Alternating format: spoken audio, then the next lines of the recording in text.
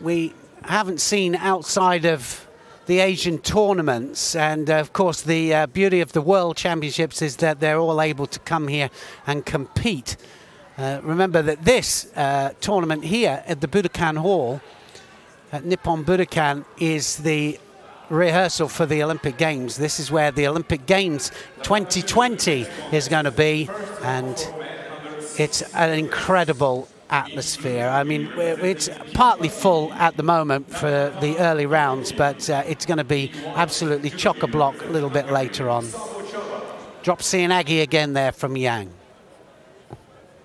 One Shido on the board. That's the little yellow flag there that you can see. One Shido up to Mackenzie. Mackenzie has to keep the attack rate up. I think he needs to change to the other side. There it does. Right Seoinage this time from Mackenzie.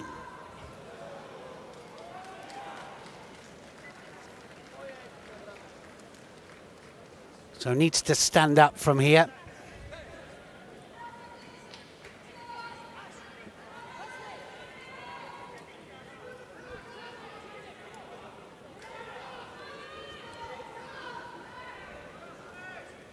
Well, Yang is also a medal winner at the Grand Prix, Grand Slams at the Hohhot Grand Prix, was second place, 2019.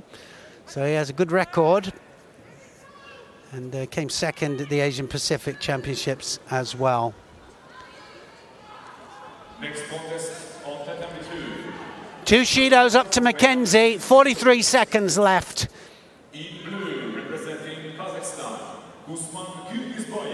This to go through to the second round of the under 60 kilos category.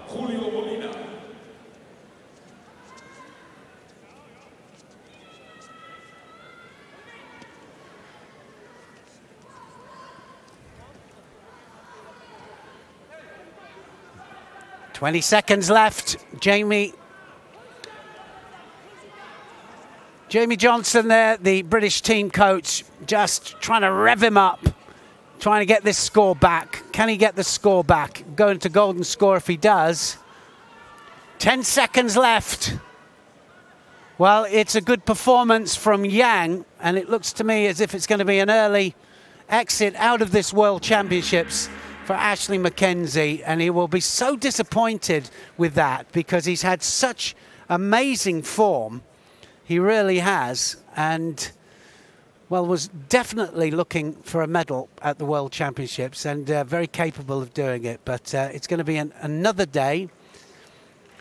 Yang goes through, and he will be fighting the world ranked #1 Mishvudabadze of Russia in the second round of the competition.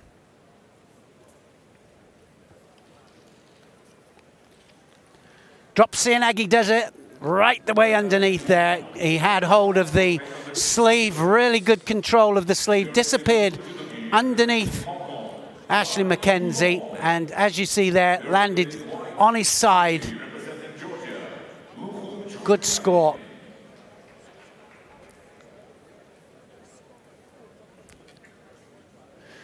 Second matchup, it's Shikvamiani of Georgia up against Lel Yilong of Hong Kong.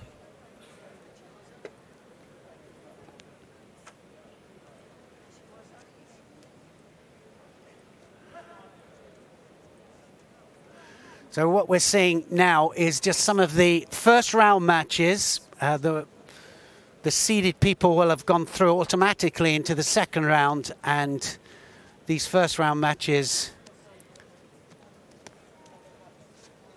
add, well, another contest to the whole day. So in the under 60 kilograms, and well, some of the categories have 90 people fighting in them.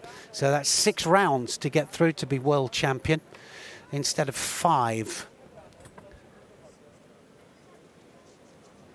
In white, Shikvamiani, first place at European Championships. He is the European champion, the Georgian, and well, first place in Tbilisi, and he is a real winner. Tatami 2, next contest, first round for men under 60 kilograms. Welcome in blue, representing Portugal. So left against left. In white, Judo representing Monaco. Really good control of the sleeve here.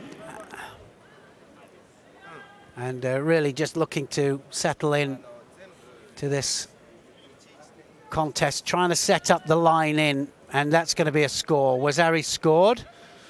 Didn't look that powerful, did it? But it was enough. He's just trying to set up the way in and trying to set up the right angle.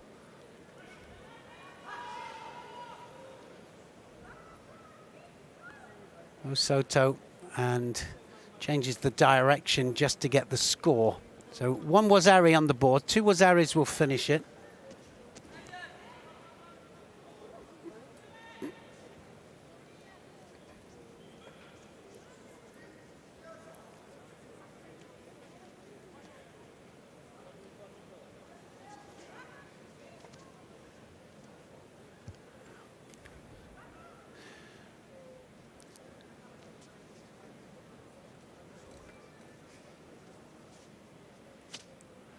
So the winner of this will go through to fight Francisco Gallegos of Spain, former junior world champion, into the next round.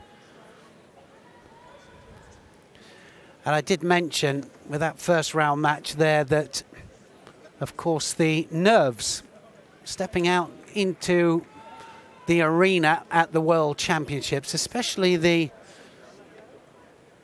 home of where judo began. And the very first Olympic Games in 1964 was held in this stadium. And I was lucky enough to compete here myself in the very first Kano Cup in 1979. It's very special stepping out there. It was on a platform then. But now all of the fighters are separated from the rest, from the spectators, as it should be. So looking for the second score here. Shikva Mayani hasn't been able to really settle here, and Lai of Hong Kong, good performance from him against the European champion.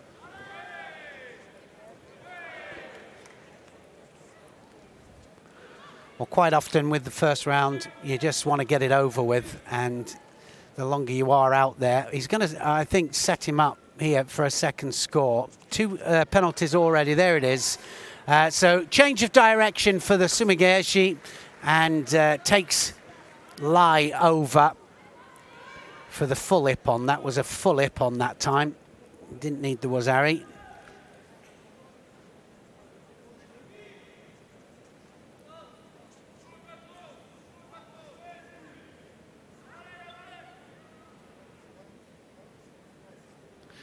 Just needed to settle down, Shikva Mayani.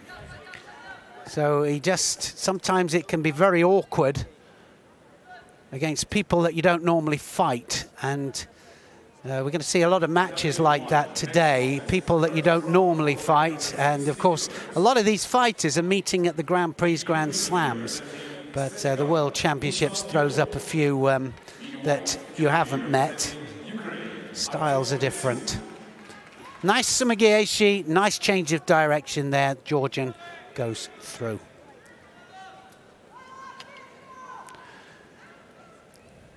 So the next match, Lesuk of the Ukraine against Diop of Senegal.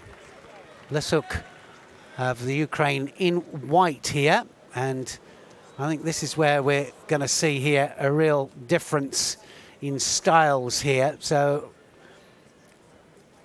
very tall,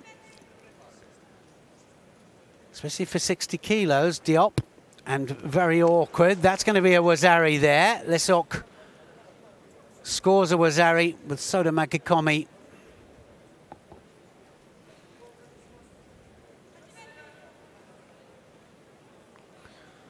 Drives his opponent down, just lands him onto his side. Thought he was going to follow through to the Newaza.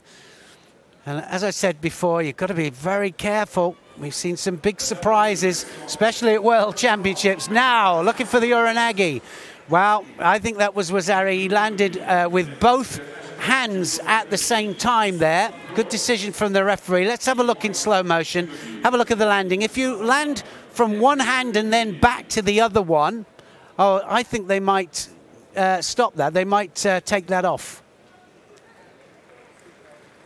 Well, they've let it go. All right, so normally if you land from one hand to the other, then the Wazari doesn't stand. You've got to land with two hands together. Anyway, gets the second Wazari and goes through to the next round.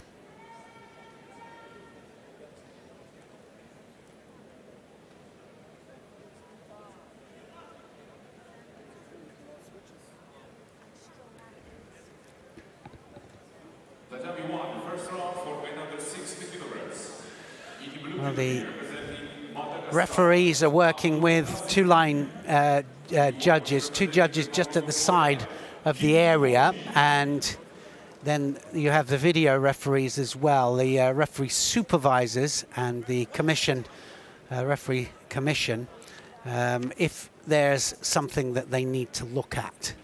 And sometimes that happens, but it's mostly up to the referees and their decisions. This will be interesting. Kim is up here against Nazir Bin of, just looking now, Madagascar. Kim, very experienced. He has a fantastic left Uchimata here and just waiting for his opponent now. You've got transition from ground to standing, and that's exactly what Kim was waiting for there.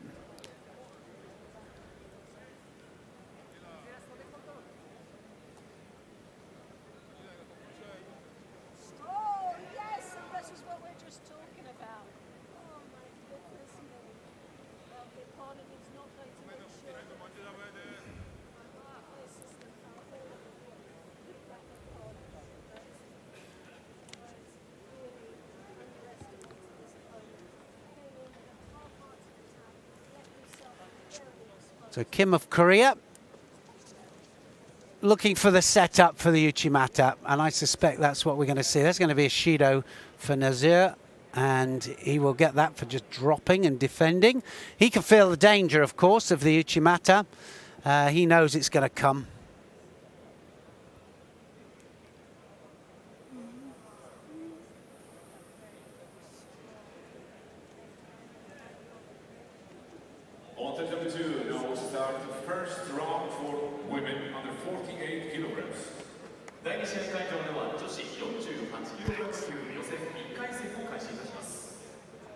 So welcome on to number 2, in blue, representing Azerbaijan, we're looking for the Newaza as well, so looking for the...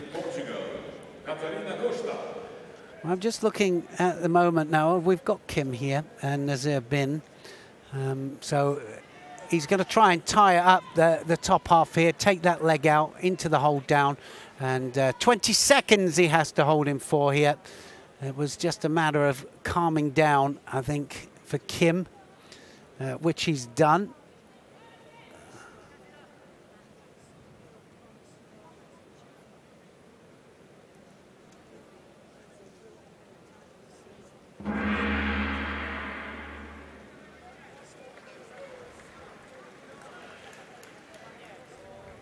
So Kim, very comfortable win there.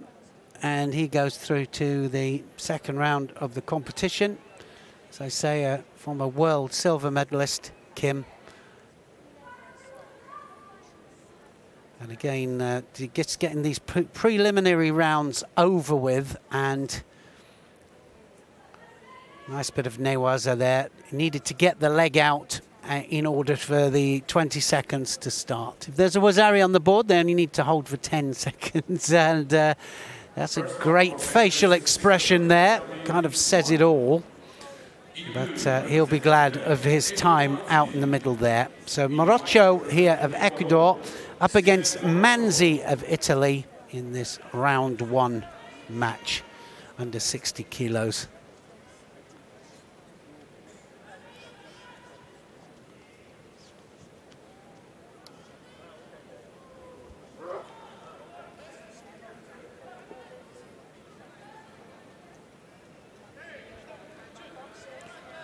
So a Shido straight away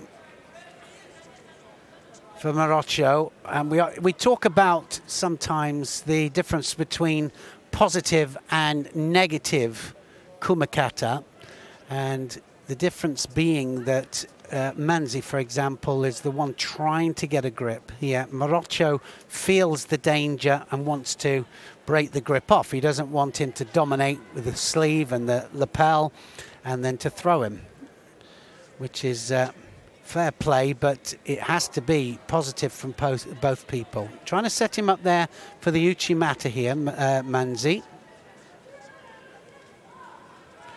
And of course, you've got to be a little bit careful. You fly in for an Uchimata and it's just slightly off line.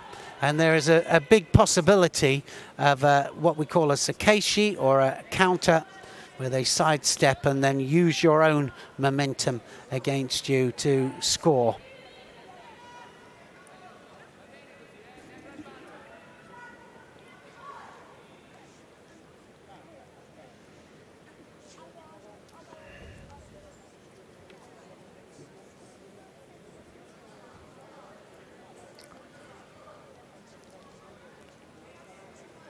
Well, so far, Morocho hasn't really taken the initiative, hasn't really been able to here. And it's Manzi that is looking to attack. So trying the Ouchigari, trying to set it up, I think, for the Seanagi as well. He's trying to find the way in. Second Shido up there for Morocho.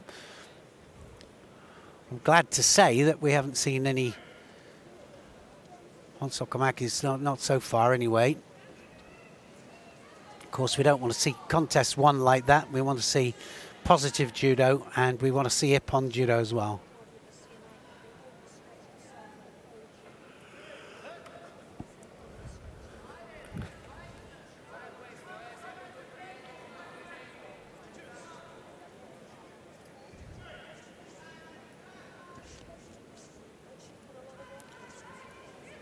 The winner of this match will go through to fight Mohamed Akash, representing the International Judo Federation.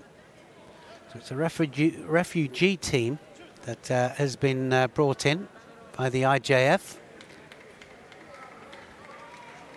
Brilliant idea, I think.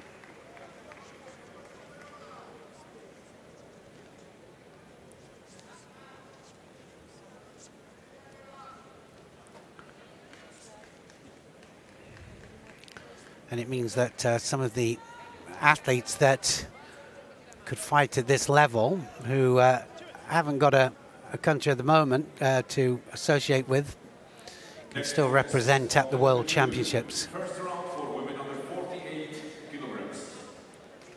In the blue judo representing Republic of... So again, it's Manzi coming forwards. Manzi, Ouchigari, and just too much on the front there, no score.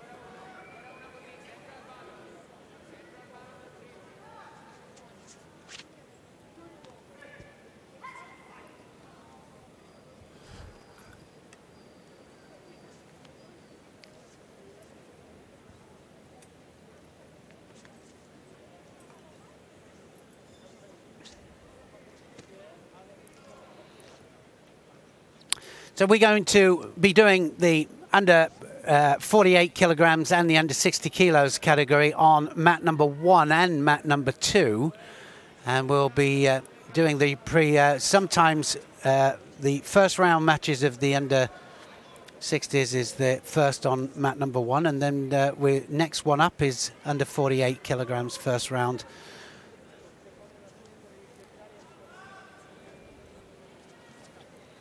So you can actually, for the viewers at home, you can go between mat number 1 and 2 for the early rounds of the under 48 kilograms and the under 60 kilograms category. And you can also go on. We've got a live feed for the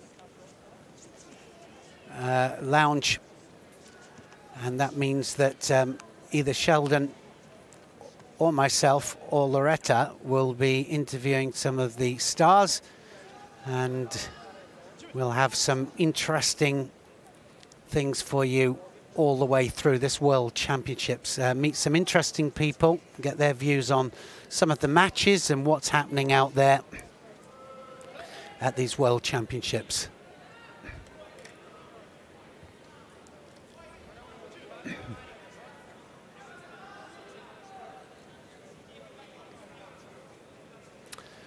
Well, interesting. Two penalties up there to Morocho, but still Manzi hasn't been able to score on him.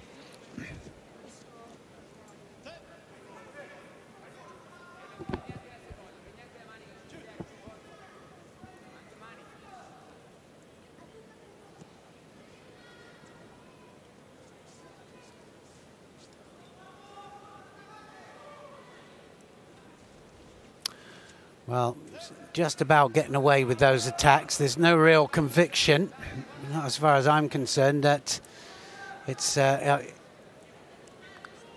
technique without application or without real meaning, I think. But I think it's the grips of Manzi that's really stopping him. Manzi picks up a penalty, though. He's got to attack more, so he does. Tayatoshi this time. Into golden score, so they had 4 minutes, no score, and this is the first golden score of the World Championships that we've seen.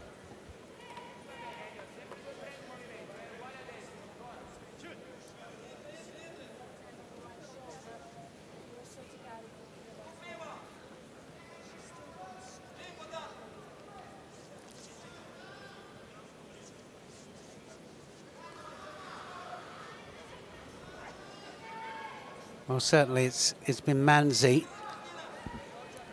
taking the initiative, but Morocho still in the game. Still not over.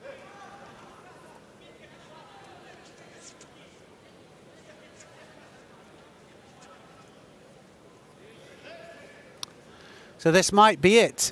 They might just get them off here now. It might be a penalty each. Morocho is going to be disqualified, so he gets Hansokomaki, and the winner is Manzi of Italy. He'll go through to the next round. A little bit of a lackluster start, but it will get better, I'm sure.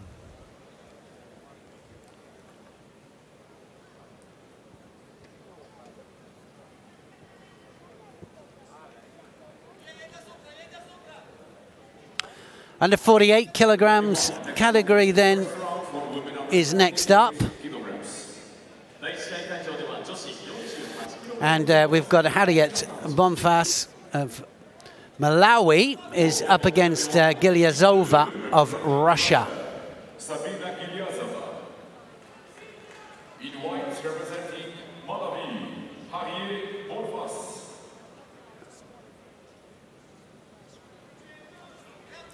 Two Russians in the under 48 kilograms category.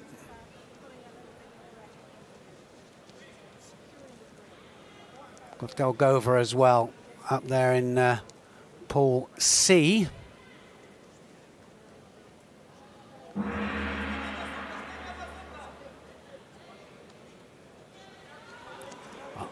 Almost there, and that's what I was talking about with the Sakeshi. Fully committing for an Uchimata, completely missed there, and Bonfas almost counters her. Almost catches the Russian with the Sakeshi. It's one of the problems, of course, with left against right, right against left. So little lefty there. Bonfas really causing Gilyazova a few problems. She'll have to find the way in if she's going to do the Uchimata. That means she'll have to either hook on the inside of the leg, and look how Bonfas there is just moving that leg out the way. She's going to get a penalty. It'll be a Shido for not attacking.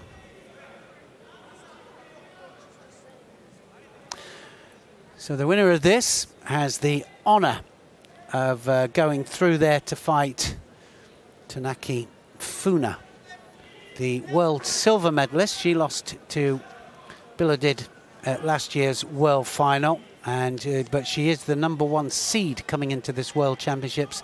She is world ranked #1. That's going to be a Wazari. So Wazari scored there by Gilyazova, and straight in there for the Newaza. Of course, Jean-Pierre Gilbert and Patrick Roux, the Newaza specialists in the French, Russian, sorry, camp, working with the women's squad. And of course, a lot of them able to really transition from standing down to ground. Just about, wasn't it? That wasn't clearly on the side. One penalty up there to Bonfas, so it's just defending all the time. She'll pick up another penalty any second now. She is just defending.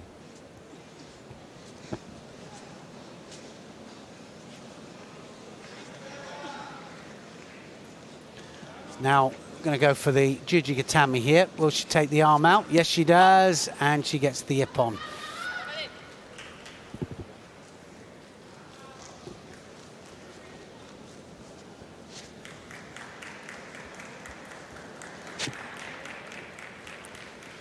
Russia and Gilyazova through to the second round.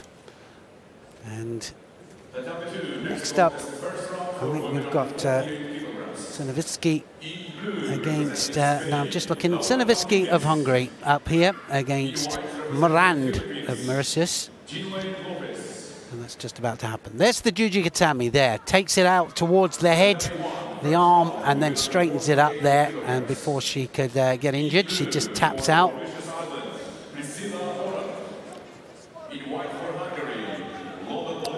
Czernovitsky, of course, so experienced. So many medals in World, European Championships and Grand Slams. Second place in Dusseldorf. Second place of the European Championships come games that were just about 4 weeks ago. So she's consistently out there. And look how she's pinning that sleeve. So she's not going to be able to do that for long without attacking here, Czernovitsky. So you cannot just grab the sleeve and pin it down. And I think that the referee will stop it in a second. Morand, of course, will feel the power of Czernovitsky. Czernovitsky, not only is she very experienced, but she's a very strong fighter. She's really no holes barred when it comes to taking the fight to somebody. So Czernovitsky is the one that gets the penalty, and it was because of the dominant grip.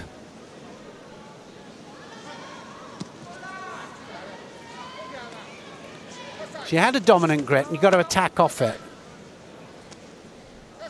So now she's a little bit cautious about taking that sleeve down, but I think she can take the sleeve down, just attack off it. Nice Kouchi this time.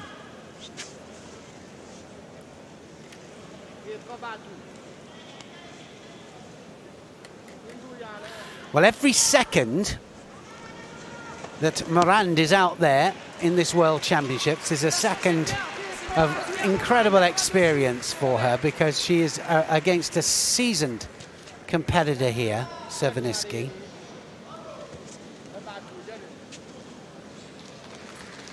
And it is the World Championships, and I was saying earlier that we see so many different surprise matches at the World Championships, and people just fight outside their skin. So Sianagi this time, Czernovitsky really having a job to settle, and I don't think that we've seen anybody come out here all guns blazing so far. I think they'll warm into it, and as the day goes further on, they'll start to relax a little bit, but they certainly look uptight to me and full of nerves.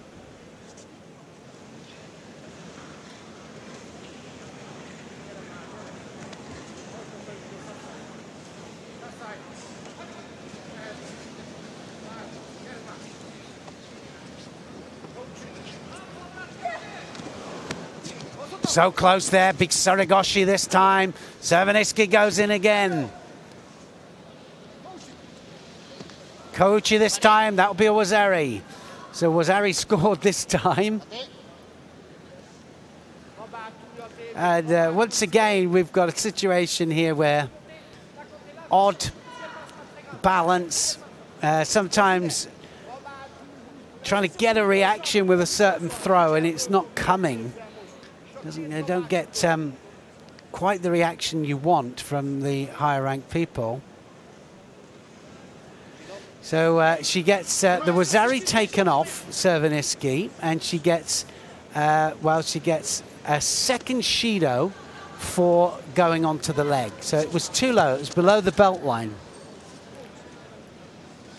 which you can't do. You can't grab below the belt line at all. And if you touch it on the way over or as part of the technique, then you can get penalized. Wow, what a surprise this would be. And what a result if Morand could go through to the next round.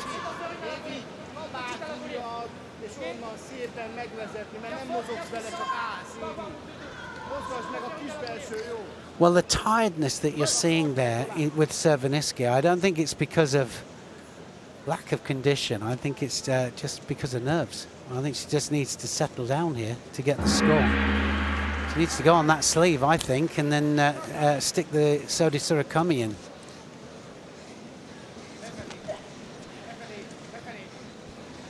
So 30 seconds to go. Now Serviniski. So it's going to be a second penalty from Morand. So she'll get a second penalty. So all even now. Maybe that will calm her down a little bit here now. Serviniski.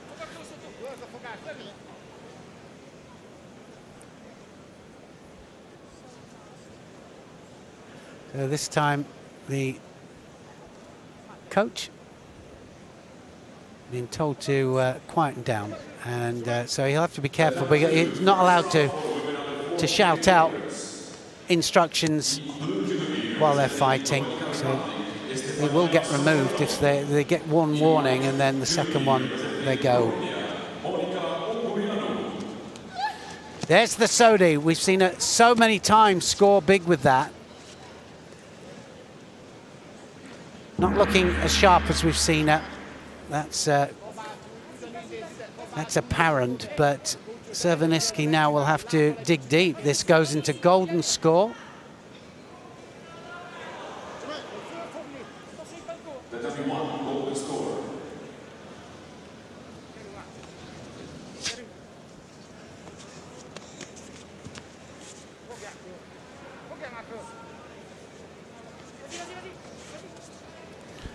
Now it goes. Here we go. Ippon scored this time. Ochigari this time. Change of direction, and Serviniski in golden score. Just 19 seconds into golden score. Manages to throw Morand. And Morand, credit to her, went to golden score with one of the greats. Serviniski then, sigh of relief there, and she won't be happy about her performance there. Time to regroup and to warm up again.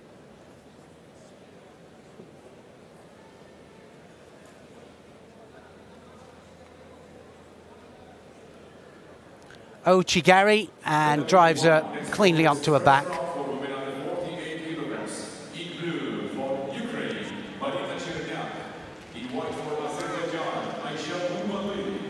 Gabanli of Azerbaijan up against Cherniak of the Ukraine here. Cherniak in blue.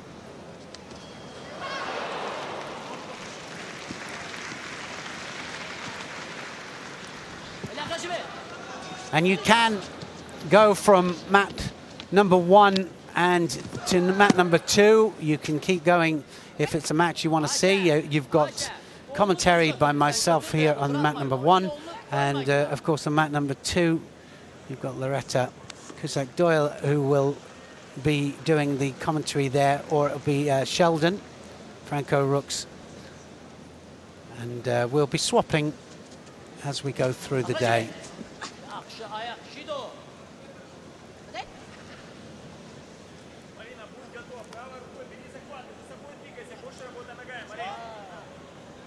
Cherniak has a twin sister who competes in the visually impaired judo, and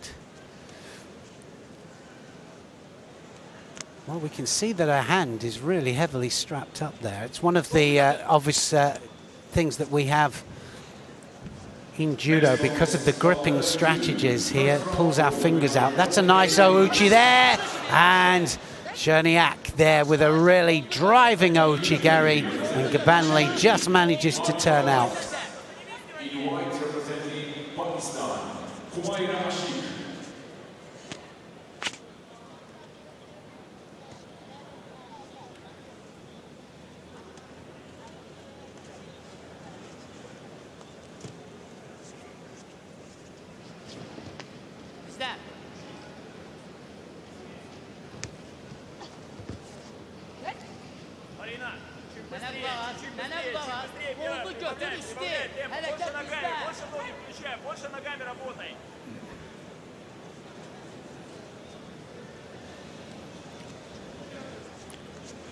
Well, Gabanli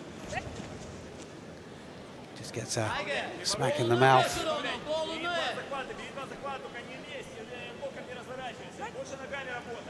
Gripping strategies, of course, it's one of the most common things that happens.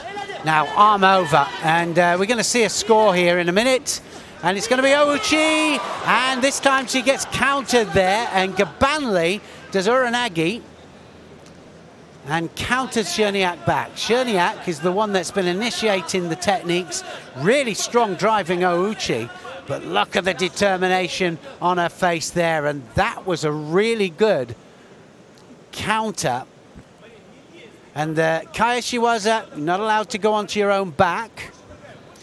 If you go onto your own back, then no score given, but she turned actually onto a side there, manages to get rotation there, Gabanli, and enough for a score. And you can see the worried look on Cherniak's face there as she waits there for her opponent. Her opponent has to go off the mat to have a little bit of blood dealt with.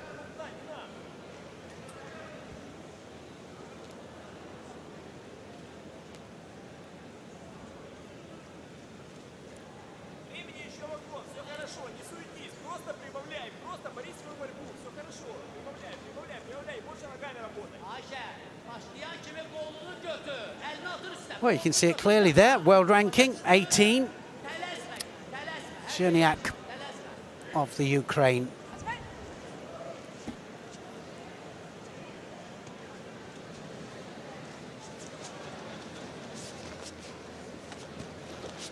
And she's got it all to do here, Cherniak. And that's going to be it. It's all over. So a second score there for Gabanli, and she scores an ippon, and Cherniak is out. So an early exit there for the Ukraine fighter Gabanli of Azerbaijan with a fine performance. Drop Seoinage this time, driving drop Seoinage, and gets a second wazari. Look how she lands on her side there. Second wazari, then wazari awazeti ippon. Puts her through to the next round.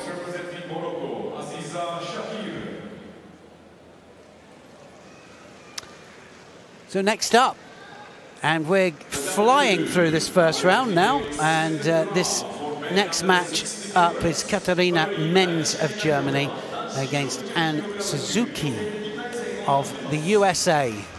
Oh,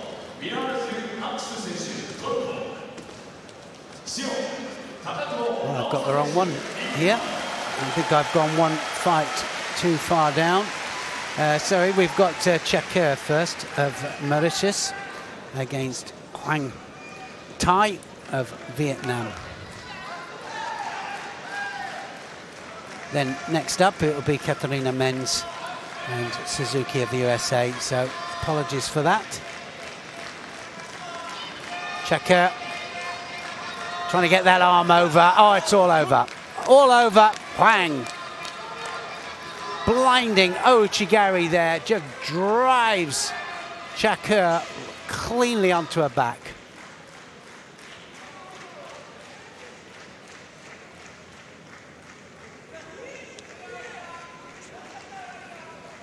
So Huang of Vietnam goes through to the next round. Well, she'll be up against Melanie Clément of France. So she'll have a work cut out here. There's the Ouchigari. Look at that lapel hand there, just pulling down on the shoulder.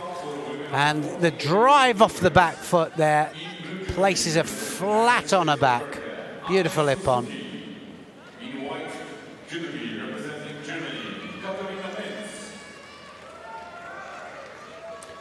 So now we have the men's and Suzuki match. Suzuki of USA in blue here.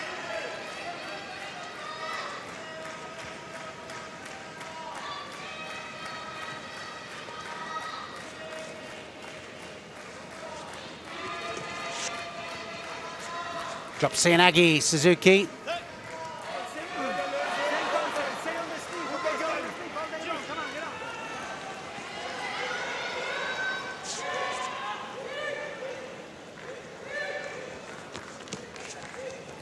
Strong fight for grips, as always.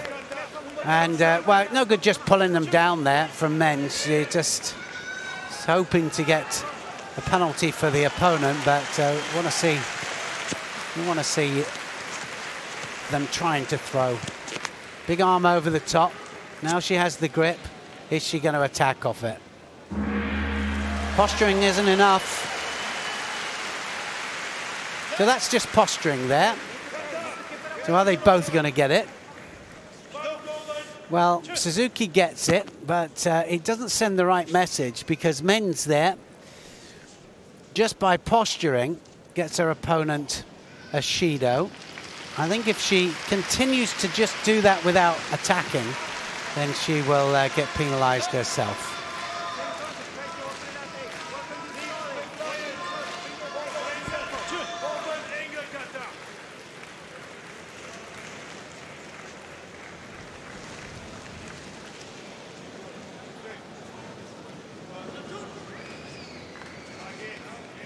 Well, Suzuki trying to take that sleeve down, dominate the sleeve. Seems to be the gameplay, and that was an ippon. So men's Ouchigari in the end just drives Suzuki, and that's the third one actually that we've seen there, driving Ouchigaris, and men's goes through to the next round.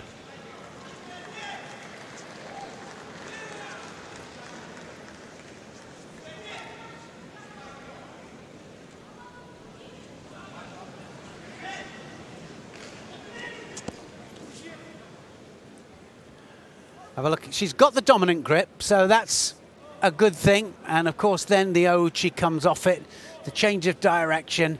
Look how she starts inside the area and then travels outside the area there. And most of the back there of Suzuki hits the ground at the same time.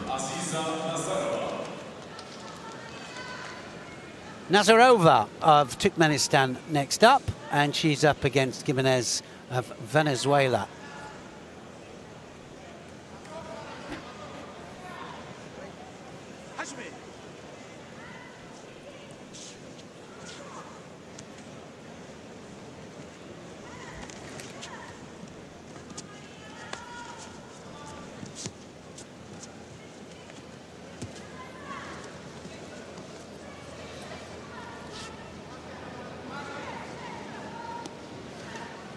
Well, it's all about transition with groundwork and how quickly they transition in and how continuous the newaza is as to whether the referee will allow it to carry on. Because if it's continuous and a big chance of a score, the referee will allow it to carry on. We had one contest just a couple of weeks ago, lasted about 2 minutes. That's it. Tanio Tosh there, and Nazarova takes Jimenez of Venezuela flat on her back with Tanio Tosh to the back.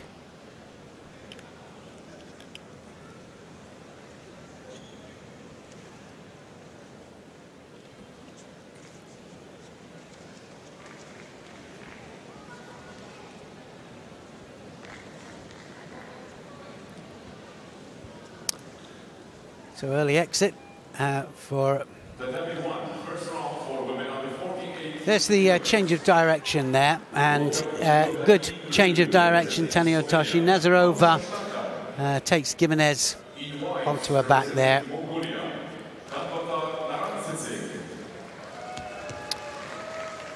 Still on the 48 kilos category, and this is the last match in the 48s. Then we go into round 2 of the under 60 kilos category. So this last match here on mat number 1 is Gambatar Naransetseg of Mongolia and up against Stangar of Slovenia. Gambatar in white. Close, elbow was out. If the elbow's out, then, oh, this is going to be a Jujigatami here. She's going to get it. Can she get the leverage? I think she might. And certainly Stangar of Slovenia there, just a little bit of panic going on. Almost gets arm locked.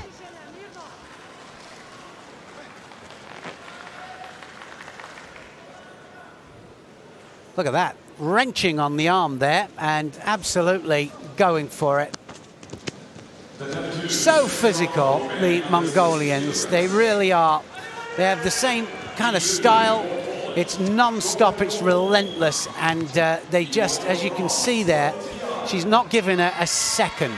And I'm saying that because she's up against Stangar of Slovenia, and the Slovenians are relentless as well because they have attacking judo and non-stop attack, and here we go from Stangar.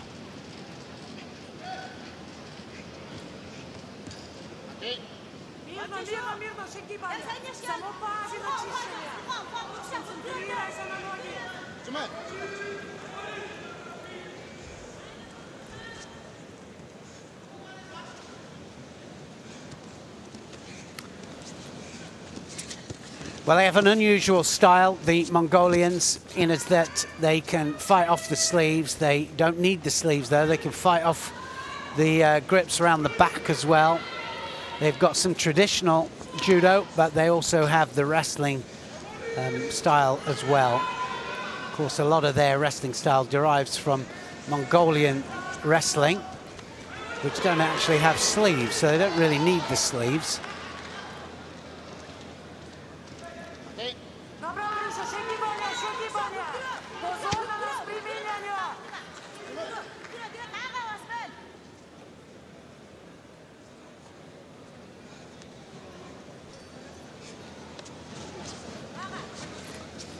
Well, now she's starting to go to work, isn't she, Stangar?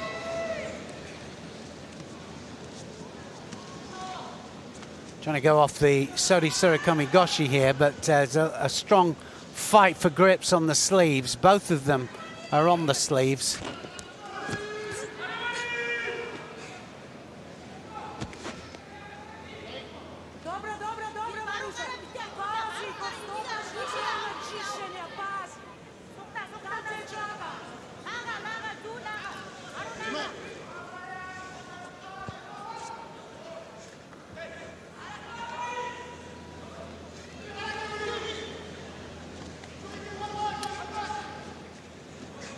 So it's a bit of a battle, this one. Gambatar of Mongolia almost arm-locked Stangar, but it wasn't quite there. Now, can Stangar get out of that? She was close there for the Osai Komi. And almost went against her there.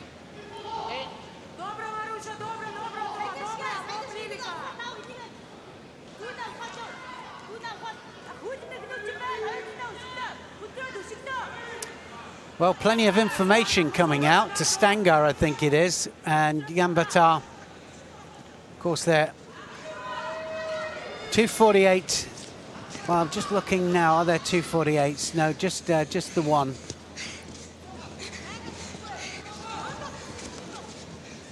I was thinking, of course, of 52 kilos now. Tries the Makikomi there, Stangar. Definitely back into this match anyway. Well, you don't need a translator to know what she's saying there.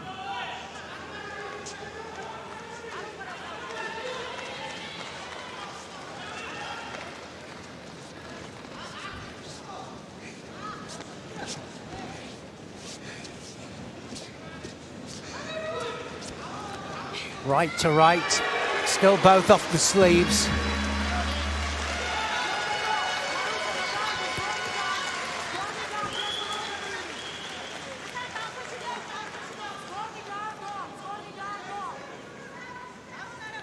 So we're into golden score, and quite often we see golden scores decided in the first minute.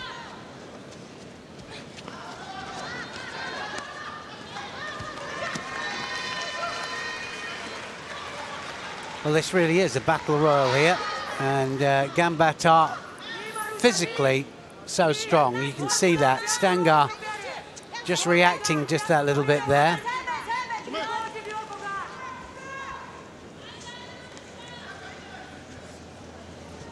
The number 2, next contest, the second round, men under 60 kilograms. In blue, representing Azerbaijan, Dawood Mamadzori. In white, well, neither one of these ladies wants to really give it up here.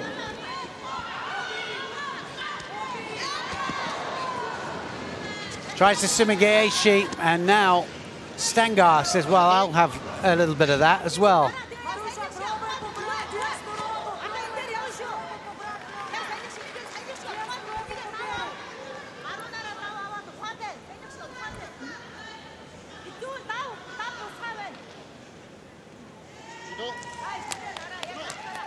So Ishido up to Stangar. Still need the 3 Shidos to finish this.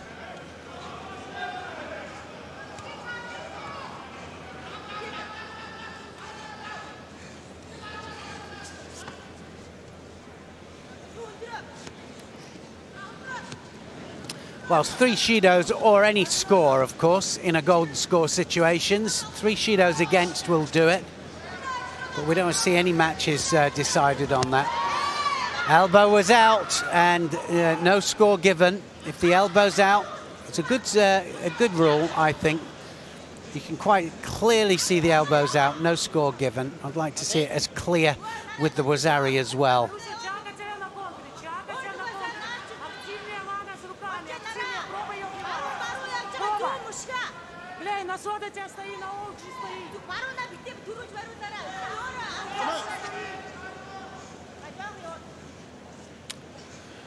Well, we've got 2 mat areas for the preliminary rounds.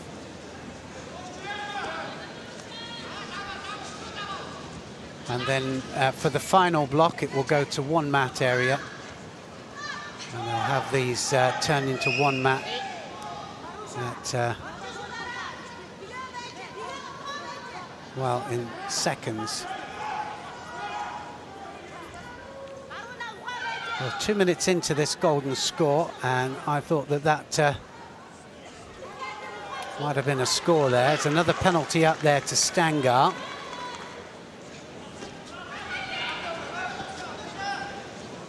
So now Stangar in danger here of being disqualified.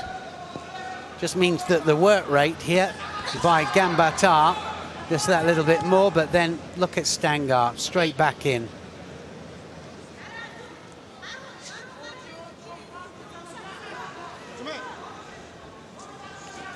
Fought her way back, that's for sure. It looked as if she was going to be arm locked in the earlier stages of this match. Now the big arm in, now the Ouchi. Osoto there from Gambatar. Now they're around the back. This is where they're dangerous, the Mongolians, and look at that. Changes direction completely, and she'll be so disappointed with that, Stangar. She made a mistake, she really did.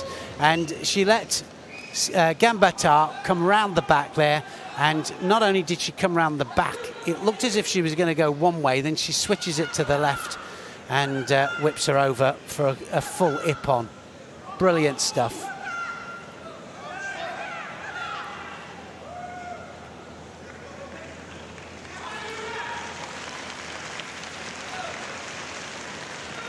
Gambata of Mongolia through.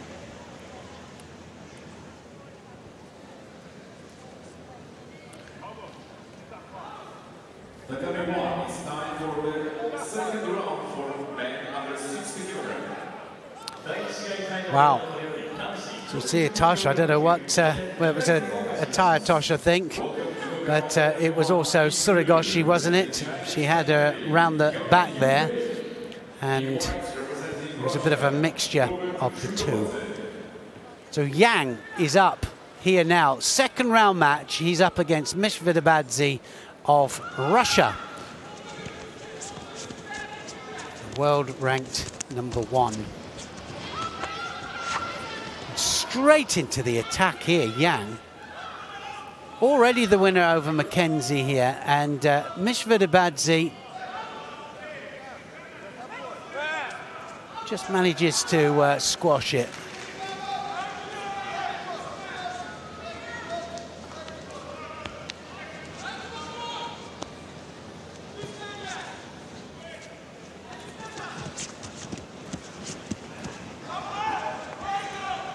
Trying to get the right arm right the way over the top there, but I've got to say that Yang fighting out of his skin here.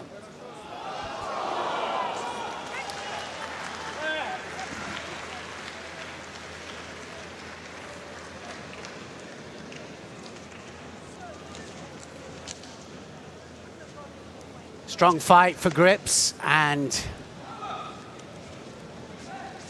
the one that dominates the sleeve and the grip, normally the one that initiates. So both of them just posturing with the gripping, nothing to score from. So they're going to have to make it more positive.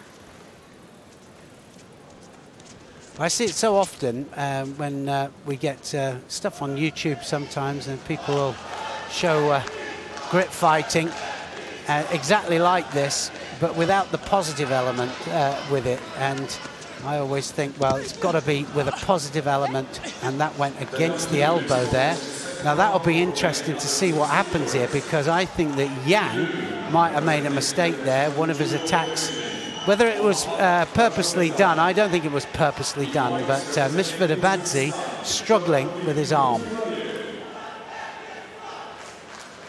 So I think that the video referee people will be certainly having a look to see if that was a Sodi against the straight arm. Of course, Yang just wants to get on with it.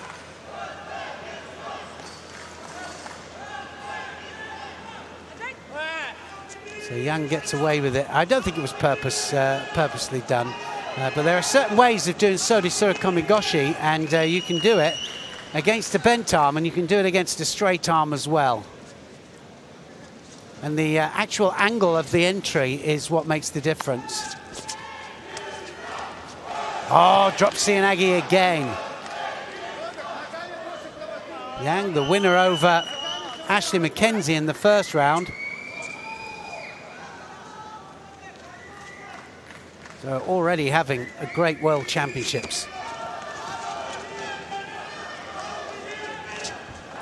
Not a good draw for Yang. It really wasn't.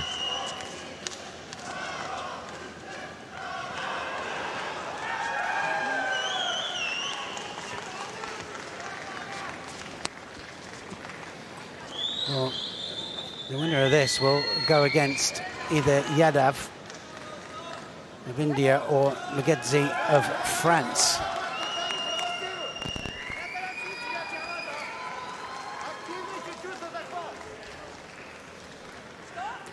Very impressed with Yang. Yang non-stop.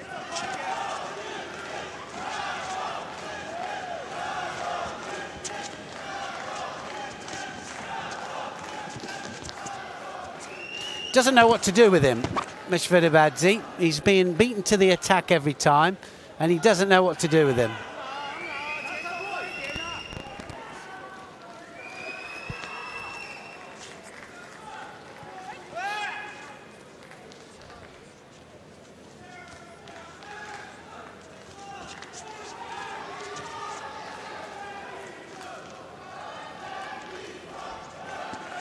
Big arm over the top again, Mishvidabadze.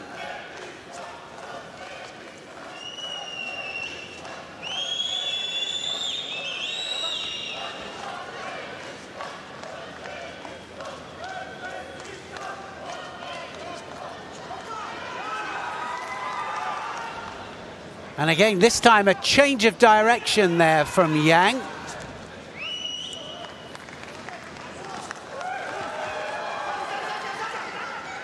Well, looking for the score there, but I don't think he was close to the score. But certainly looking for the transition now. Can he get it? He's in trouble here, Mishvidabadze. He's going to have to go again here, Yang. So goes into golden score.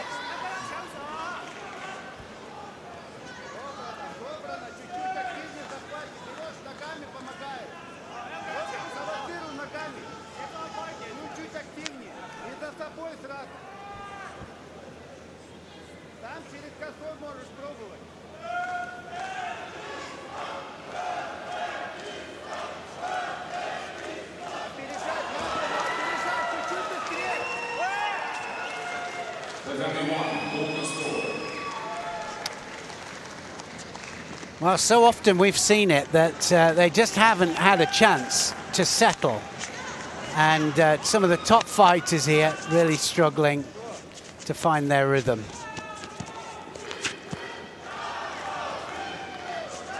It is the World Championship. That's the second time Yang has done that. He just went for the sake of it there. That should be a second penalty, I think, for Yang.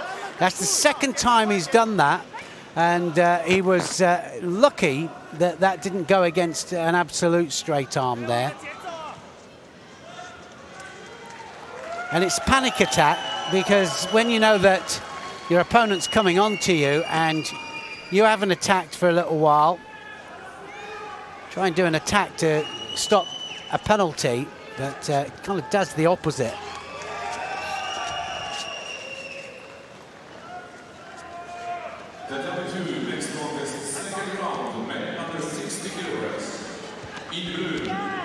Well, that's again, he's gone against that arm. I think that is going to cost him. I think that they'll stop this now, because that was definitely against the straight arm. Well, he's got away with it again. That's incredible.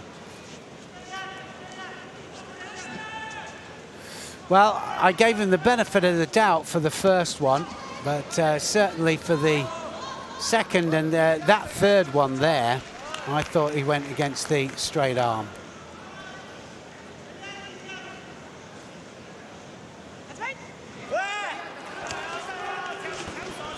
He needs to leave the Sodesura Komigoshi alone. He doesn't need that one.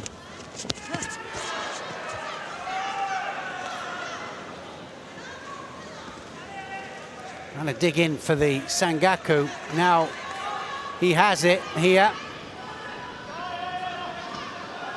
Now needs to straighten it out, and he needs to just lever those legs. He might just get this if he can just turn him now. Needs to go the other way. Oh, well, he was locked in there. Mishvidabadze there, fighting for his life. 2 minutes into golden score.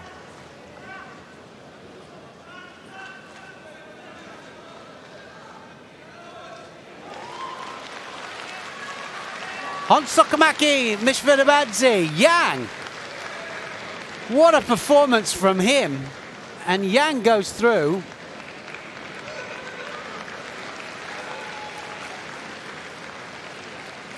Wow. Well, I'm going to just hand you over to the very capable hands of Sheldon Franco Rooks, who's just going to take you through some of the other preliminary rounds. Surprise there, Sheldon, and they're one of the top seeds. The top seed is out. The W1, next contest, second round for men under 60 kilograms. Yeah, no, what a shocker that was then. Mind you, Yang Young-wei had shown something against Mackenzie, didn't he, in the first fight up? And we know that there's something about him. Sometimes you think, oh, that was just a one-off and everything. Yeah, it wasn't. He's done the business there. Right, who have we got coming up next then? Vijay Kumar Yadav of India faces Luka Makidze of France. It's Yadav in the white judogi, Makidze in blue. Now he's going to get himself a coffee, I think. Or maybe something cold to drink, probably. It's incredibly hot and steamy outside. But they've got the air conditioning cranked up inside and everyone can sit with their jackets on. A few people in the audience with shirt sleeves and looking quite relaxed, but I think it's a good temperature for the fighters. Warm-up area is cool. It's terrible when it's hot and steamy. Nice and cool for them to get a good sweat on before they come out here. Yadav just straying a little bit there with that right hand in the attempt at harakajimi, going across the chin, and the referee calling mate. At the first minute, no score as yet. Round 2 in the under 60 kilo category. World Championships, what a situation for these two young men. Neil Adams was talking this morning about how incredibly special it was to compete at a World Championships. He should know. And these two getting that experience now. It's a large group, the under 60 kilo category. Four rounds, a quarter-final, semi-final and then final. So you could be unlucky and have to fight in the first round and end up, if you're going to win it, with 7 contests. That is quite a number.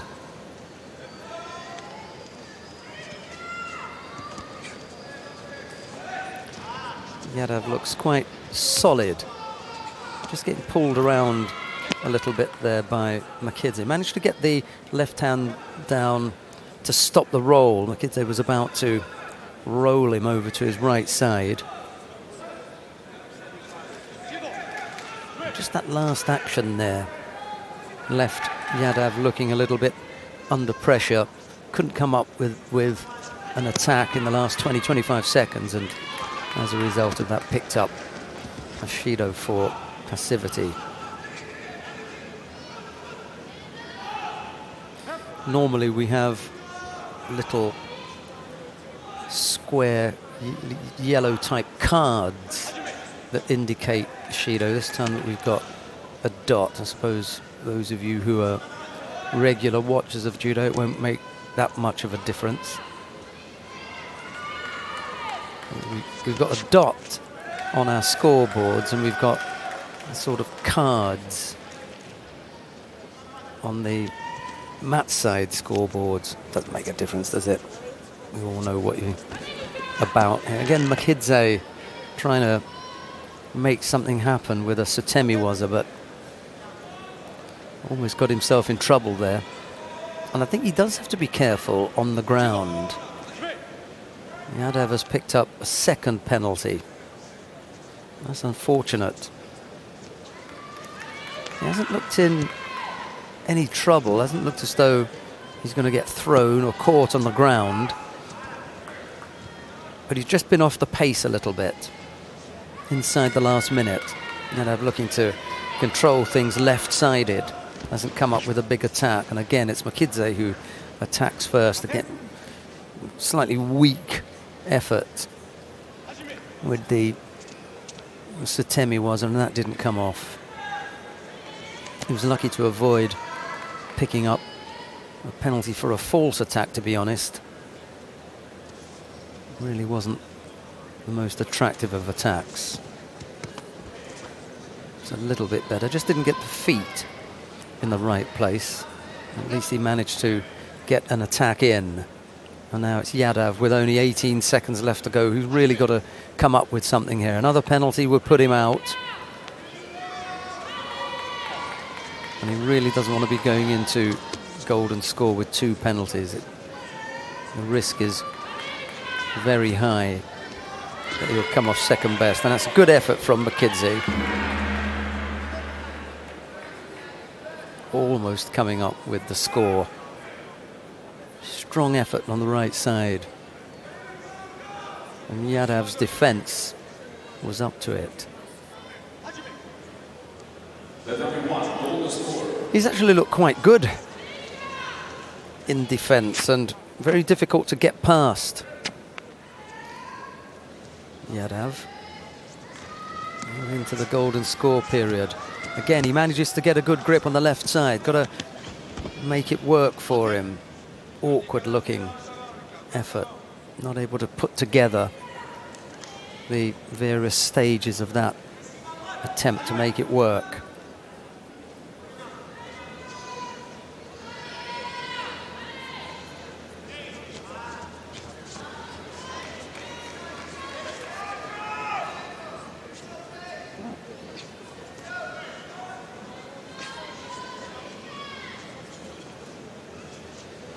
I'm not sure that that's a really good position for Mckidsey, because Yadav, I suspect, is pretty useful on the ground. He's looked as though he's quite comfortable when they've gone into Newaza.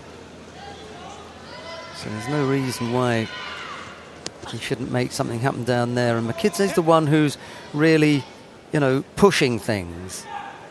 2 attacks there. This time round, Yadav has really got to come up with something. Pressure's on now. 3rd penalty will put him out.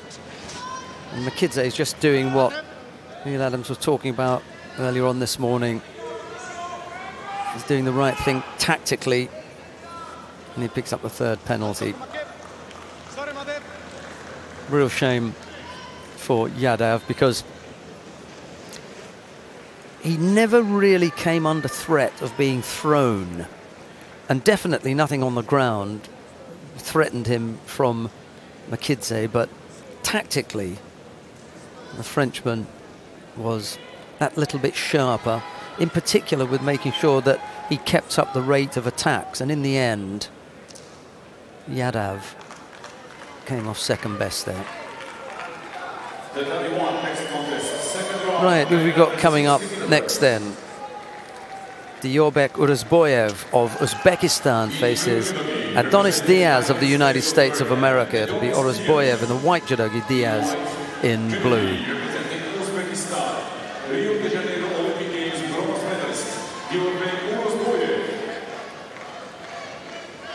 Well, this is a tough ask, not just for Diaz against the Olympic bronze medalist, but also Urazboyev. He wouldn't have wanted this one first up. He had a bye in the first round.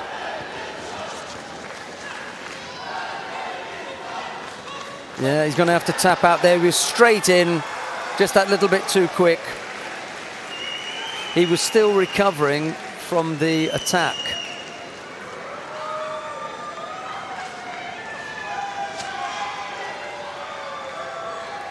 The speed of the attack really shocked Diaz, and he was so quickly into that shimiwaza.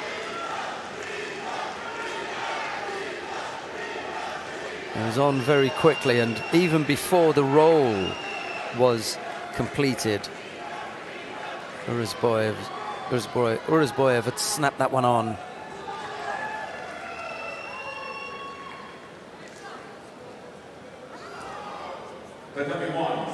Yeah, okay, he gets off that, and he's just thinking, wow, that's not the way I wanted to start.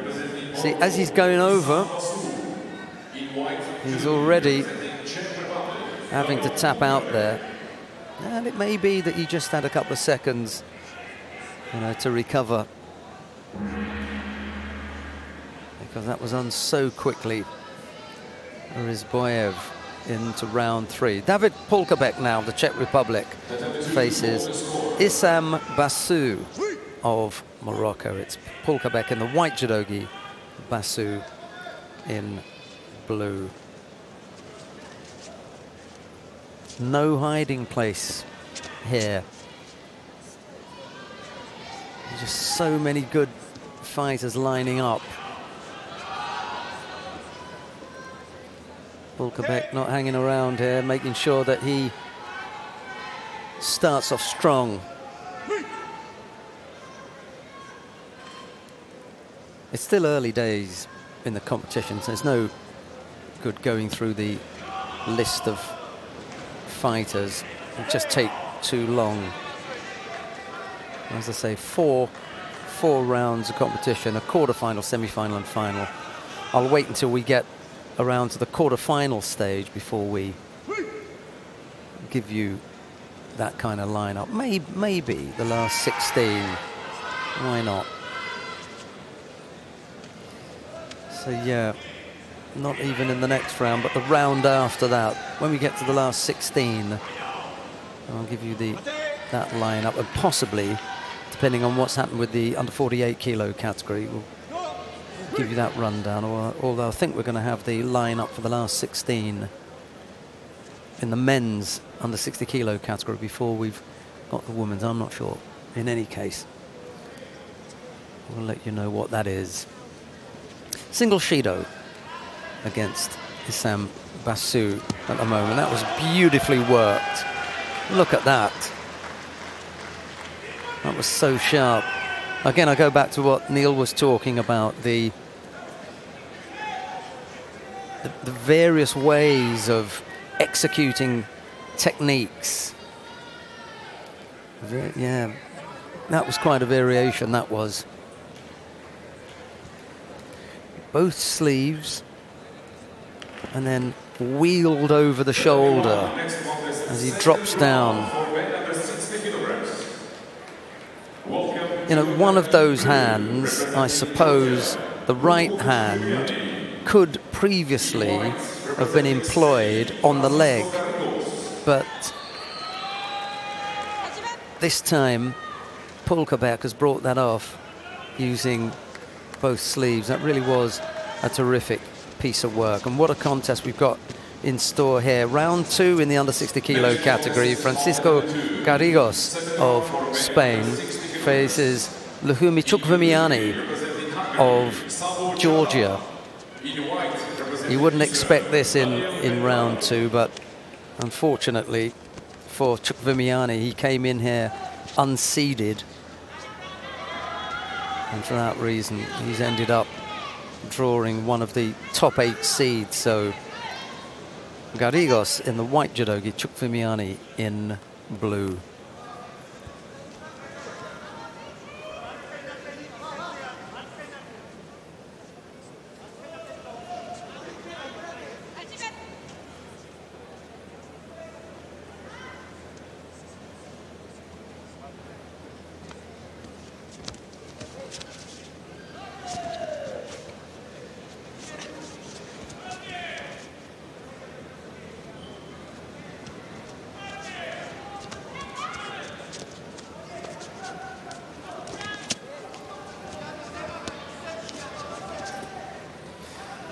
That can happen in the bigger competitions.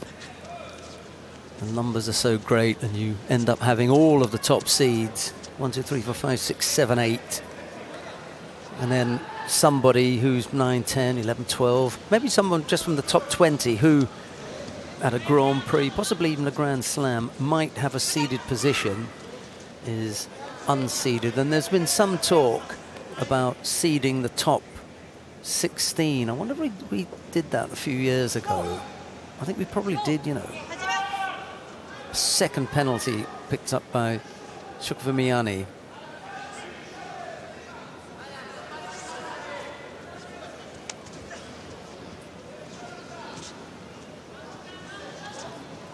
Garrigos just the one.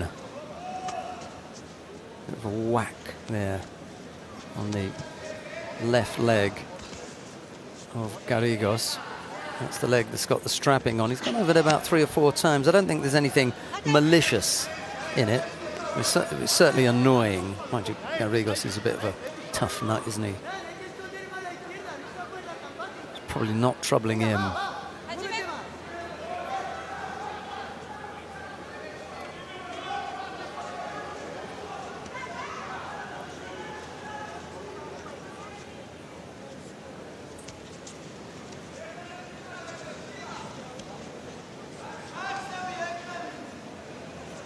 searching for an opening. Garrigos. Chukwuemeka, nice movement, missed with the Kochigari.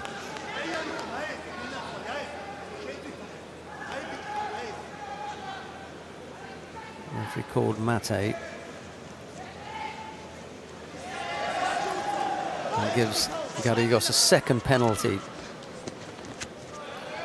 They must have cancelled the second penalty that Chukwuemeka picked up, because I'm sure he had a second Judo up there. Anyway, it's Garrigos who ends up with a second penalty, and it's his turn to give the right foot of Chukwuemeka a bit of a tap. And the reason I point those foot taps out is because there's absolutely zero chance of them throwing their opponent with that. It really is just an unnecessary whack. I don't even know why we put up with it. Almost. Again, I've got to go back to what Neil was talking about this morning, the ability for these fighters to invent something, to really make something happen. It's quite incredible. Sometimes it's difficult to identify the waza because it's a variation on something, and sometimes it's tricky to just give it a proper label. Anyway, half a minute left to go. Garrigos having picked up 2 penalties. Chukwuemeka just the 1.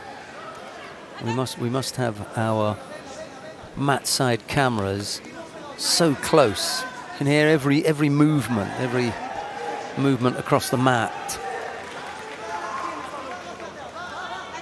Surprised we can't hear the athletes breathing heavily. There's so much. Last few seconds then. Single score now would end it. Garrigos looking to finish it before going into golden score. Almost lifting his opponent onto his hip and then turning him over. It didn't quite come off. This one is going to golden score.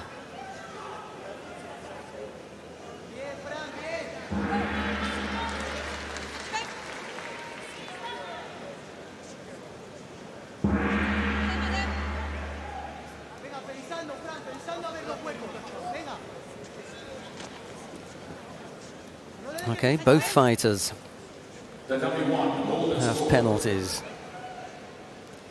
2 apiece now. Funny because it hasn't been a negative contest. We just ended up picking up Judos. Second round for men under 60 kilograms. In blue judo representing Ecuador, Lenin Preciado. In white representing Georgia, Amiral Babinashvili. Nice little exchange there. Chukwuemeka almost catching Garrigos, and then Garrigos on the way out, almost countering the Georgian.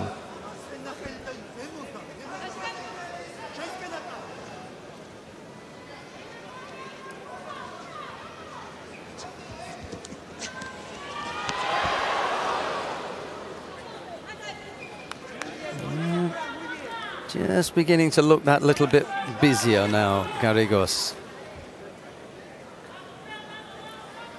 Chukwuemeka going to have to be careful here.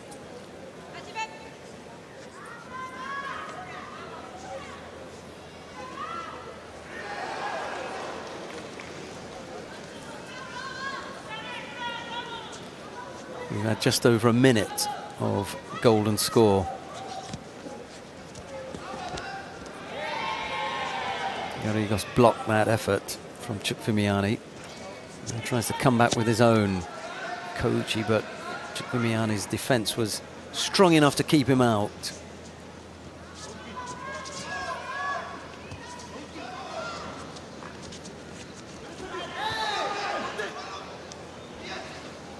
Just managed to get the right arm around the waist there to come up with that hip technique effort, but again, Garrigos proving strong enough to hold him off.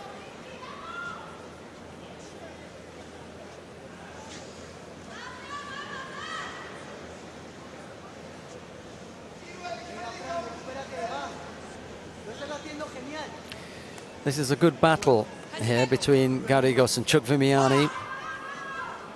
Despite the fact that there hasn't yet been a score, both fighters have been attacking. Oh, yeah, he's caught him there.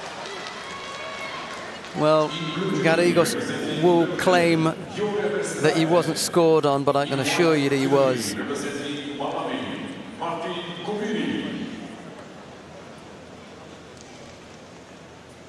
Whatever happens here, Garrigos is going out, because if they say that there was not a score, then I'll be interested to see how it was that Garrigos avoided going onto his back.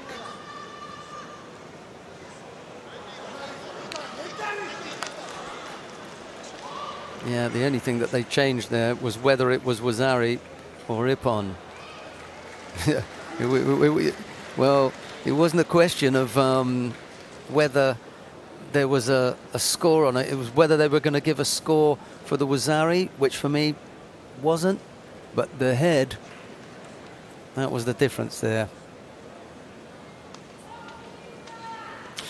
Right, who have we got coming up next then?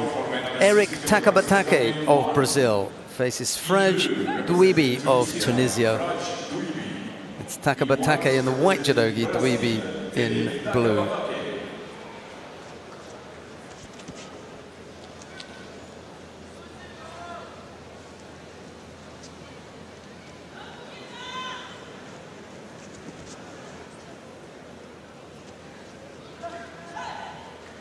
Next contest on number 2, second round for men under 60 kilograms.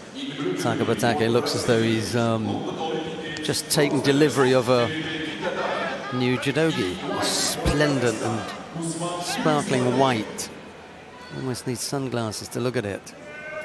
So sharp, and all that nice new embroidery that someone's taken time to do. Mind you, it's all done by machine, isn't it? Anyway, he looks tidy. I thought he was a little bit lucky with the first attack to get away, but it's Dweeby who's on the receiving end of picking up Shido for passivity, when really what's happened is Takabatake has put in two really weak attacks. One of them just was verging on the edge of being false. Anyway.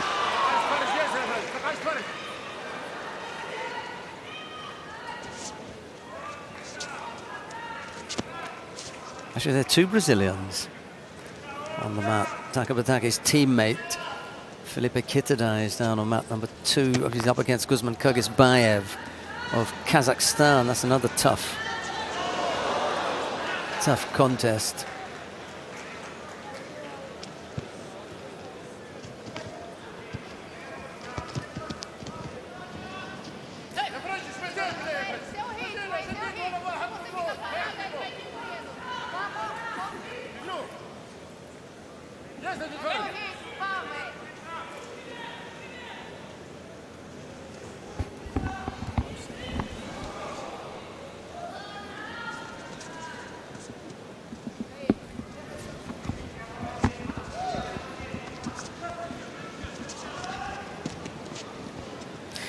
Dweeby has picked up a single Shido at the moment.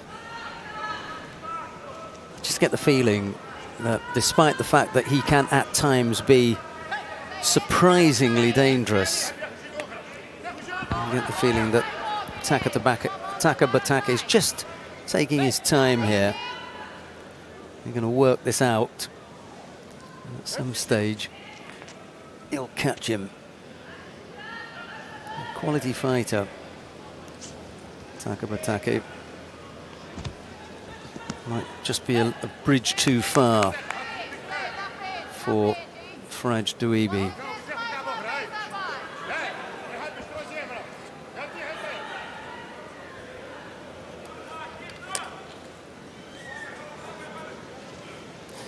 No scorers yet, minute and a half left to go. Dweeby's on a second Shido now. And a struggle from here.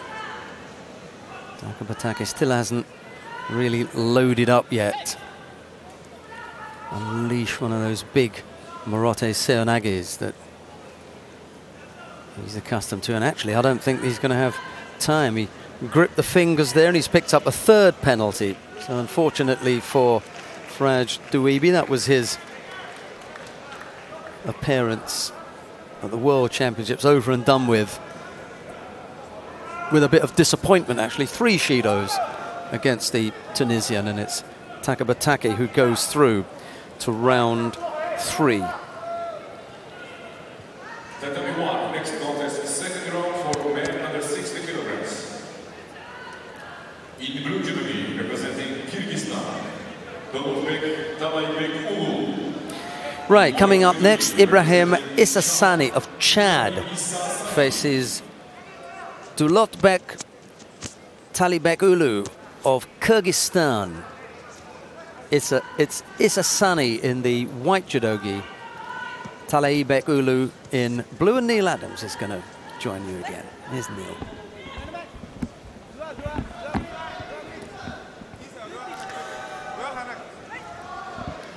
Well, I said before that the different styles can make such a difference to some of the best fighters out there. They have a real problem to settle with some of the different styles. And a lot of these styles, they're not actually meeting all of the time because they're not on the world circuit. Now, we have a world circuit where a lot of the fighters are fighting regularly. But at the World Championships, we have a situation where that doesn't always happen.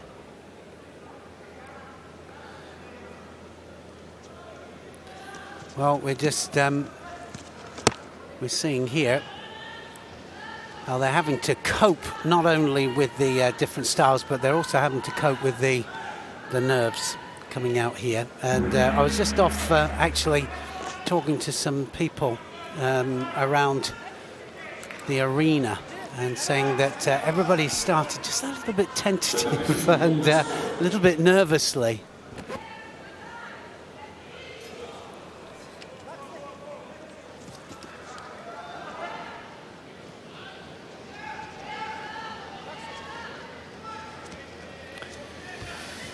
Well, so Talibek Ulu in blue here. And he's the one that is on top. Here he is from Kyrgyzstan.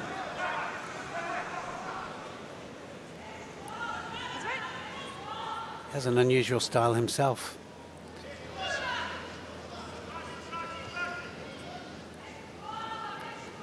Well, it's Isana.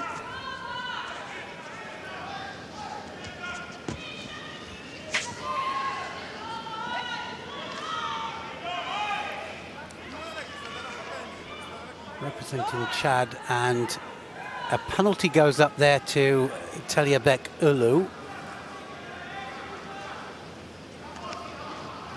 Oh, now then. Oh, now did he counter? He might just have done it, and I think he knows he's done it as well. That's an ippon there from Isasani. And he counters the Kyrgyzstan fighter back, and Chad go through to the next round. Wow. This is Sani of Chad. What a brilliant performance from him.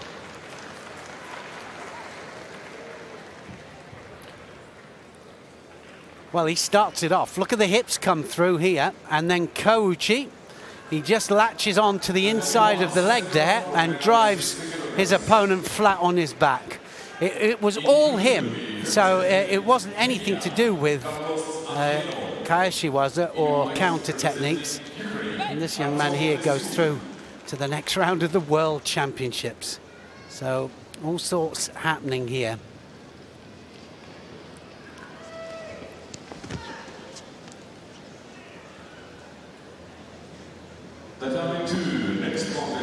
So Leshuk of Ukraine here up against Atiana of Kenya.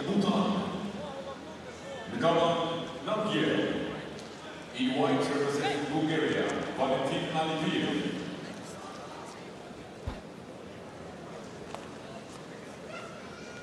Atiano of Kenya in blue.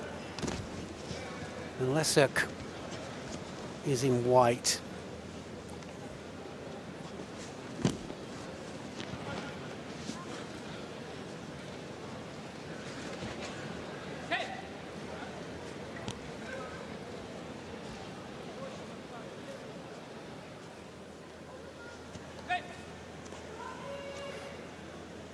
Four-minute contest.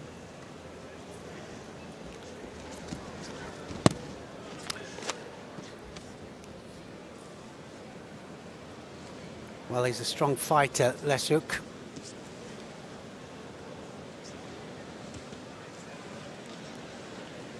His opponent here, Atiano. Fifth place in the African Junior Championships. So, I mean, he's just a youngster out here. First World Championships. Going to take every opportunity that he can. Gets a Judo there. He knows that he has to attack.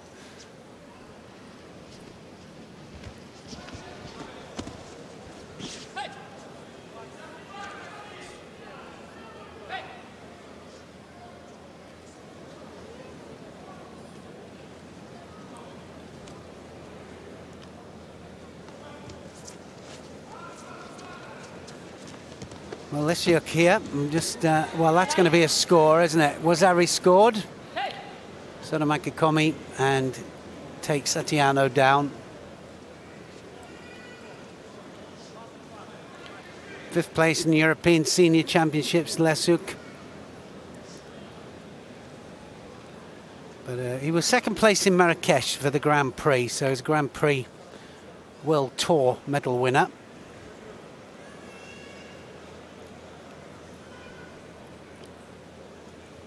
Look at his leg there.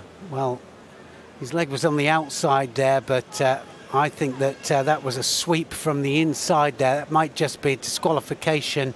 And I think we're going to see a disqualification here on Sokomaki because that swept the inside of the leg. Atiano, gets away with it. Atiano just gets away. It's all about intention. You know, was it intentional? But gets away with it this time.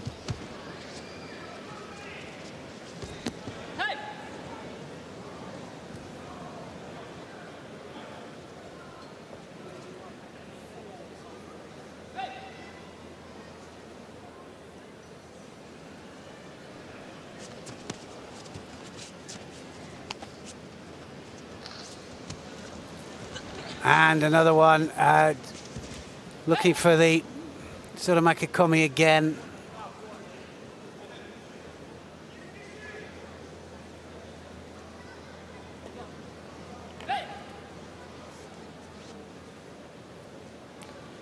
Two Judos on the board, Atiano.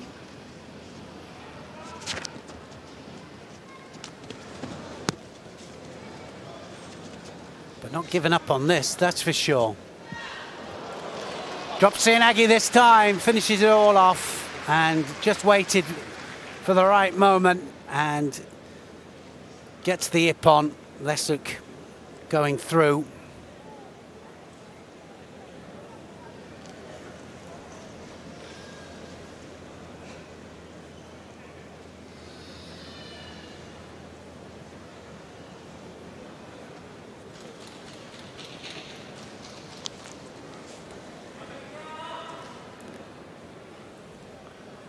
Drops Seoinage on the left, right the way underneath, and look at the rotation. Drops him absolutely flat on his back, perfectly on his back there. What a perfect ippon that was.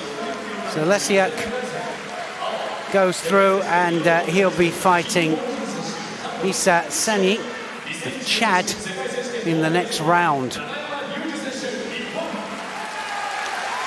Wow, so a big cheer goes up here for Nagiyama. And Nagiyama comes out, first time we've seen him, but he's got a really difficult match here because he's got Kim Won-jin of Korea in his first matchup. So it's going to be a really tough one.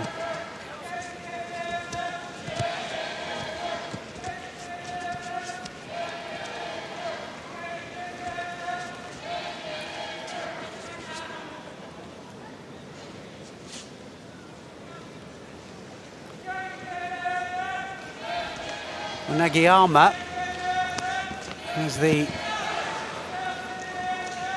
#2 ranking. Nagiyama is actually ranked higher than Takato. Takato is the world champion, of course, the defending world champion. And a lot of people fancy Nagiyama against Takato, but you got to get there first, I'm afraid.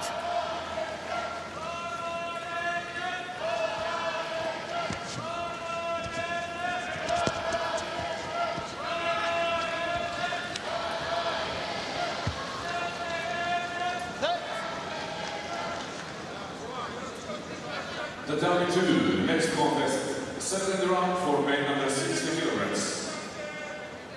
In blue, representing Monaco, Jan Sikadi. In white, Judo, representing Mongolia, Dashtava Amatushi. Well, Kim, very experienced. He has been in world finals.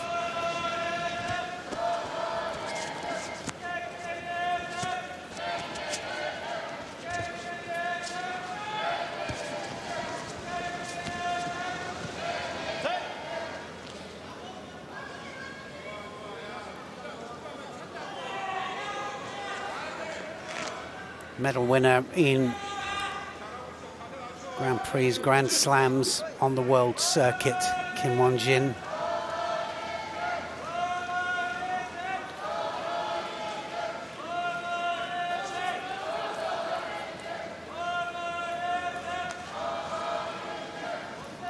Now then, something's going to happen here. One of them's going to go here. They're both loading up for big techniques. First place in World Masters, Nagiyama, and also in the Osaka Grand Slam, so he likes fighting here as well. That's why he's fancied. Oh, look at that! It's going to be it. Is it going to be an ippon? Yes, it is. Beautiful ippon there, and wow, he even break force for him there. I think that was great stuff. Nagiyama there beat a class act there with Kim. Uchimata Sakeshi and manages to counter.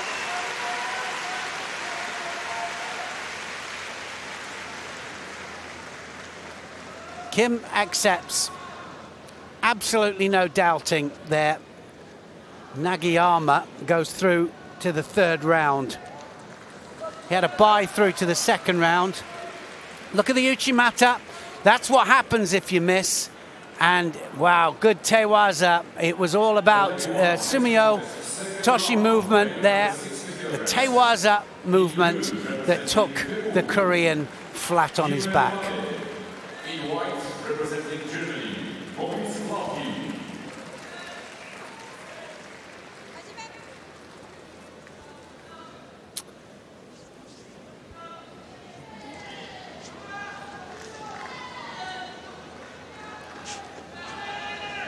Plafke against Cal of Puerto Rico. Plafke is one of those fighters, one of those German fighters that is just so off the wall with some of his judo. It just comes from different angles. So it'll be interesting to see how he does here at this World Championships.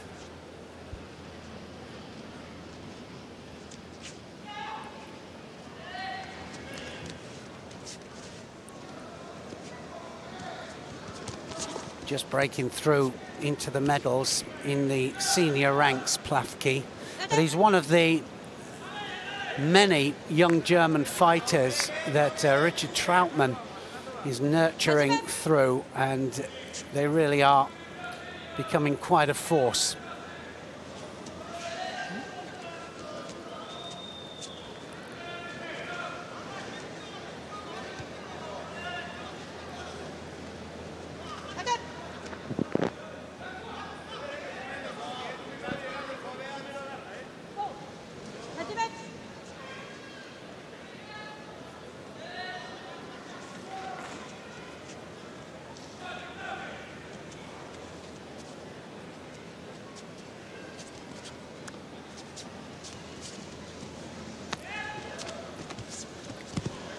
Sianagi on the right, and just manages to defend it.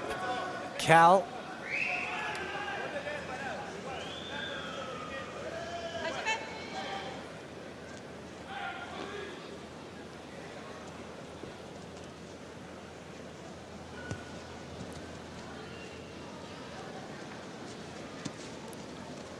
Fifth place in the Pan American Championships, 2018 that was, and third place, sorry, in the Pan American Open tournament. So fighting at the highest level, Cal, and of course the continental qualification comes into play for the Olympic Games as well. It's not just about world ranking.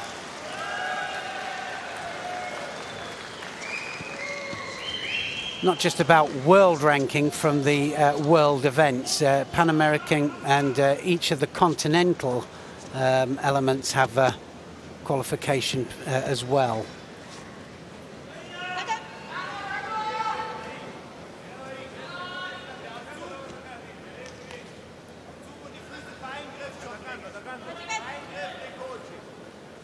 So 2 penalties up there for Cal. One more penalty on there and it will be Hansa Komaki. In blue, representing Republic of Korea, Choi In-hyuk. In white, representing Laos, Sukmajai Singitane.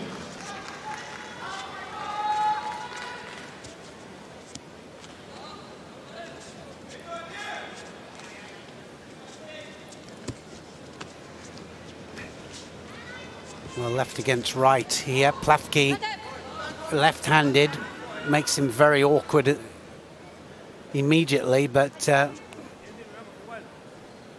most of the lefties find it easier against right-handers than the other way around. And look at that, looking for the, well, that would have been interesting, wouldn't it? Had the belt there, looking for the Surigoshi. Plafke just comes from different angles into the last minute of this first 4 minutes. 4-minute contest, men and women, remember.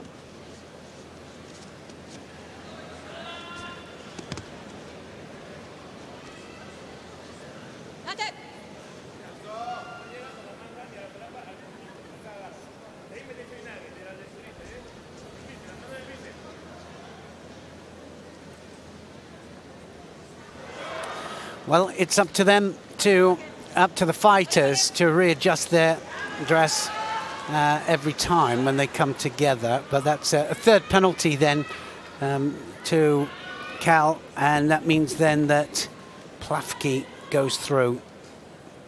And it will be Plafke against Nagiyama in the next round.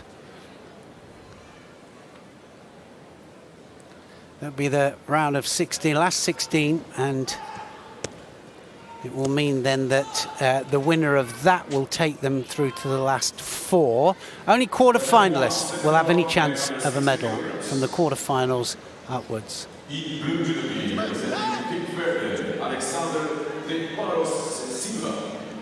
In white judo for Portugal, Rodrigo Lopes. Next match then is Rodrigo Lopes of Portugal here against De Barros e Silva of Cape Verde.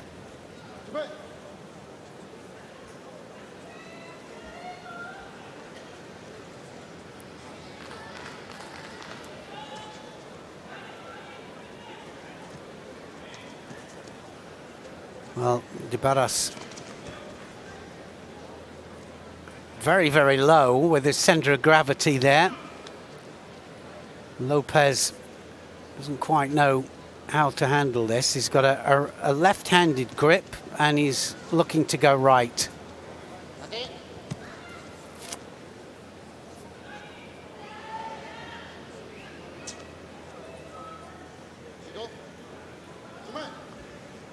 Gets a Judo just for the defensive posture, I think.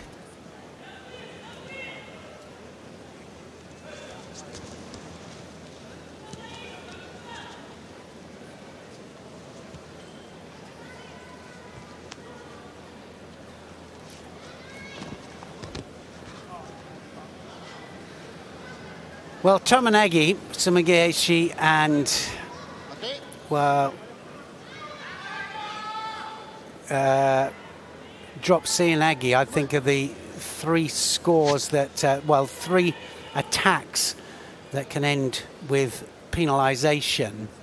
But I have to say that I haven't seen too many false attacks today, which is a good thing, which means that they're getting full rotation and full commitment in. They are the attacks that are used in order to fill the gap, you could say, when they're about to get a penalty. But from a fighter's point of view, you can stop them. That's the second one, second penalty up there to De Barros.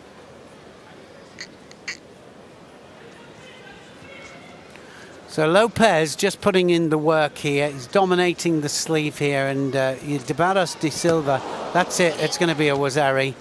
That was a nice one. He was looking for that all the way along, and I think he'll go for the same now. He realizes he can do it. He'll do exactly the same. That's going to be a third penalty, is it?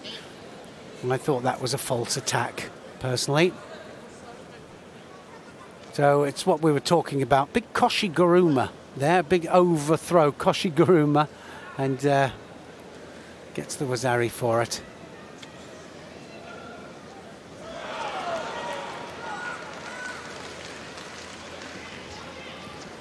Well, I think Lopez now will realize that he can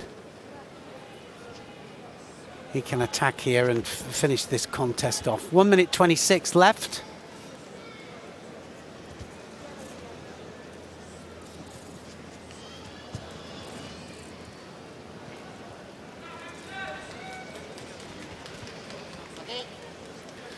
So Lopez dominating the grips all the way through here, and this will take them through there to fight the winner out of the next matchup, which is Gurchev of Bulgaria and Palazai of Afghanistan.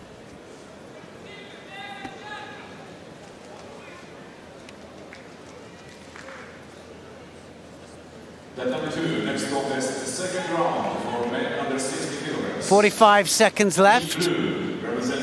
And we might just see this ending now. I think they'll both be penalised.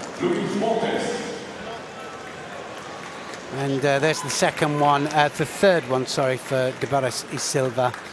And that's all over.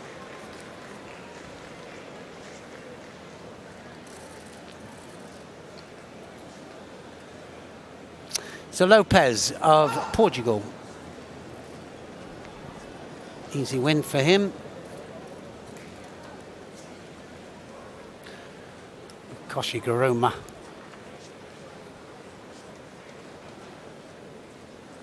Was it Koshi or was it Kubanagi? I think it was Koshi. He had the sleeve as well. Next contest on the second round for men under 60 kilograms. Bird's eye view there of the mat area. And for anybody who's just joined us here for the preliminary rounds here, we've got two weight categories going on today. The under 48 kilograms for ladies and the under 60 kilograms for men. And we have two mats in play. Mat number one, which is our mat here. I'll be commentating on this one, unless Sheldon Franco Rooks takes over. But with three of us commentating on mat number two at the moment, Loretta Cusack-Doyle is commentating. And we've got a mixture of 48s and 60s happening on, so both sides of the table happening at the same time. Here's the man that I think that could upset the whole 60 kilos category here. Smetov of Kazakhstan, former world champion. Here he is against Almiri of Kuwait. Holding the end of the sleeve here, so he's got to attack off it. That's basically what he's been told here.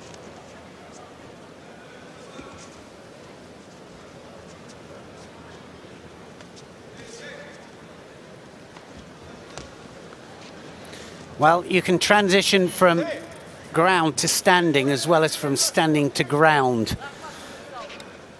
Basically, they've got to be coming upwards, traveling upwards in order to initiate, and that's only if one of the fighters, the one initiating the technique, is in a standing position. Look at that, Uchimata.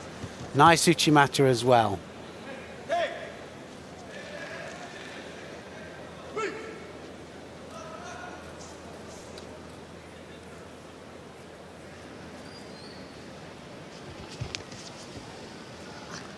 So tries left this time. It was a right-handed Uchimata.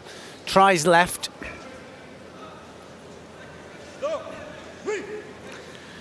So Shido to Smetov and Almiri. I thought Smetov was the one attacking. That's going to be a score, is it? That's going to be a score. Wazari scored to Smetov.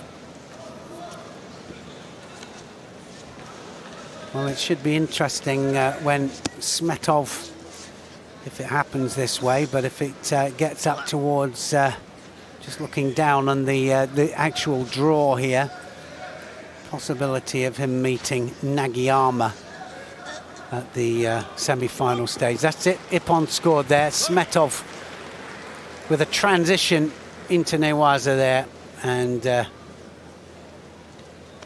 always the gentleman, helps his opponent up there. He gets the Ippon, and it's Smetov through.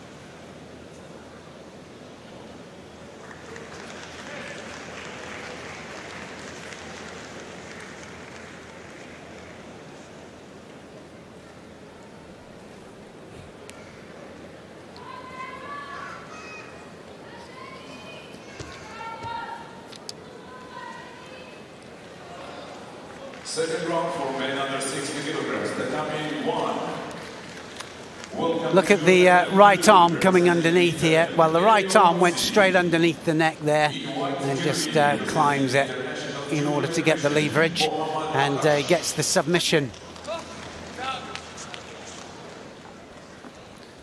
Akashi representing the IJF, and here he is up against Manzi of Italy.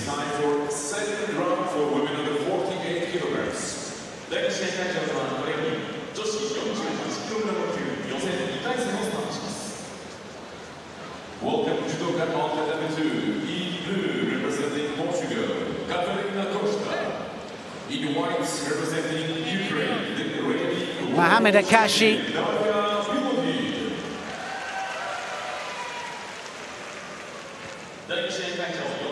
Wearing white, and interesting concept with the IJF representatives.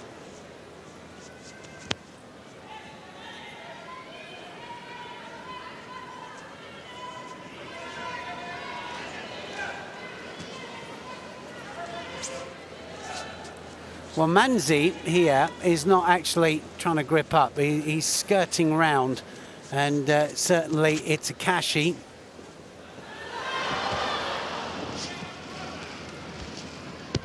That's initiating here, and two drop Seonagi's there.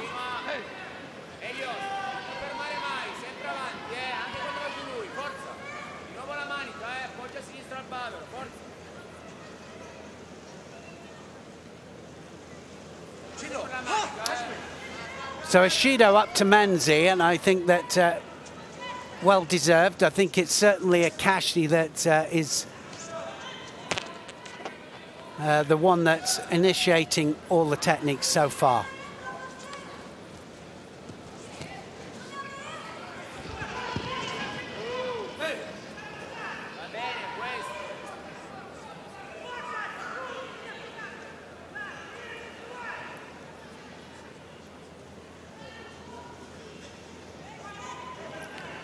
Well, not quite sure.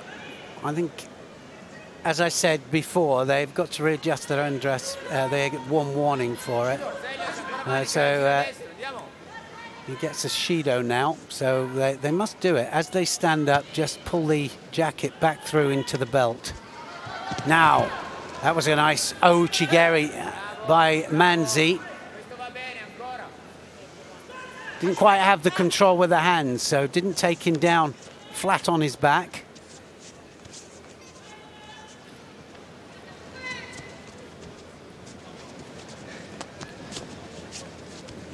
Left to left. It's Manzi that is controlling the sleeve. Controlling the sleeve won't be enough here. He'll need to attack off it as well.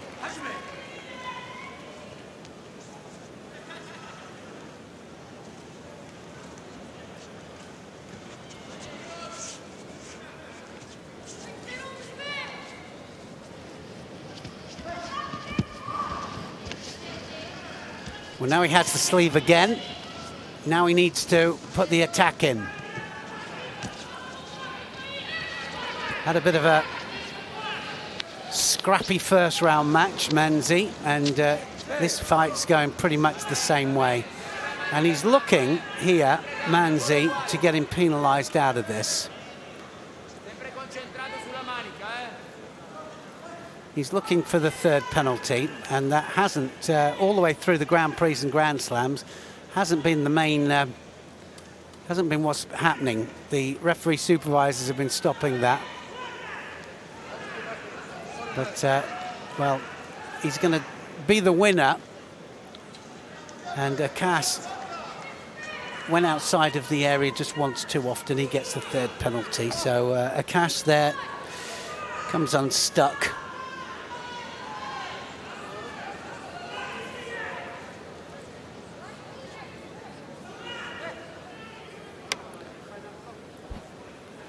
So just about attacked him on the edge there, and I think it was the bad edge play by this man here that resulted in Honsokomaki.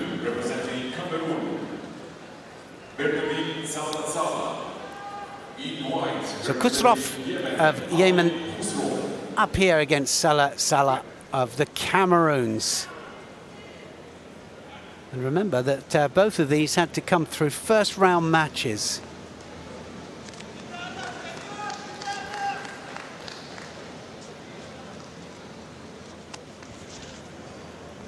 Second round for women under 48 kilograms, the number 2. In blue judo representing Mexico, Edna Carrillo. In white judo representing Russia, well, something didn't quite happen there. Something, I think, a bad landing.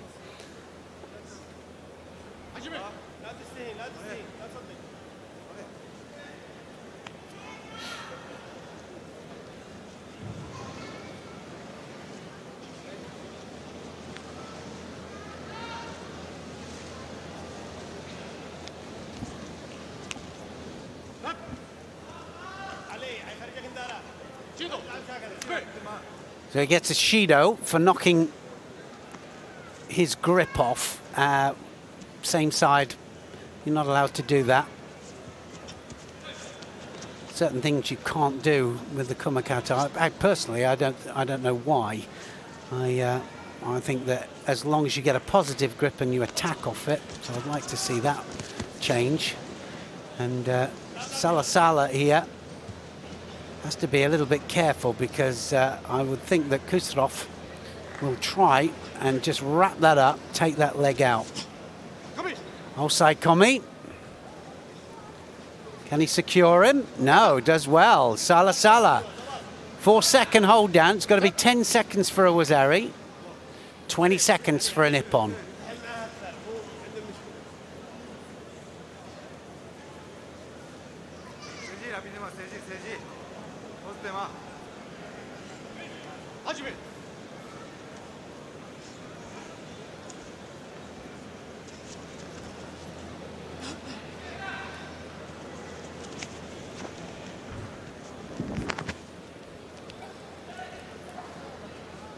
Well, no good just snapping the grip off. You have to snap it off with reason. Yoko Tomanagi. Can't do another one of those, Khusrov.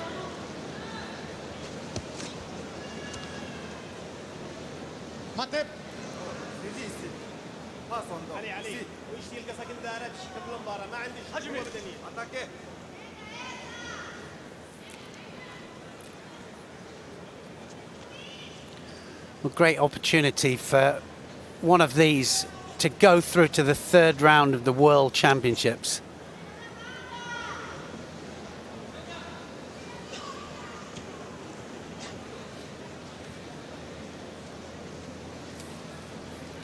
.60 kilos, 74 fighters started this morning, and that will quickly whittle down. It's already whittling down now. We're going to fight all the way through in the preliminary rounds to the repechage finals, and well, the semi-finals, repechage finals are going to happen this evening, as well as all the medal matches. So it'll be a full evening, and it will start at 7 o'clock. 7 o'clock local time, Japanese Tokyo time.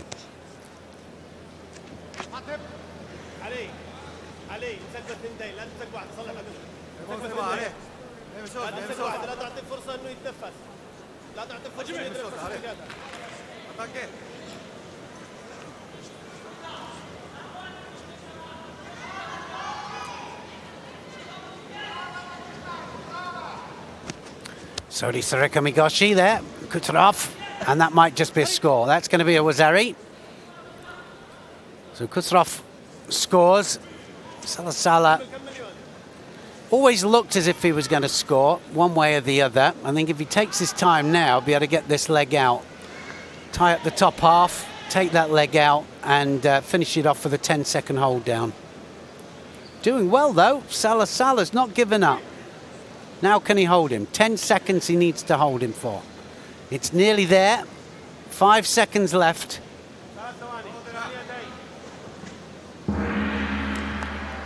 Wazari Awazeti upon then, and Kutarov of Yemen will go through.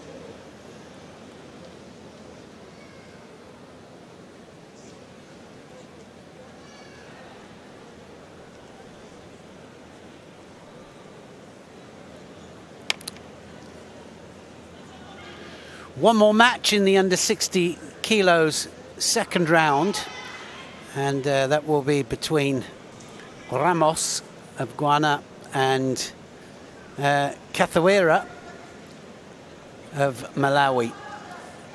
So that's the last one up in this second round of the World Championships, and then we will start then with the under 48 kilos category, and we're going to see Funa Tanaki take to the mat.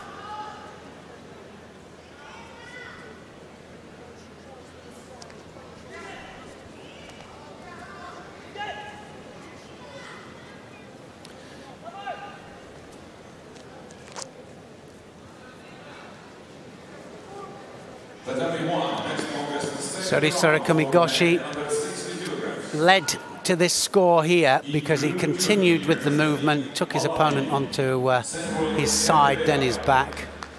But because it wasn't continuous, he only gets the Wazari, and then he had to take his leg out there to get the Wazeti upon.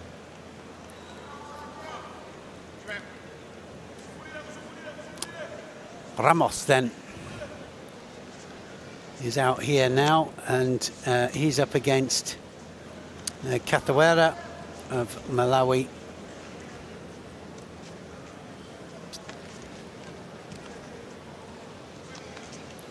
Interesting first round matches. They're both going to get Shido, I think, here.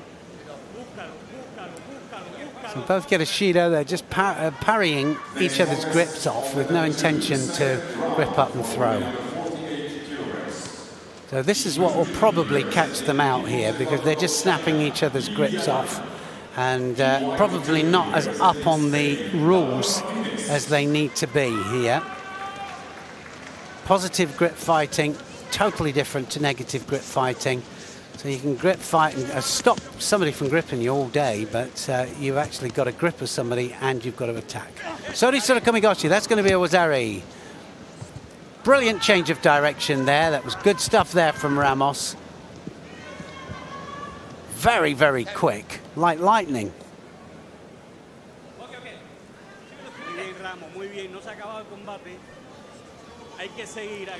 There's the Sori Kamigoshi.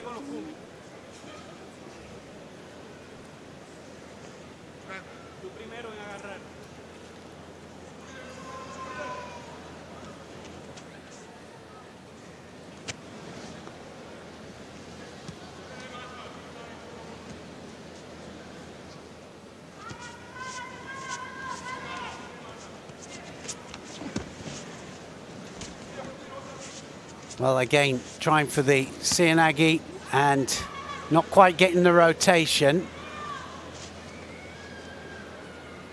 Just needs to calm down and it will come, I think.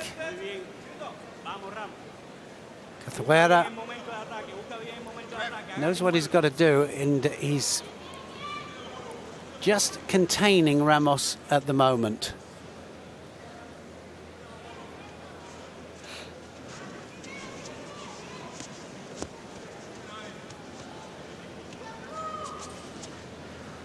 Well, that was a false attack, I think. I think that was a Wazari, but he's going to get the offside commi first, and so he just needs to hold for 10 seconds and it's going to be all over. Ramos then is going to go through.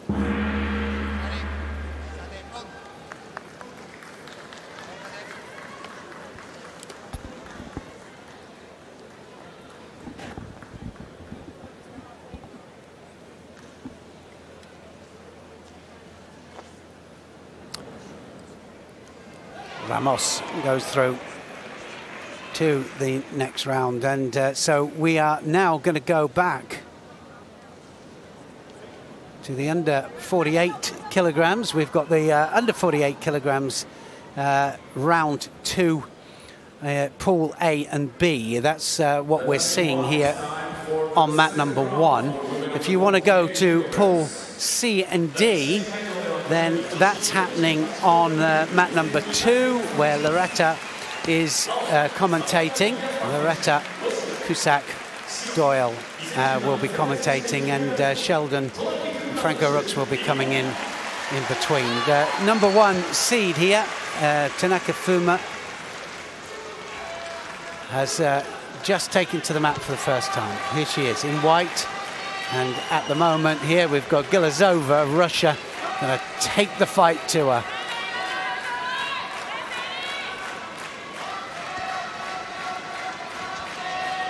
She's lost the last 3 times, Tanaki to Biladid. And what can I say? She's lost quite substantially as well, but not on home ground. There's a nice Ashiwaza. Beautiful Ashiwaza there. Obatori Gaeshi now. And can she turn it to her advantage here? Tanaki into the attack. Not very often they get to this situation here and don't get this leg out. She'll need to tie up the top half first, though. Can she do that? This will be very methodical. Have a look at her, how she ties up.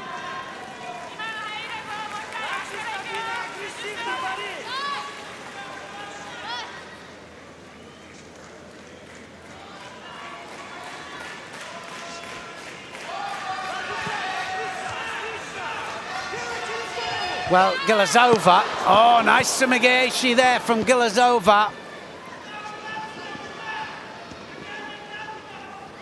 Well, she's come to fight, Gilazova.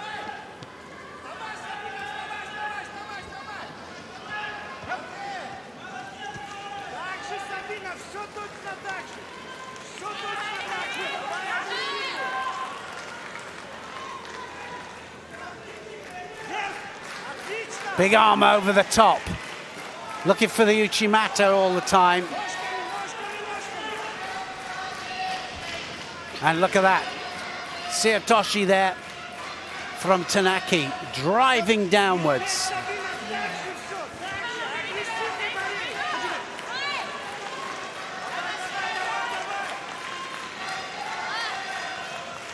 Well, we haven't had any of the top seeds going out so far.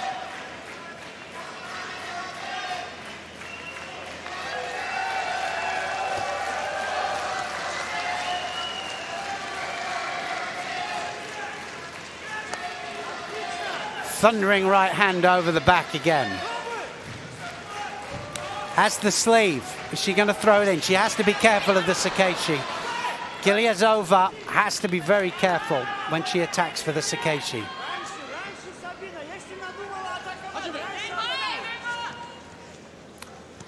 The Sakeshi is the counter to a fully committed Uchimata or any kind of technique that is sidestepped by the opponent and then uses the momentum of your own technique against you. In white, representing Turkey, Sietoshi again.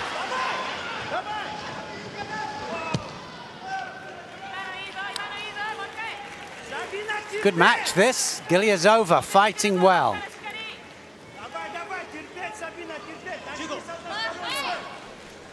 Well, she gets a penalty there, and I thought Gilyazova was doing equally as well. But anyway, she gets a Shido on the board.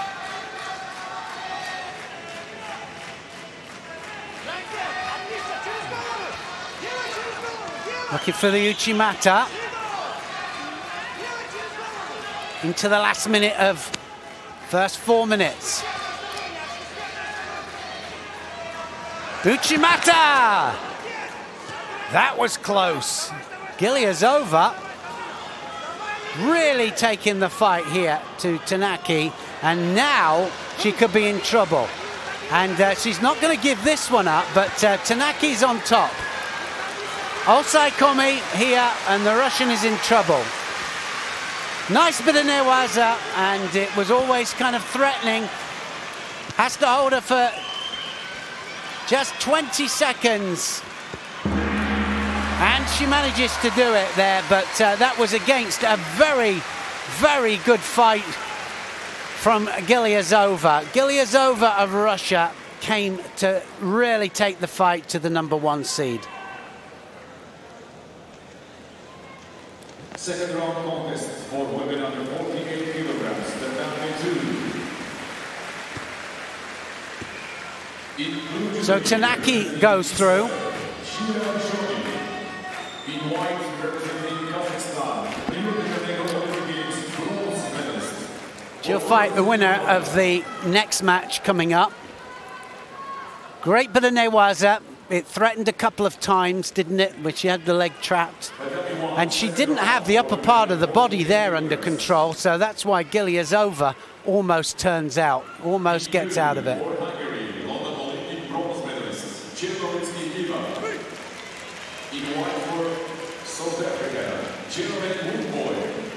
What Bui of the Republic of South Africa is up against Cerveniski here of Hungary. And Cerveniski didn't look that good on her first round match. She looks just a little bit flat, and she's got to pick up her game. She's struggling a little bit, I think, for her timing, and also she was breathing heavy as well.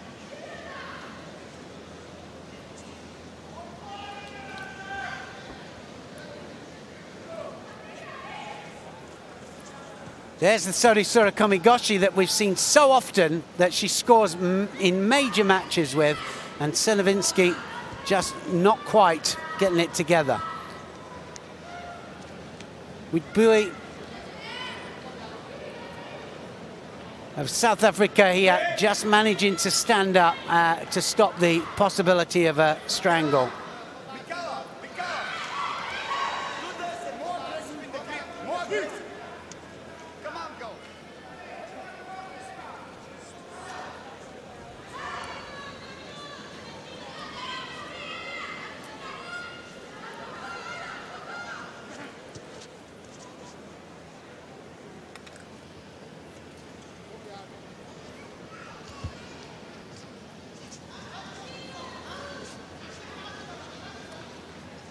Well, it's one thing taking the grip off, then you've got to take the grip off and attack off it. So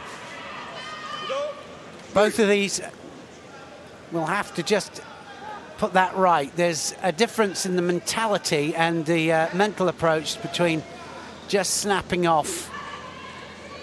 Grip and attack.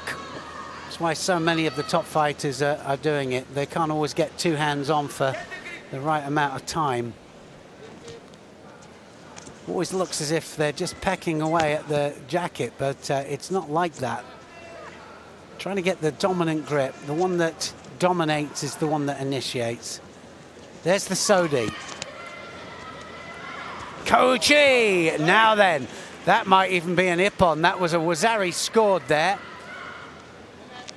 I thought she landed flat on her back there, but it wasn't quite with the control with the hands. Now can she get the Kansetsu onto the arm there? Zenovitzky changes the direction with the Kouchi. Made a bit of a mistake in the previous match, went down below the belt line and got a penalty for it.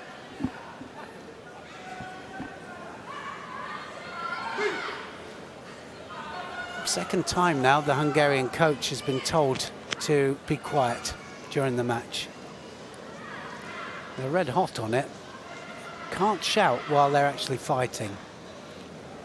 You can do it during the mate when they in between. There's a nice attempt there. And Wadbui attempting the Seanagi.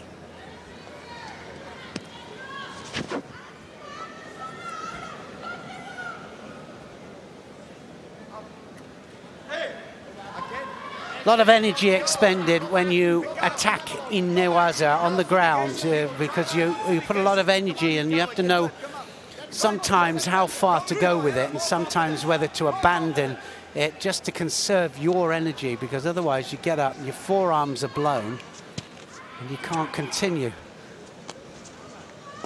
Well, you can't grip up, that's for sure. Good fight. Well, coach is shouting for Wadbui to stand up, which is easier said when Zenovitzky is on top.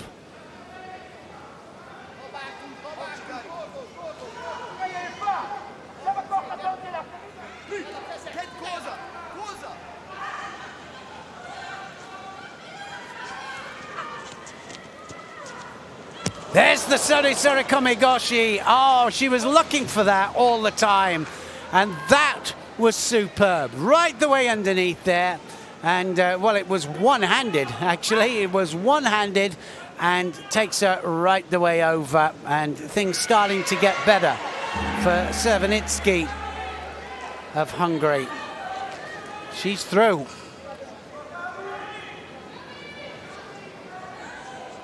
I'm never quite sure whether that's just a little bit of I'm not happy with what's happening. Look at that. Cartwheels over. Just takes her cleanly onto her back there. Cervenitsky of Hungary there.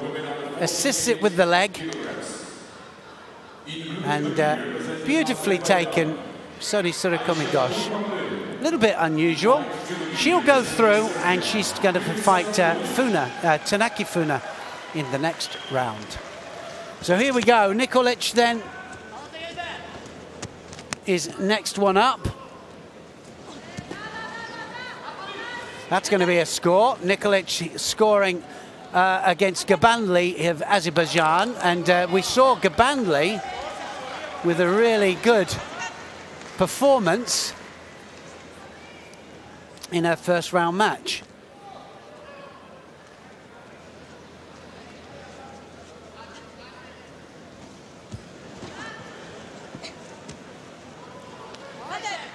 So Nikolic of Serbia here.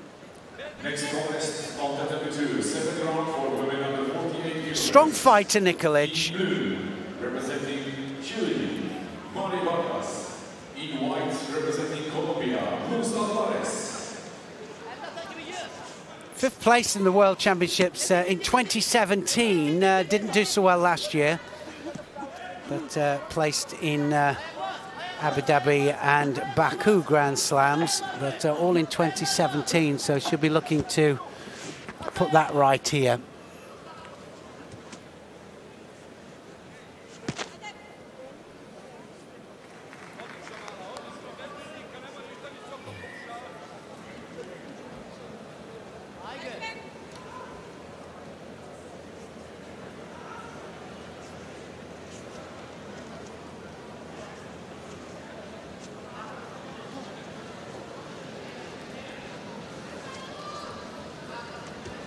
So a minute and a half gone. Just beating Gabanli to the attack every time. Gabanli was the winner over Cherniak of the Ukraine in that first round match.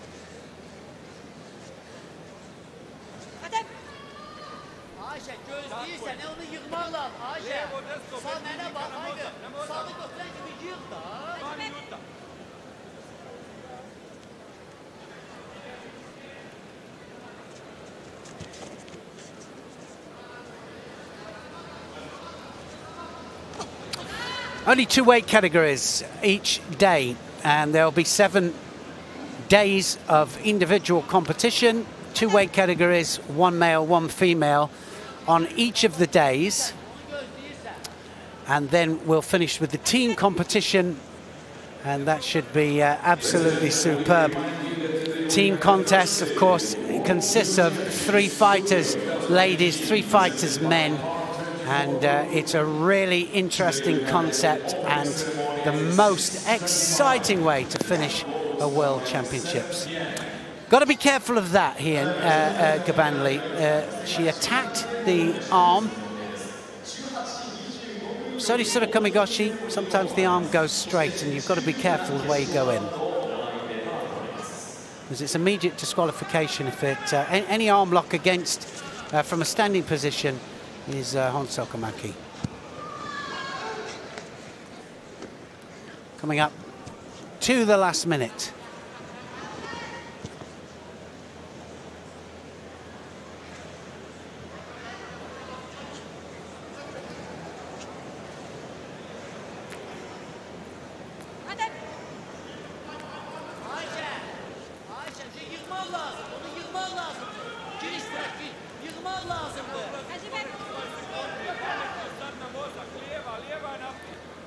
Well, she knows what she has to do in Nikolic. She just will just block out, I'm sure. Oh, no, she finishes it. Sodomaki Komi, and she had to go forward, didn't she? Gabanli of Azerbaijan had to go forwards, and she ran straight onto that. So really well-timed Sodomaki Komi there, and Nikolic goes through. So Nikolic is through to the last 16, and she'll be fighting the winner out of Huang Tai of Vietnam and Melanie Clement of France. We haven't seen Clement yet. She actually had a bye through. So there's the Sodomaki Komi, beautifully taken, well timed.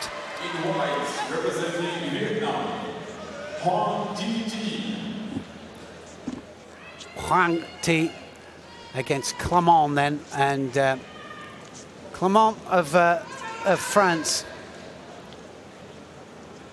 She was the last one to actually beat Biladid. She was the one that, from a tactical point of view, did everything absolutely correctly and really frustrated Biladid. And Biladid stormed off the mat, wasn't happy, but it was what she had to do to win the match, you know, and she closed it all down. And Clement definitely is going to be a danger to them all here. Typical of the French fighters in the way that she fights, so tactical, does enough, and doesn't always, well, she was also, I mean, she's a medal winner as well. I mean, winner in the Tbilisi Grand Prix 2019, third place in Dusseldorf, Ekaterinburg 2017, third place, but the latest big result that she has, of course, was where she beat Biladid, the current world champion, the youngster. Ladies and gentlemen, the next contest on the number 2, third round for men under 60 kilograms. Well, Huang taking the fight here to Clement.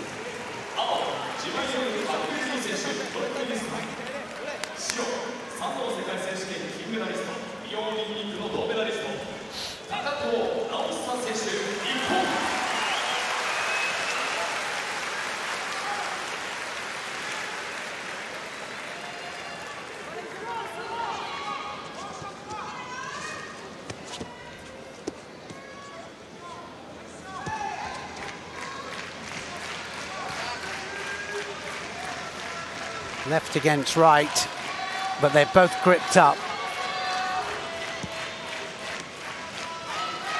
The winner of this goes through to fight Nikolic.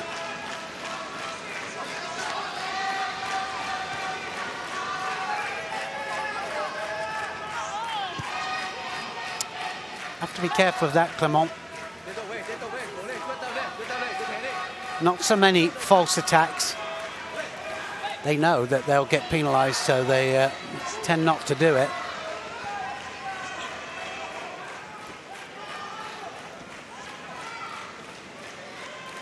They'll get penalised because a false attack is something that doesn't get rotation, doesn't get any kind of breaking of the opponent's balance. And it's done just to stop the possible penalty from passivity. Look at that right arm there of Huang. Very, very straight. She keeps pushing the right arm forwards. I think she'll get a penalty for that if she's not careful. She'll get penalised. Come on, looking for the Uchimata.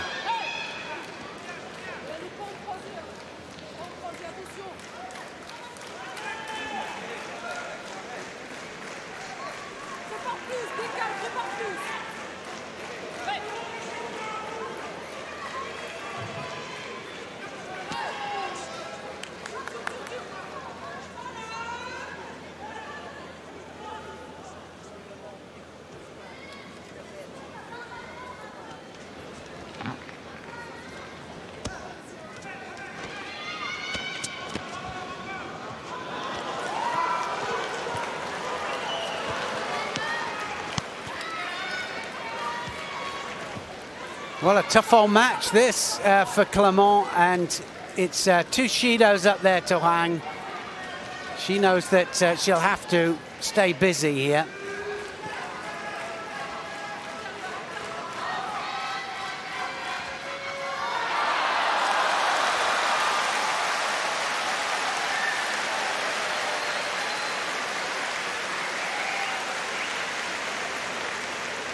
So Honsokamaki to Huang. Clement goes through. 3 penalties. She won't mind. It's a win is a win.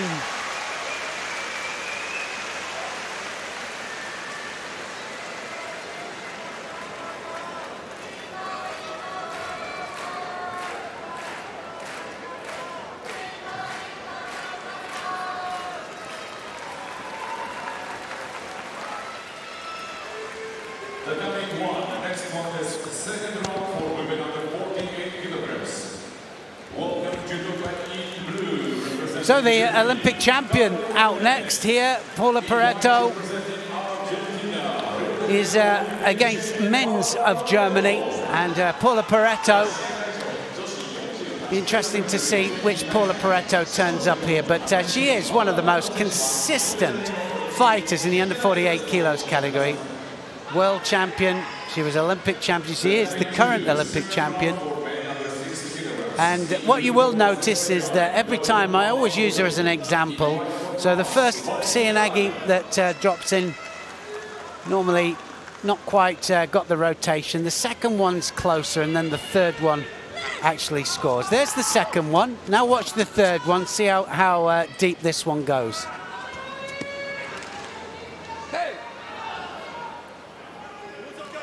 So it's almost readjustment all the way through.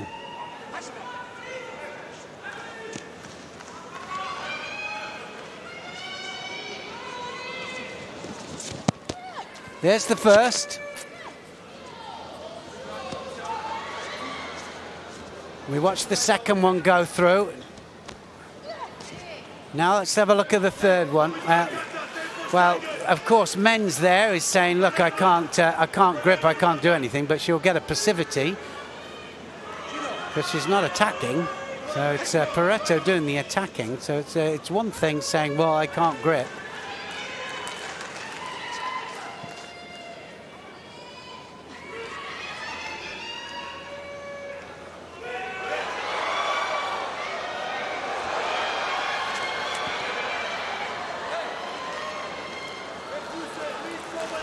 Going to be a second penalty up to her in a minute because she has done nothing, actually, men's.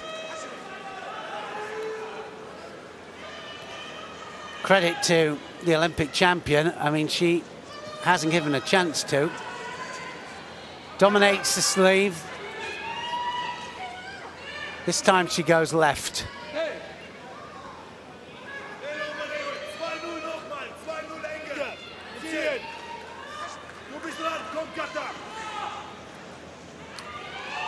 Well, all the coaches shouting about the kumakata and what they should be doing with the kumakata, which is the gripping strategy. And of course, it plays such a massive part at the moment here. Pareto dropping left and right. I mean, had such a work rate.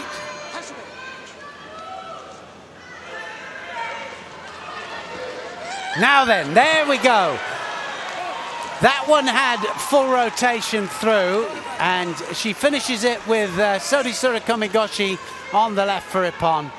And in the end, she manages to get really, really deep.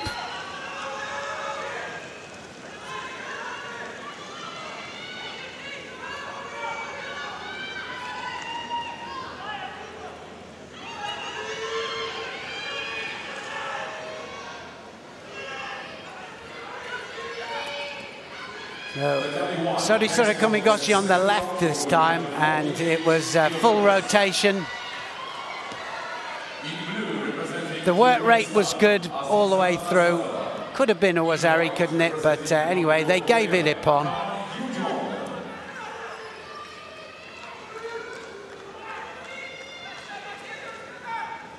So the next fight will be Kang Ju-yong of Korea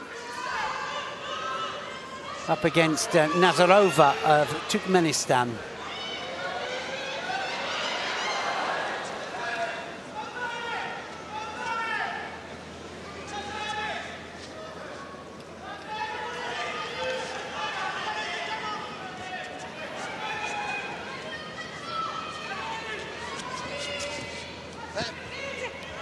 Sodisura Komigoshi again from Nazarova.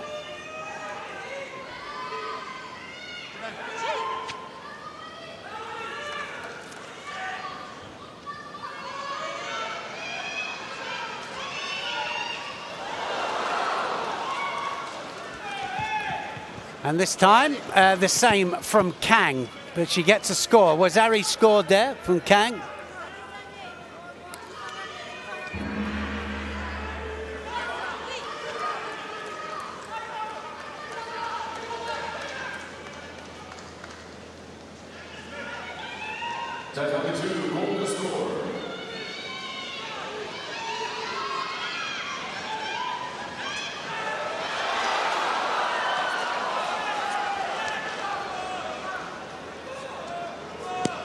Tomanagi this time, and Kang just systematically attacking left and right.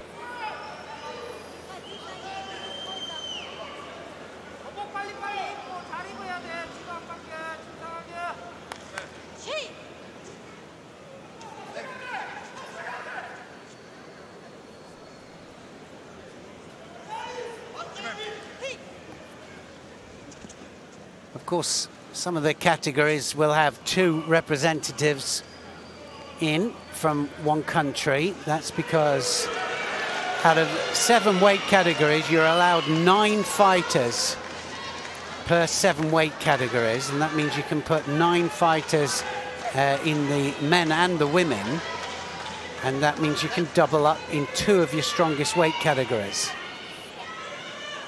So if you've got a bit of depth there, you can double up in 2 of them. And it can be either one.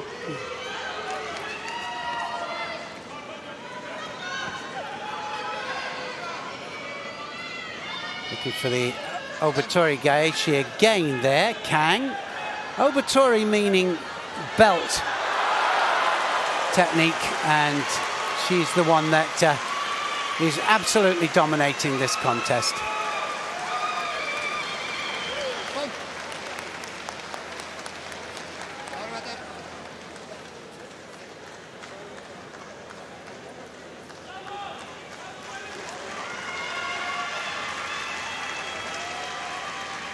All over then. Kang wins it, and she'll go through to the next round, and in fact she will be fighting the Olympic champion in the next round. Sodisura Komigoshi finishes it all off. There's the Saudi. In white judo representing Uzbekistan, second round for women under 48 kilograms, tatami 1. Krasniki of Kosovo in white here.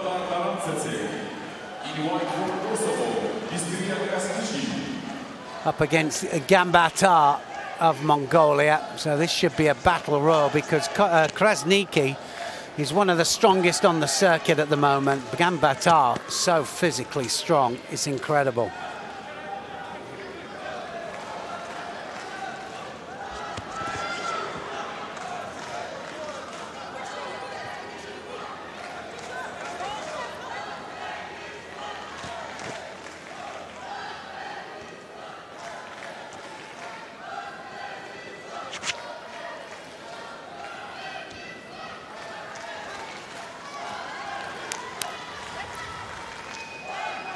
Same kind of fighters, these two. Both physical.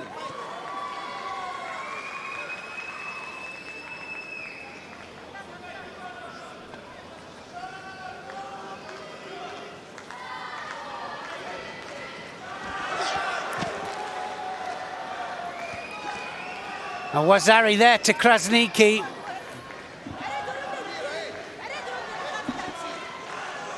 Oh, it's been changed to Ippon. So Krasniki scores an Ippon here on Gambatar.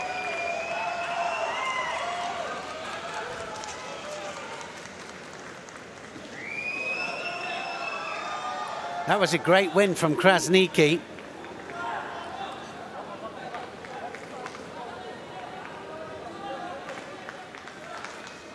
Off the lapel, Ouchigare there, and beautifully taken.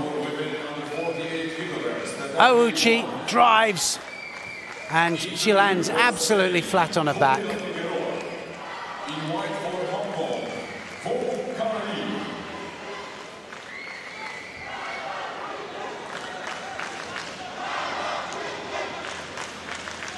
Wong Kali here from Hong Kong up against Figueroa of Spain.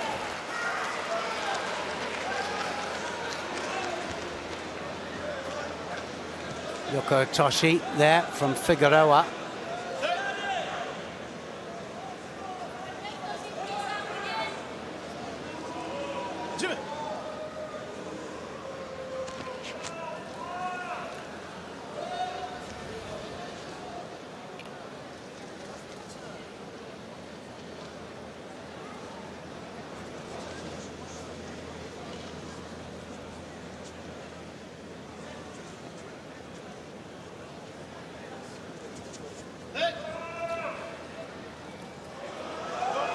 Well, they're both fighters getting a Shido for not gripping up.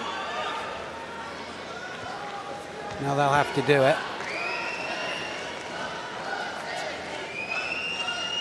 Figueroa looking for the turnover into the hold down. She might just get it here. And she's going to go straight into the outside komi. So nice bit of newaza there. Wong made a mistake and just stayed there just that couple of seconds too long. 20 seconds got to hold her for.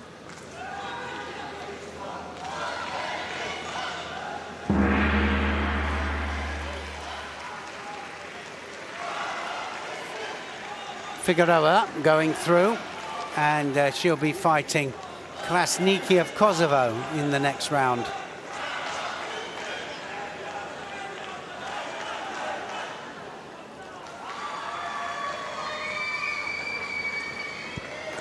So absolutely zipping through this preliminary round.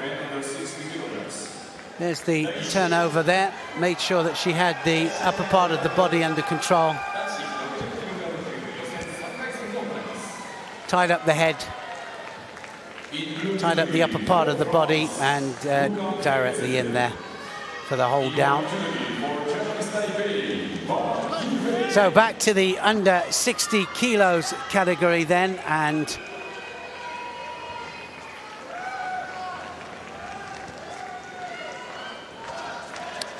Yang of Taipei up against Migedzi of France. Two representatives in the under 60 kilos category.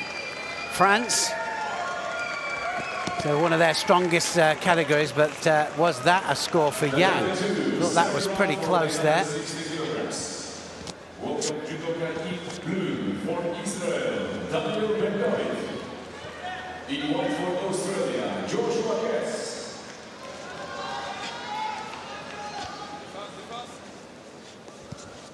Well, Kaya is down in Pool C, also of France. So a little bit of a sorting out, I think, in this category. See who comes out best when it comes to selection for the Olympic Games. The Olympic Games, of course, are going to be held here in this very stadium.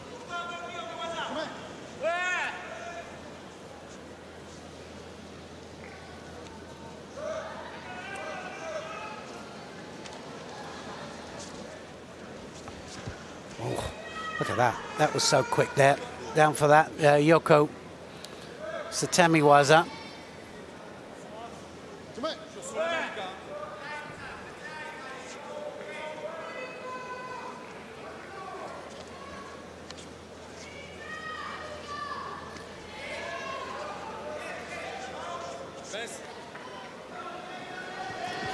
Nice Seanagi there from Yang.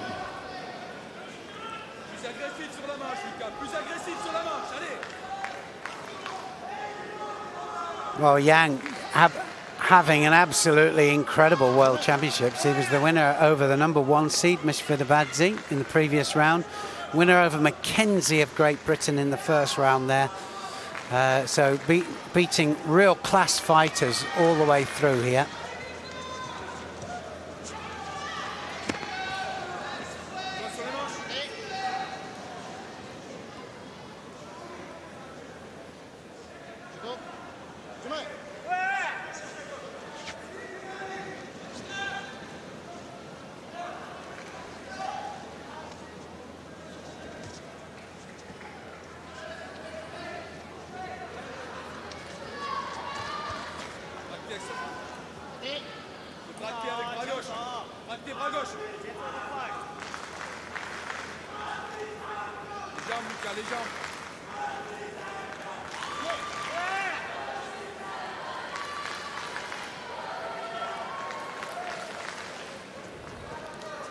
Yang looking for the Seanagi all the time and the opportunity.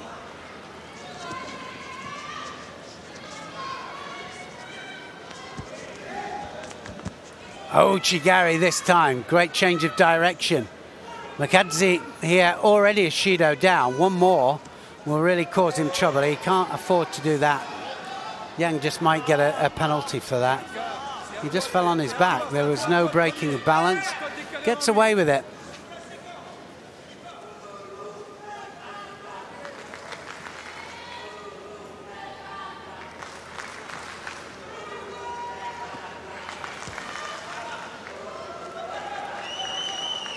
Well, he was nowhere near with that, was he, Mackenzie?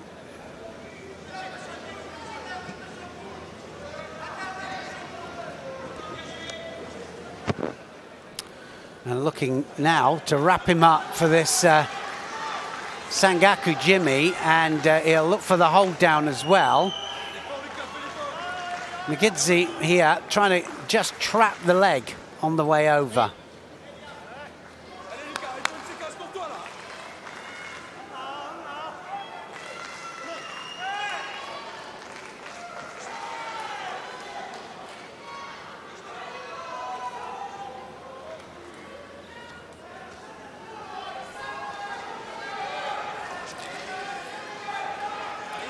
Well, certainly a great performance here from Yang.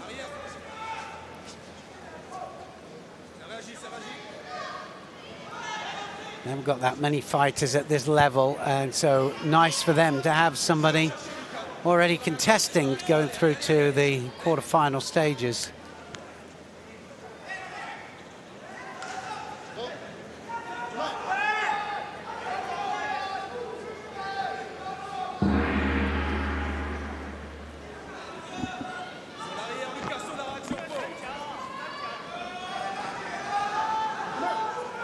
2 Shidos up to Migedzi.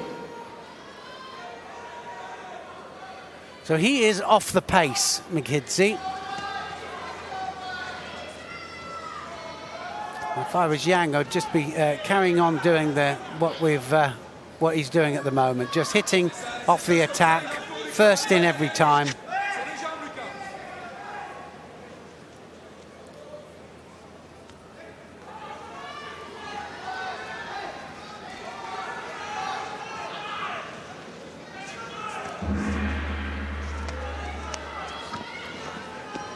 That was almost a drop, wasn't it?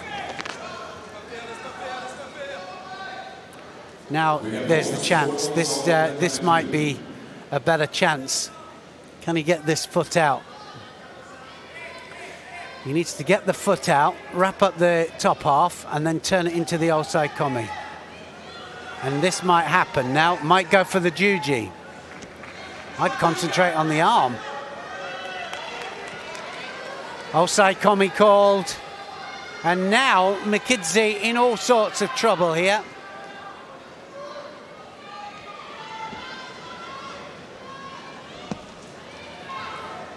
He's given it up. He's definitely given it up because that is a score as well. And he's going to let him hold for the ippon. And it's all over. And Yang just having the most amazing run through.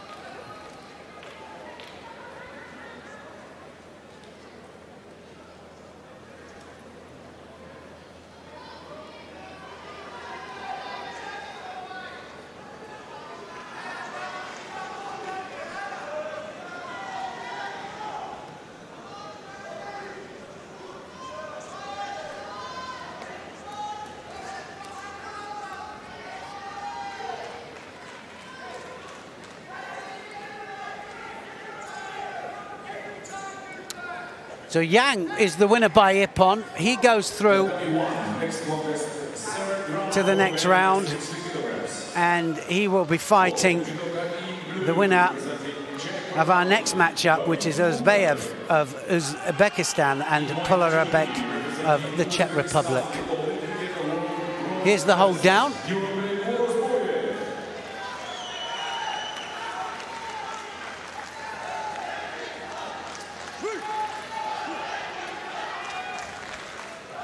Uzbayev then of Uzbekistan here. Polarabek of Czech Republic, his opponent.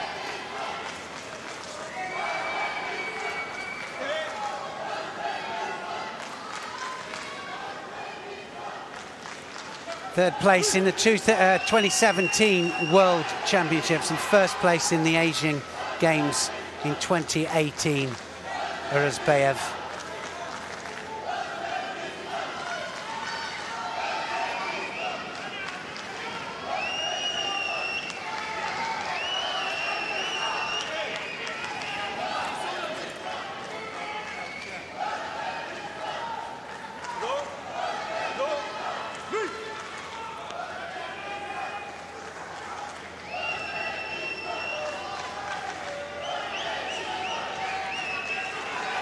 They got to grip up. They have to do it.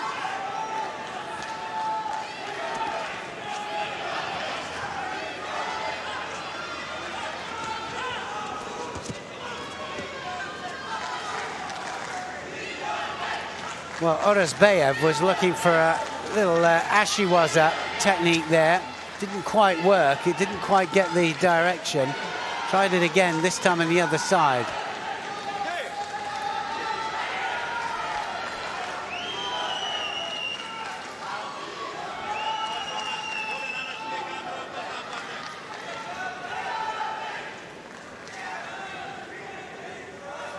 Knocked to the ankle there. Polarabek there, just a little bit of a limp.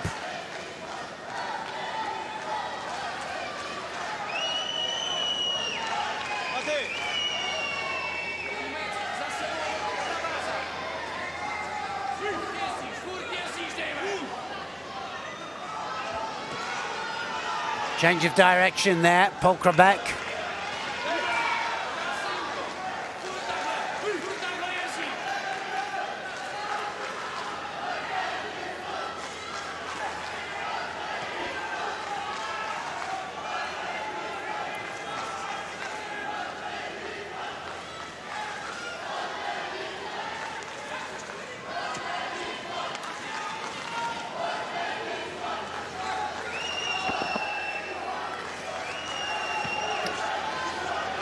Well, so far, Urazbayev just off the pace and now straight onto the arm, saying that it was directly into the arm for me.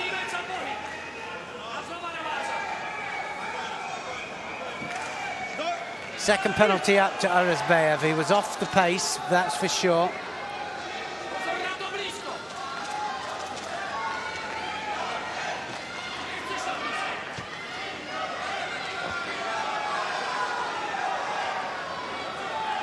Well, he's protecting his lapel with his hand here, Urazbayev.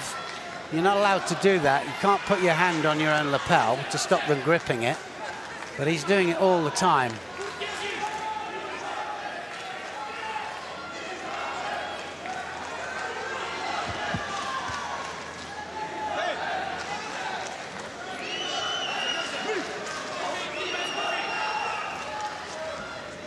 Oh, now then. Ooh. That was very close. Uchimata.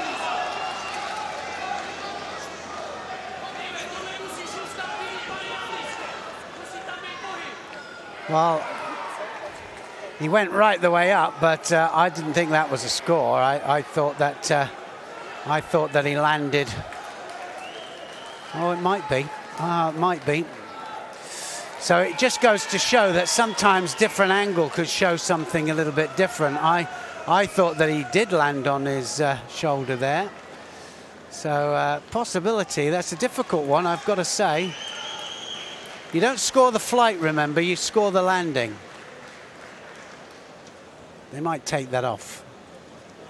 Might not be enough. From this angle, that looks like enough.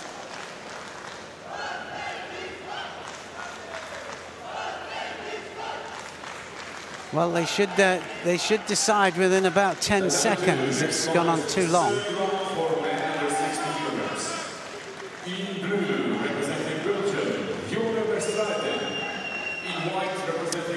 So this goes to video referees. The video referees will have a look at it, and they've taken it off. It wasn't enough.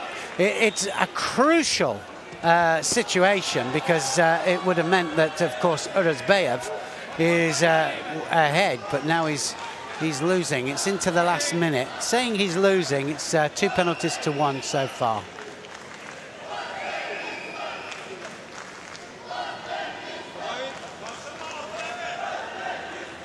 So he does get it. He gets the score. So I don't quite know what happened there, but they've changed their mind again and given the score.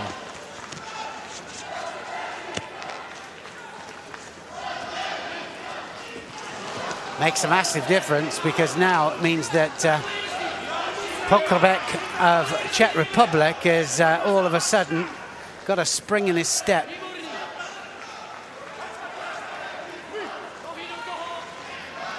Last 30 seconds, and Urazbayev has got to quell the storm.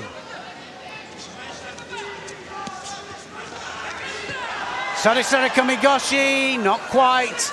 It didn't quite finish it. That was close as well, but it landed on the point of one shoulder. Wasn't enough.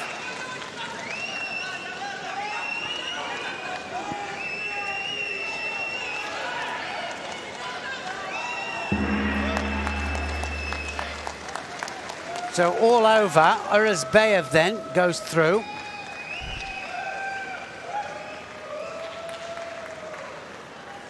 So he'll go through to fight Yang of Chinese Taipei in that next round match.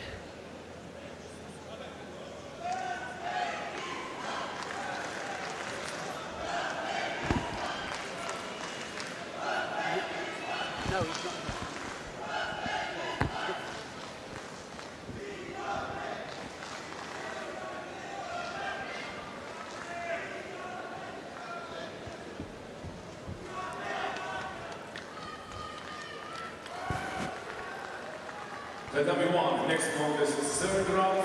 That was the controversial one. Massive throw, of course, but like I say, you don't score the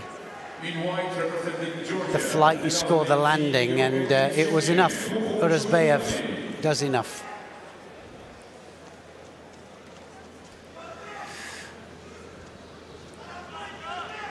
Shikvimiani of Georgia then up against Takapataki of Brazil.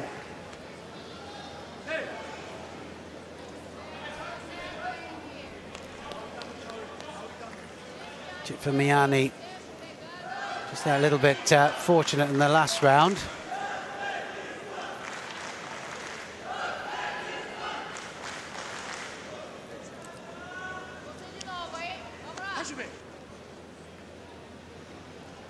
Bit of a controversial one with Garagos.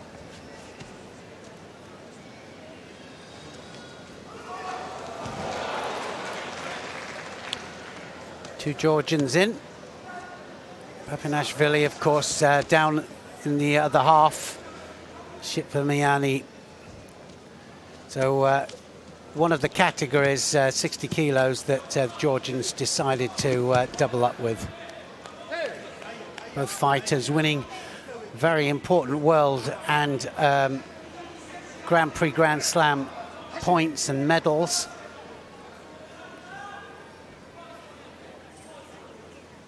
Can only send one to the Olympic Games. You can't send 9 fighters per 7 categories to the Olympics. It's only 1 representative per weight.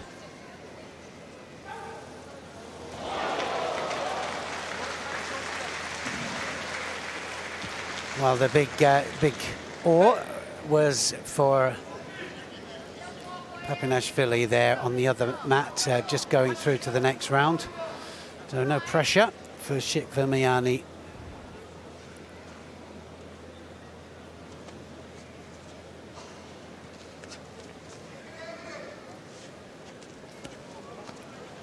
Well, Takapataki has some beautiful judo. He's got some really great. He's got a great uchimata, and he can really throw. This is left to left, remember.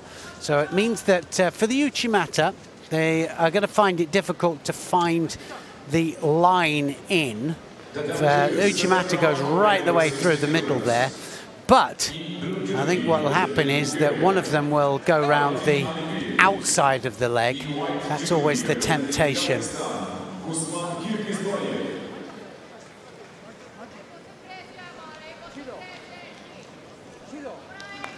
Judo each. Just means that they've got to engage.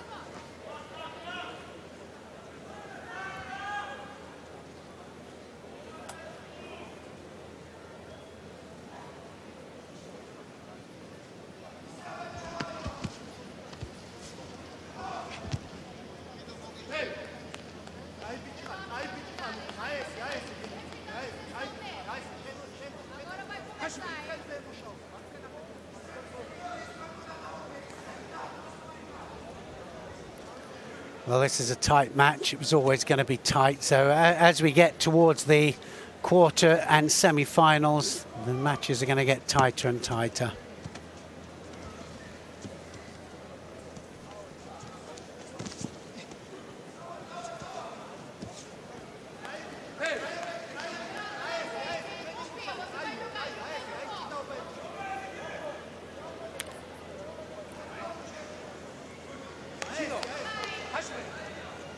So 2 penalties now. That's the second penalty up there for Takapataki. Just off the pace, and the pace really counts towards the Shidos and when they're handed out. Shidos are for minor infringements, whether it be gripping, not attacking at the same time, and it's all to encourage the attacking movements.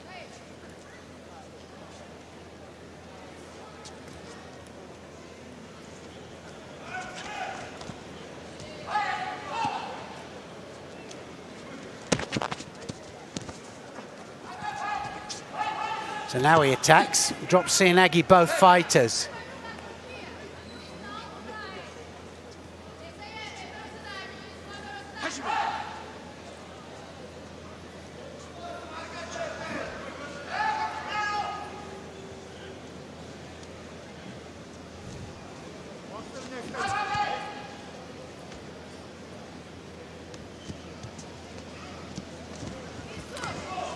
Sorisora Kamigoshi off the sleeve.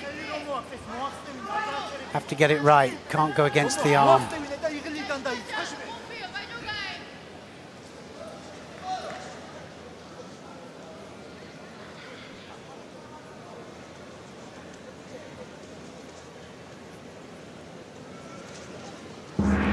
Just needs to pile on more pressure. Those two Shidos will carry over into the golden score, into the golden score period. Now, any score, of course, on the board, or if, of course, there's a third penalty up there for Takapataki, then it will be all over. So any score, though, will win this from either one.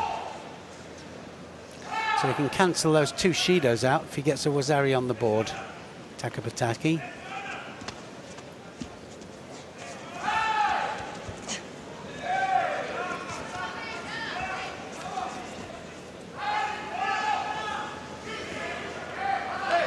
About 3 or 4 different Seoinage attacks there.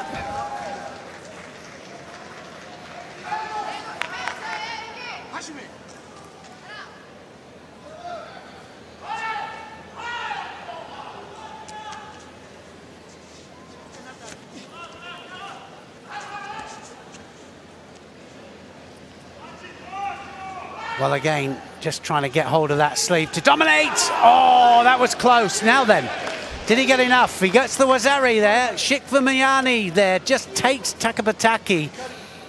And he takes the movement against him because Takapataki was the one that took the chance there. Went for the Kouchi gak, sorry, and just hooks on the inside. And brilliant, opportune stuff there from Shikvamayani.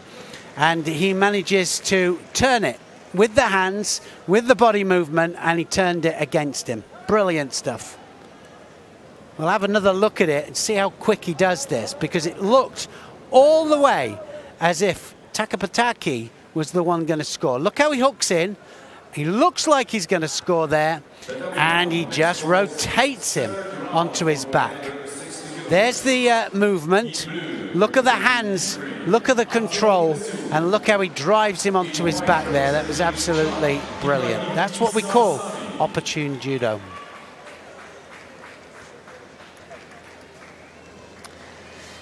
Isasani against Lusiak of the Ukraine, and straight onto the arm there.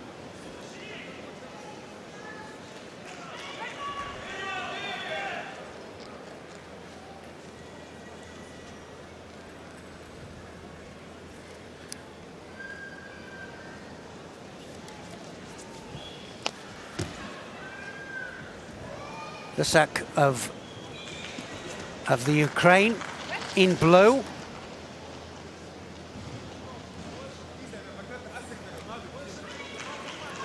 The W2 third round for men under 60 kilograms. In blue judo representing the Republic of Korea, Choi Hyuk. In white for Mongolia, Dajdava Amatovshin.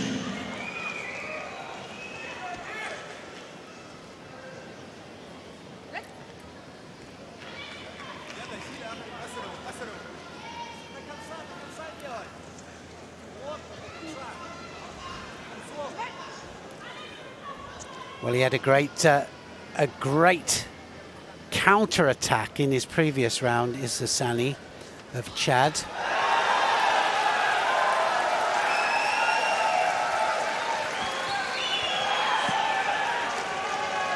That took him through here to fight a very, very capable Lesiuk of the Ukraine.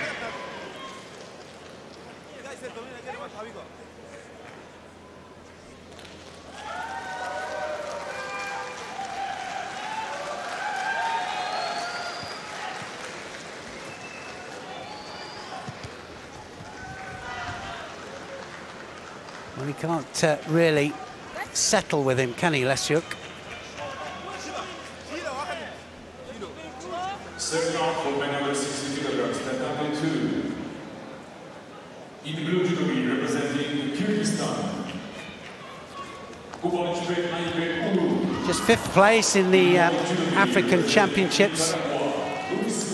Just lost for 3rd, Isasani. But It's the end of his World Championships here because that was an ippon there from Lashuk. So he managed to get the coordination in the end. There's a quick look up there just to see how he did it and how it looked.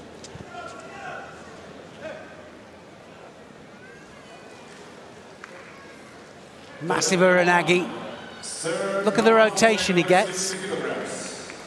So because it's a counter, he has to get the rotation, and he gets full rotation, lands on his own shoulder, can't land on his own back when it's a counter technique, but that was a really good example of it.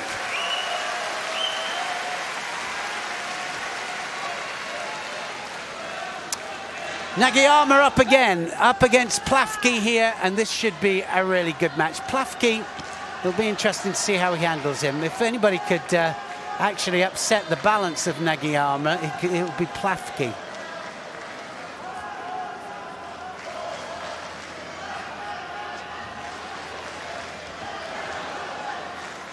Beautiful drop Seoinage there from Nagayama. Such beautiful technique, he really has.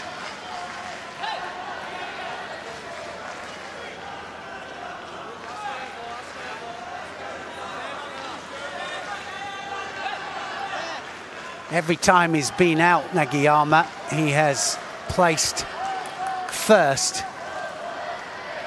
on the World Tour.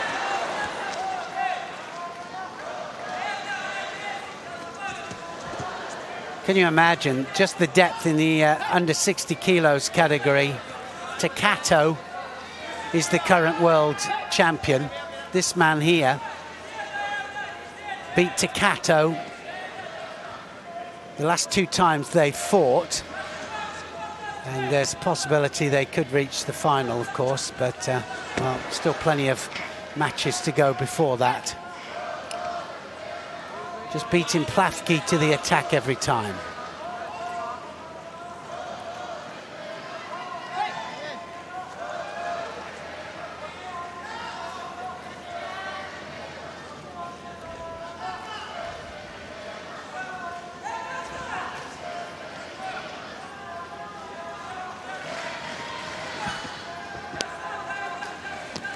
Now, that's what I'm talking about there. Plafke just coming in from nowhere, and doesn't look as technically sound, but still as effective.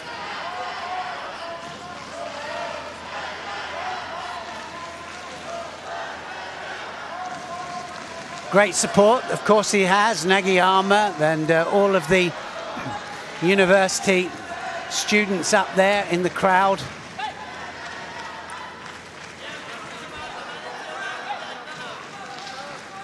And of course, the stadium is going to be absolutely buzzing a little bit later on for all of the medal matches. Such a great atmosphere. It's one of the few stadiums where all of the crowd, look at that, that's absolute brilliance. Seoinage there, and Plafke went right the way over the top there. Overthrow, lands on his side for a Wazari. Watch him disappear underneath him here, just suddenly switches to the left. And it was really close to an ippon. So he was holding right, suddenly went left.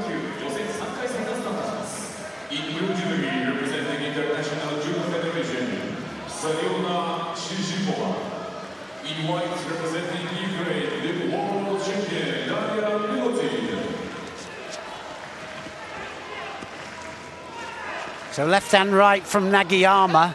And I was saying about the stadium, it's one of the few stadiums where the actual people bank down towards the matted area. They're not too far away, they're right on top of it. Last stadium I knew like that was the Coubertin Stadium in France. One of the best stadiums actually for judo tournaments. But it didn't hold enough people in the end. They had to move it to Bercy. Coming up to the last minute then, just doing everything right here, Nagayama, not taking any chances. Plafke knows the danger, he's felt it now, and I think that he's going to be in danger on the right as well. He got thrown on the left there. Oh, it's gone again, left.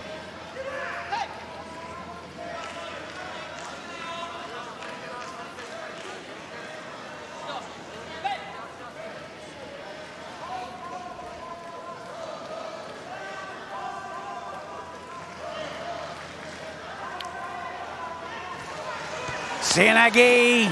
Now then, did he get enough? Was it? Yes, it was. Rosario Etiepon. Nagiyama then gets the second score. Made it look easy, and Plafke was always going to be the awkward one.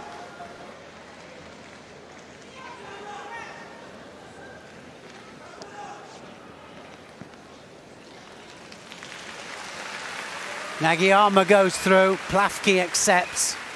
Of course he does.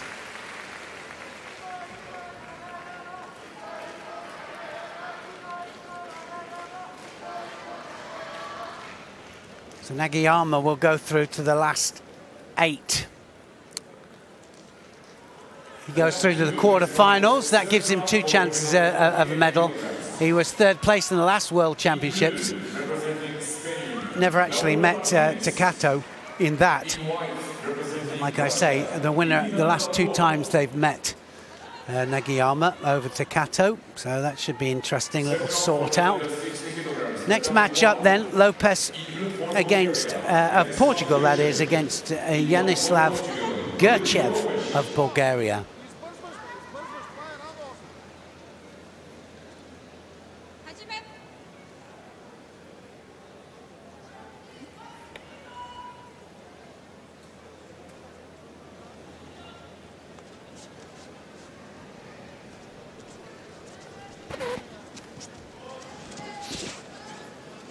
Trying to dominate the outside there, Gerchev. Wrestling style of the Bulgarian.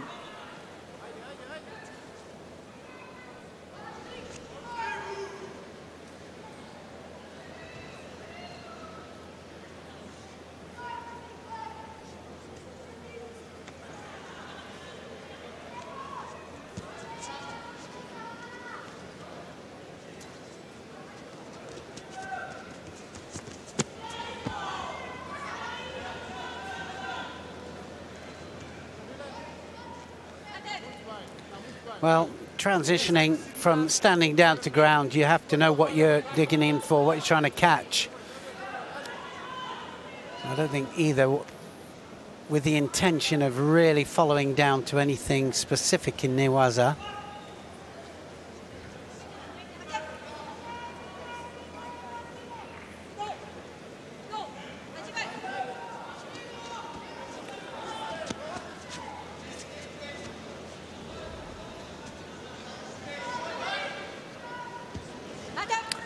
Well, certainly for me, it's Gerchev putting in most of the work. They've got a Shido apiece here, but I think Lopez not far off getting a second one.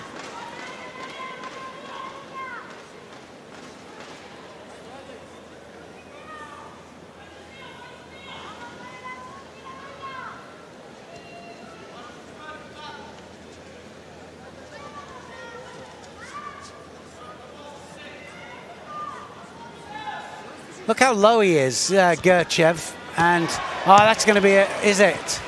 Wasn't quite, didn't quite get him onto his side there, but he did get elevation.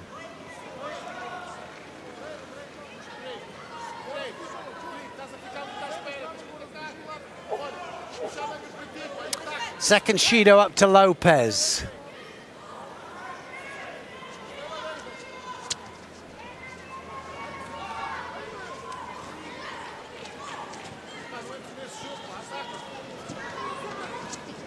There's the Tomanagi again, and he will have to watch that. Gerchev, one more of those, he'll get the second Shido as well.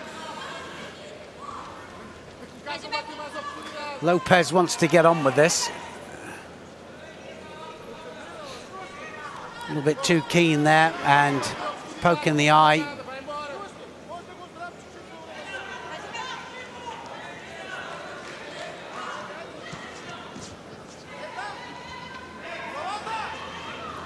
And that surely is going to be a penalty. Well, I thought that that didn't go anywhere. Is he going to get away with it? I don't think he is. Oh, he is going to get away with it.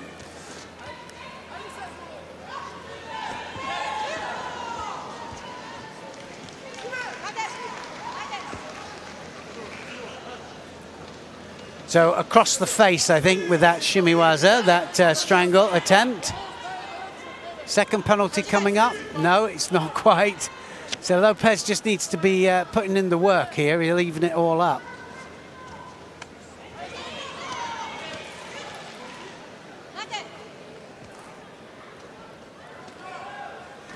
The next contest, third round for women under 48 kilograms. There's the second one, and that does even it all up now. In white judo, representing Mongolia, 2017. That was a close one, almost. Change of direction for the Kouchi, but the elbow was out. It didn't go. It's got to go upper side and the upper part of the body side, but if an arm's out, it doesn't count. Now Lopez coming back into this. Certainly better work rate.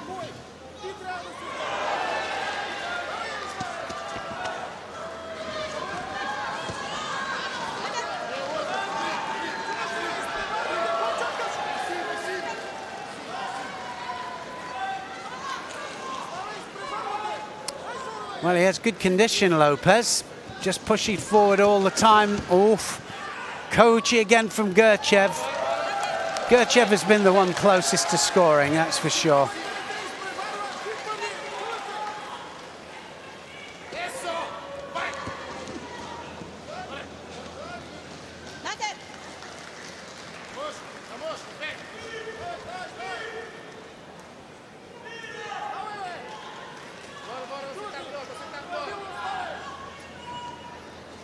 A lot of nerves out there.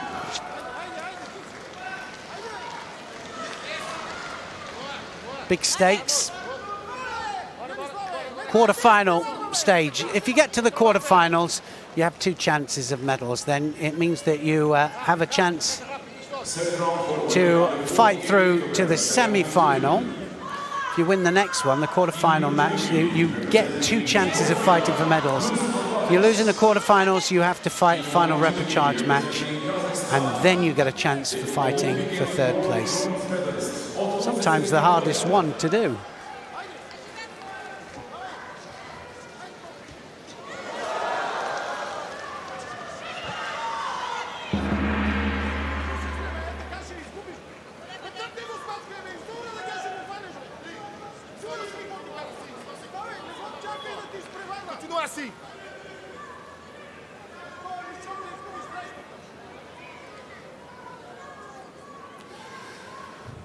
Well, golden score, 2 Shidos apiece, 1 more Shido either way, 1 more penalty and it'll be all over. Any score as well on the board, it'll be all over.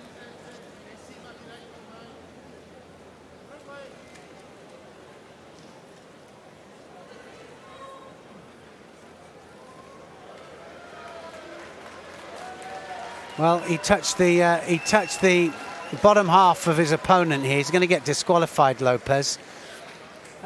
Because for me, that was definitely, we've already penalized 1 time with this. And so he grabbed the leg in order to take him over. So I think what they're trying to decide is whether it was...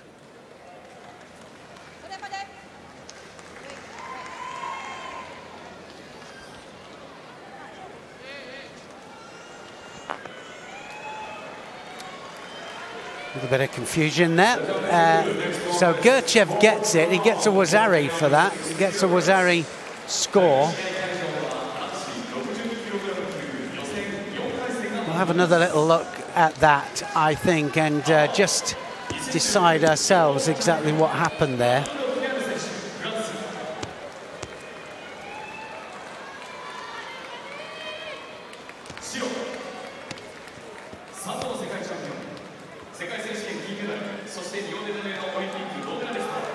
Not sure about that one. I'm really not sure. Smetov is out. Next, Kazakhstan against Manzi of Italy. And I think that, well, Manzi has just been edging his way through his victories. Two very, very close ones. No, we're not really seeing him score anything, but I think he's got his work cut out here against Smetov. Smetov will be a totally different ball game here. Watch for the Uchimata of Smetov. He's got beautiful Uchimata, and he also switches it to the left as well. Former world champion Smetov. There's the Uchimata.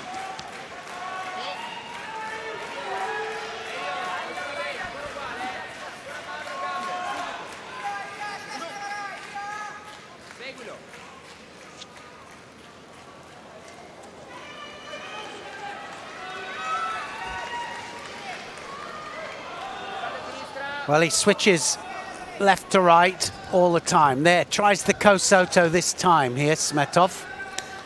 Now has he gone on to the strangle. He's already scored with the shimiwaza. He might have that on. That might be on. It starts inside, it's going to go out. He gets the ippon. Brilliant stuff there from Smetov. I said that it would be a different situation completely for Manzi against Smetov. Smetov then through to the quarterfinals.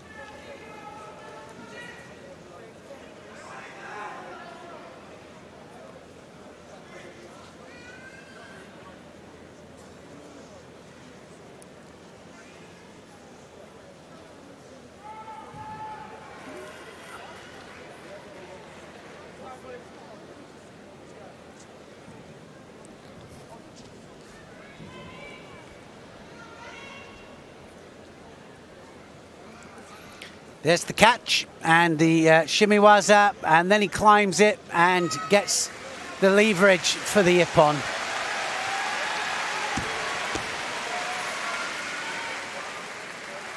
The W1 third round for men under 60 kilograms. In blue, representing Guatemala, Jose Ramos. In white for Yemen, Ali Khusro.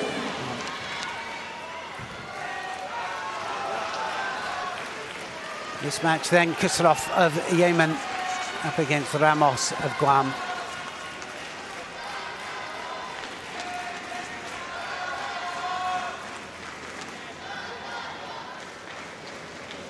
Now trying to do the Sangaku turn. I say Sangaku, he's a triangular on the arm first of all. Can he get the leverage over? And he'll try and turn him into the Osai Komi here. He might just take him the other way, and he does. Nice bit of change of direction. Nice to see a bit of groundwork there.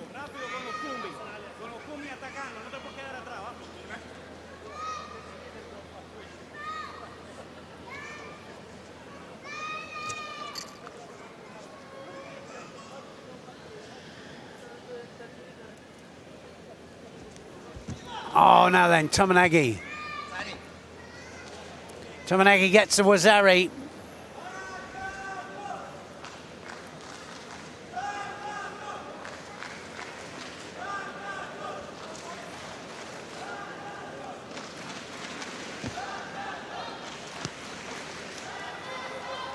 Ramos of Guatemala in trouble here.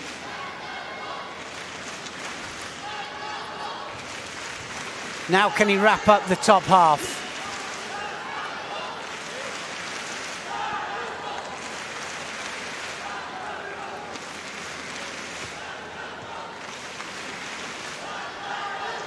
Going on for the arm now. Needs to apply the pressure. He was nearly on it then. Khusrov really taking the newaza to Ramos. Here's the Tominagi that scored. Takes him onto his side.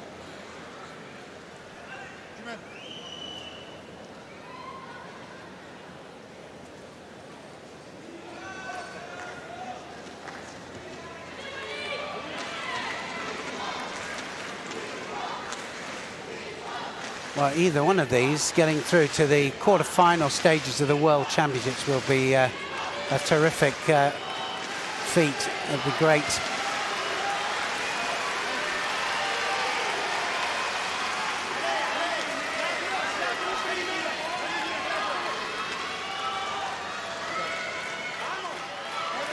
One Judo up to Ramos.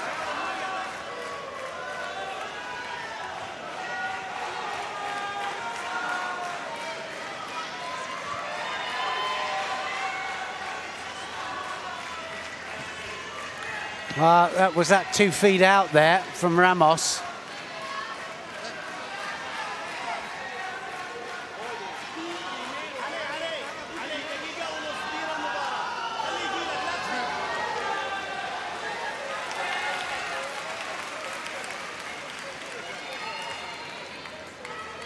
Kucherov just over a minute away from the quarter-final.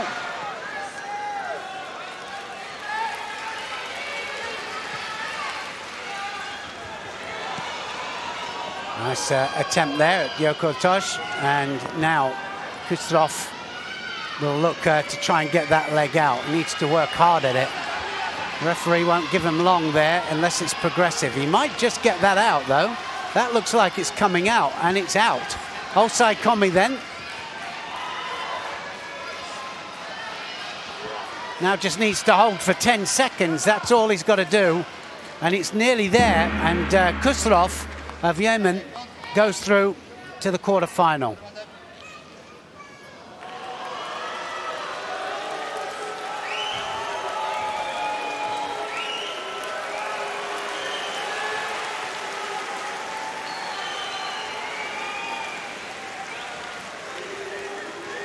Kucherov goes through, and it'll be Kucherov there against Smetov in that quarter-final match. He was in trouble there, wasn't he? Just needed to get that leg out. Tied up the top half as was expected, and then it was in the hold down. He already had a Wazari on the board, just needed to hold it for that little bit extra time. So, of course, now everybody is up on their feet here. Tanaki Funa of Japan, and here she is against Severnitsky of Hungary, sorry, and this should be a really tough match. It's certainly the hardest for Severnitsky of Hungary. Tanaki, though, on great form at the moment.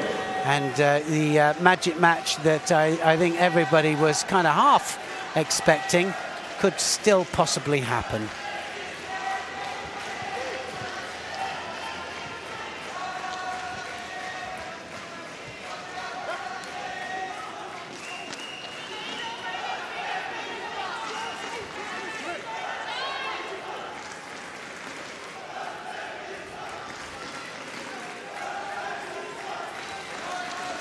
Tanaki Funa, at the moment, doing everything right.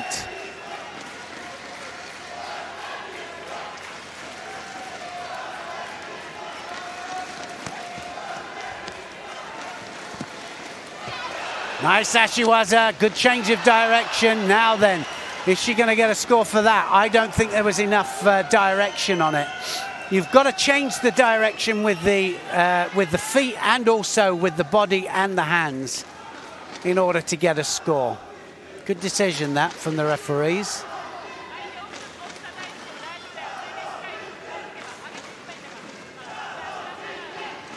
This to get through to the quarterfinals.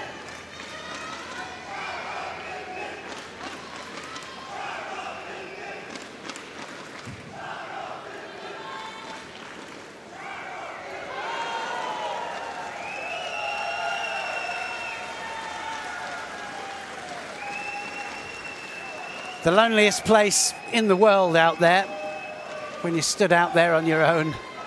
And it looks 10 times bigger, the place does, from out in the center.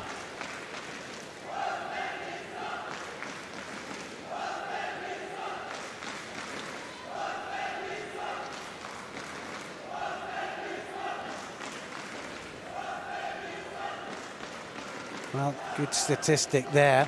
Total of ippons, 41 out of 53 matches. That's a really high percentage. And almost half of them on the ground. Well, that's a good statistic to take into consideration, because I like to think of our sport as 50-50 groundwork and standing. Not quite there yet, but we're working towards it.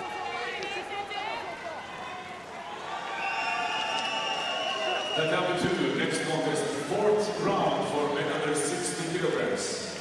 Welcome Judo in blue. Tanaki of Japan. World rank number 1, but she's not the world champion. Biladid is. Biladid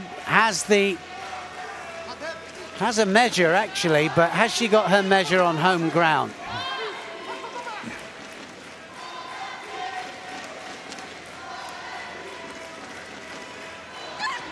Oh, nice. Beautiful Koshiguruma there. Sevenitsky there, getting better and better as she goes through. This might be a trouble place for her, because the Japanese very good at getting this leg out. If she can tie up the top half. Sevenitsky, she's holding on now. She's got to try and upset the balance. And she gets the hold down.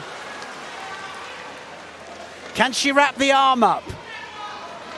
She's going to tie the arm off. And she's in the hold down. Tanaki, nice bit of newaza. Really a lovely bit of newaza. Look at the hips there. Look at the spread. And look at the balance that she has there.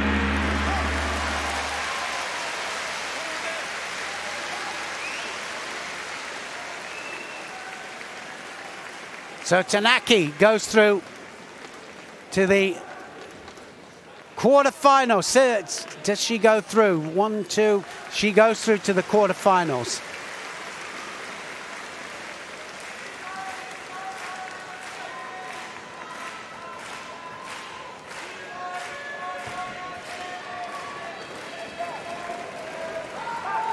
So the first quarterfinalist, Tanaki of Japan. Watch how she wraps this arm up, because this is a crucial point. She has to choose a moment. She controls the head first of Sevenitsky. Then she ties the arm off, pulls her back, and then she holds the very experienced Sevenitsky for an ippon. So the next match on, Nikolic of Serbia and Melanie Clement of France, her opponent. Look at how awkward she is. Clement there just hooks into the leg there and almost scores there with the Uchimata.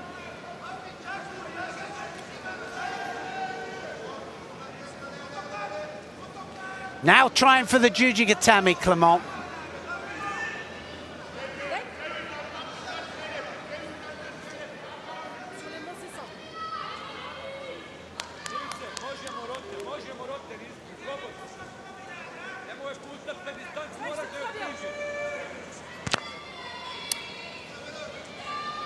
Well, Nikolic of Serbia will not stop coming forwards.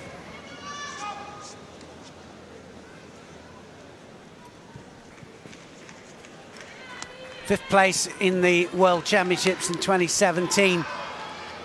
Nikolic, but she's having a good tournament here. Has she got that on? That's underneath the neck, that, and she's changed it to the Jujigatami. So now can she apply the pressure on? She'll need to really apply pressure. She's gone to the fingers there, and I'm not so sure she can do that. And you can't grip the fingers. You cannot. I'm surprised that the referee hasn't seen that.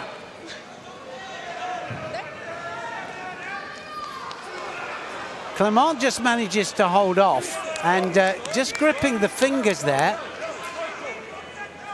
to pull the fingers back in order to get leverage shouldn't be allowed.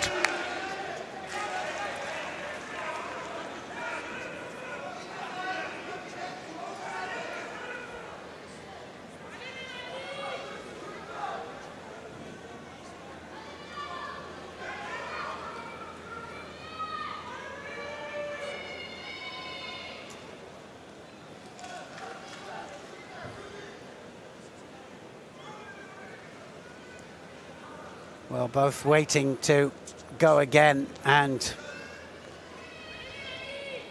they're both as awkward as each other, really, these two.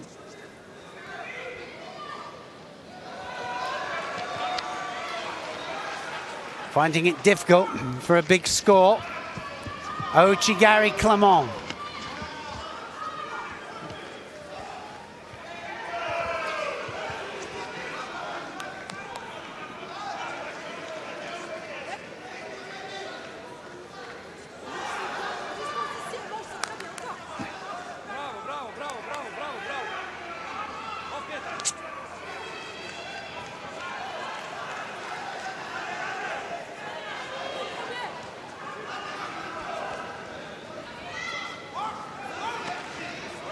So now Uchimata tries to change the direction. Nikolic.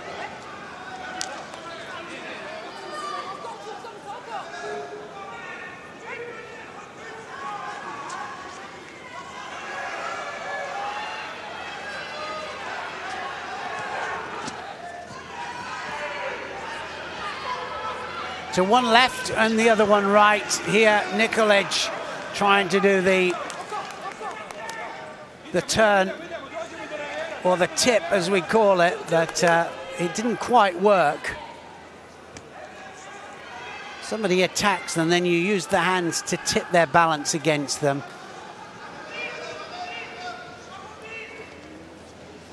I remember talking to Jean Ki-young, who's not mad keen on the tip. He doesn't like it very much at all. He likes traditional style judo.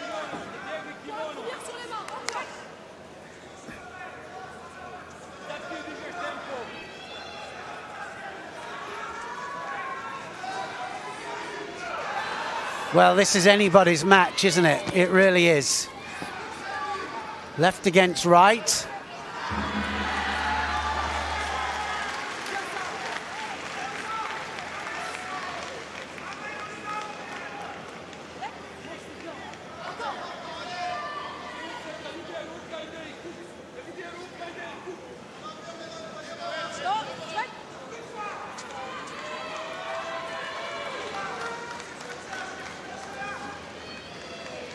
One penalty on there, up against for Nikolic, but still anybody's match here. Sleeve lapel, and Nikolic attacks off it. Next contest, fourth round for men under 60 kilograms. In blue, representing Kyrgyzstan, Kubanich Unu. In white for Mongolia, the former world silver medalist. Oh, that's going to be a score. That might just score it. Now, I'm not sure whether she landed it. For me, it wasn't a score, but they might just score that. They'll have a look at it, and Clement does get it. Well, I always think there's too much towards the front, but it landed on the side, and it was for 4 seconds still to go, and Clement steals the match. She goes through to the quarterfinals.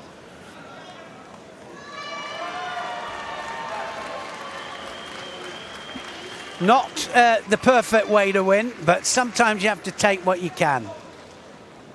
She'll go through to fight Tanaki in that quarterfinals.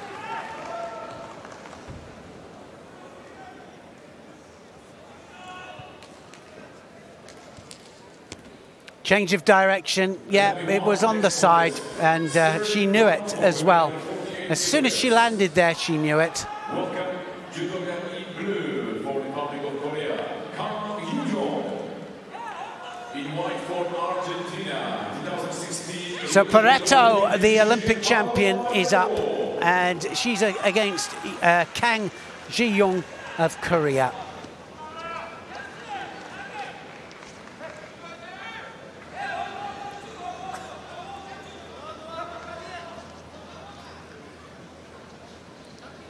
Second place in Paris in 2018. First place in Hohhot 2017.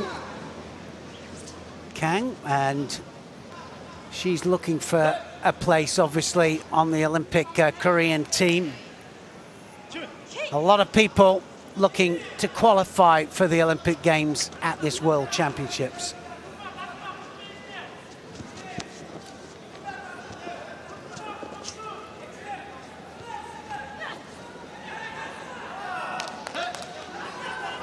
The Korean team, I've got to say, the Korean ladies team, who in the 80s were very, very strong. And then we had a little bit of a dip, and they're starting to come back now. They've got some world-class fighters.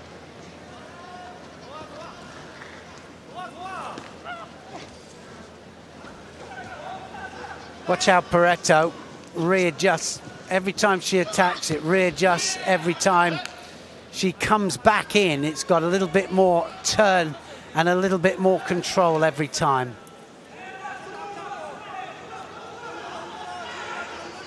Just plugs away.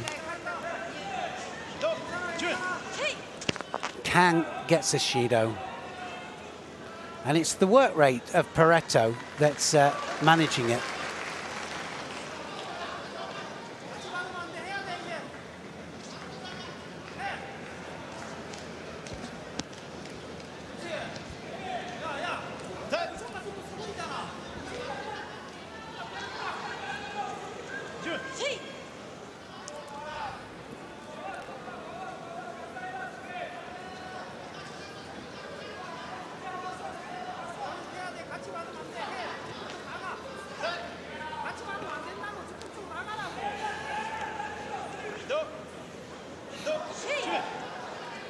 Second Shido up to Kang. Pareto gets one as well. No rotation whatsoever there for that Cianagi. There was for that one. That one was right the way underneath.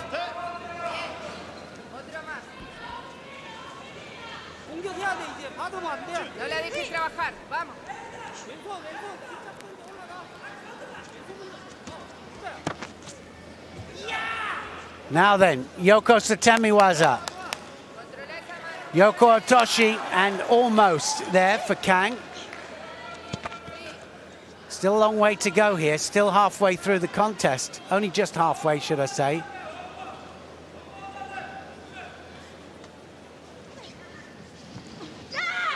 Now, was that against the arm? I thought that was against the arm. There's the Sorisuri Komigoshi there, the throw off the sleeves that goes against the arm. She was lucky that Pareto didn't make anything of that.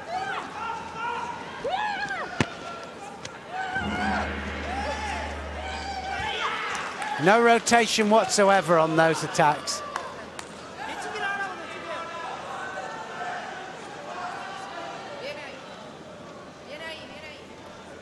Korean coach being told just to curb it a little bit.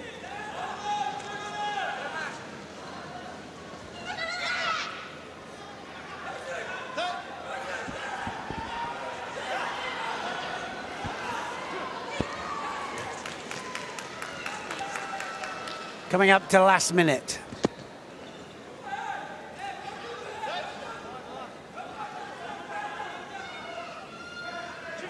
Still anybody's match, this.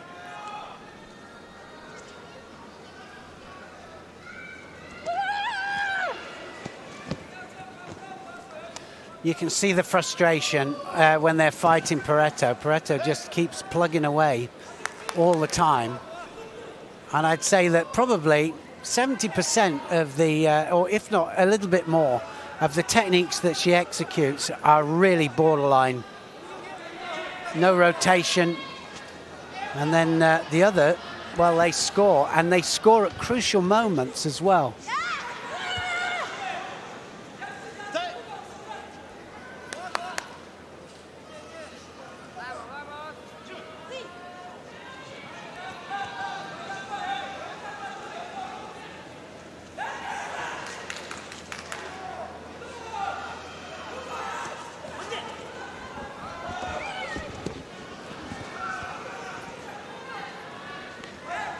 That's got to be a Shido, surely. Kang just dropped. Well, I'm really surprised there. World Championships, I'm surprised.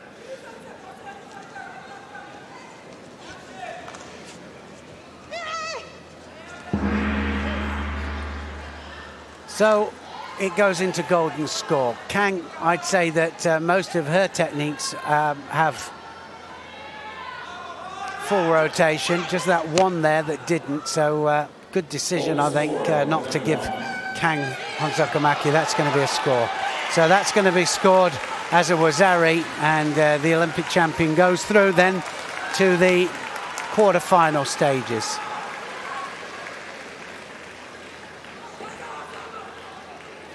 The percentages are in Paretto's favour. Just hit as many as you possibly can. One's going to pay off in the end.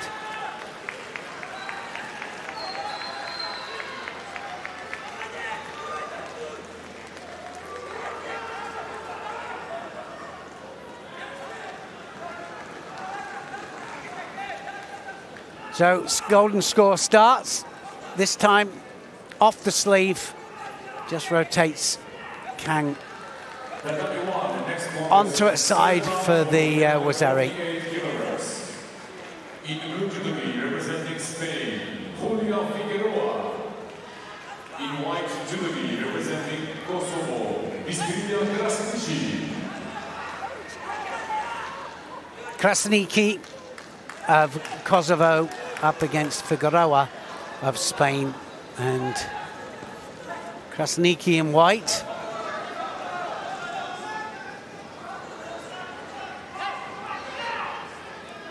So physically strong, but she's training partner, of course, of Kelmende.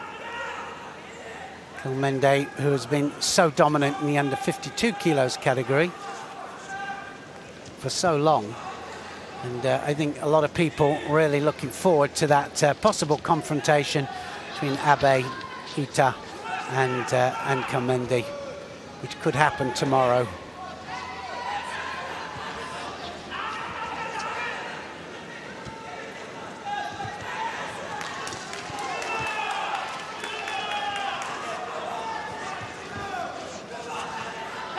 So physically, so much stronger, and you can see that. Figueroa just doing her best to defend it, gets a Shido for it as well. Hasn't gone on the board yet, but I think I saw her get it.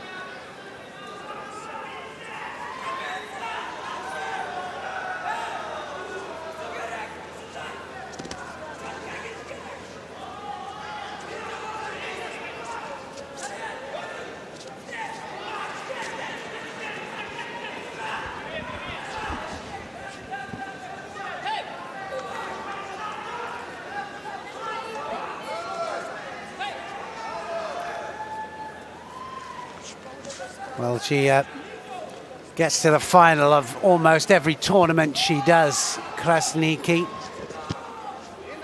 The World Masters in 2018 to first place, Antalya Grand Prix 2019 first place. Paris Grand Slam she came second. But certainly she is a major contender.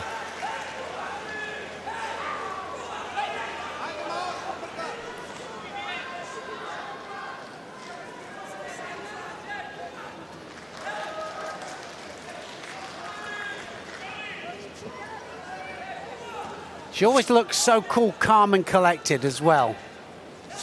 Knows exactly what she wants and then just waits her time. Something's going to happen. Oof, dearie me. Loaded up there.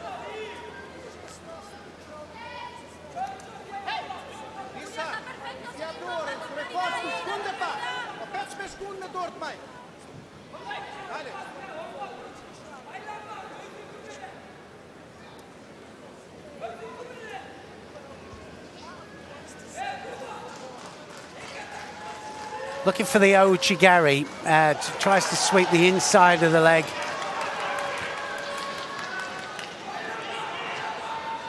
We're trying to hook the inside of the leg, but she changes as well. Sasai this time, and there's the Uchimata.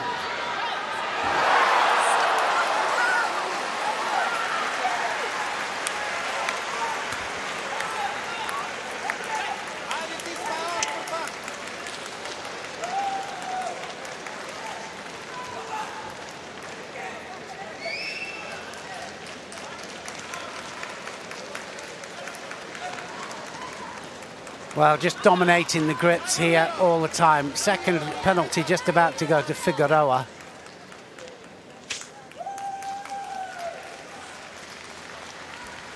So second one up, and now she's got it all to do.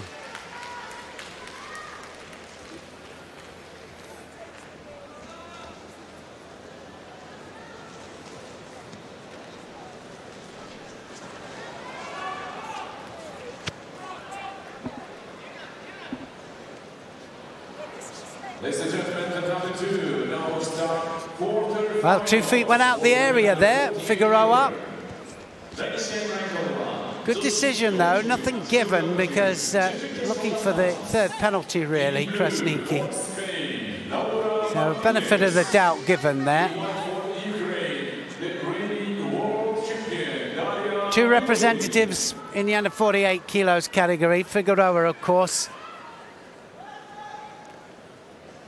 And of course Martinez, the other one, she's down fighting Biladid, the world champion at this very second.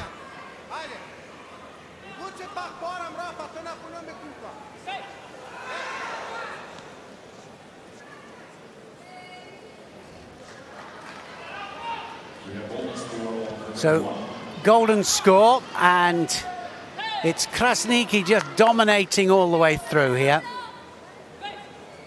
One more penalty up to Figueroa and it'll be all over.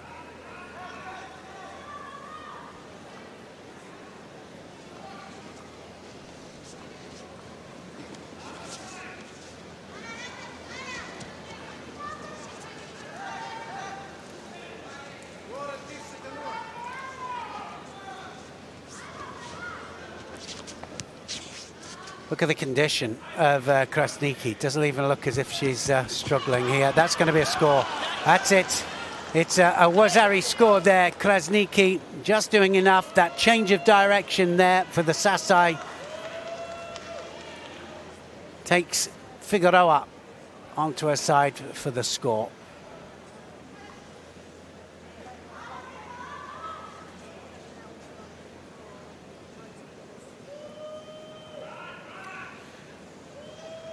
Pareto and Krasniki then in the quarter-final match.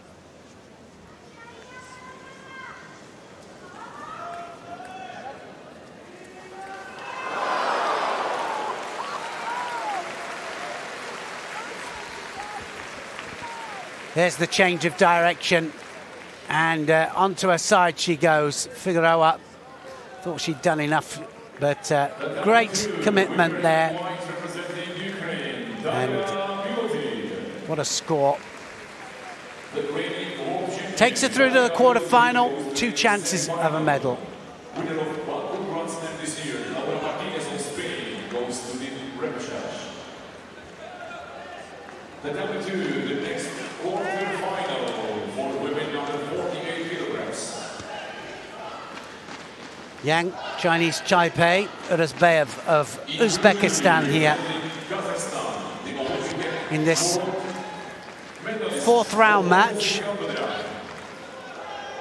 in white for Mongolia, the former world champion, the next 4th round contest for men under 60 kilograms, the W1, in blue for Uzbekistan. Oh, looks for the Sori Kumigoshi. Well, that was directly in for their Urazbayev then, just jumped directly in for the Juji. You can't do that. You've got to go throw first and then in for the Juji. Almost fortunate for him that he didn't get that.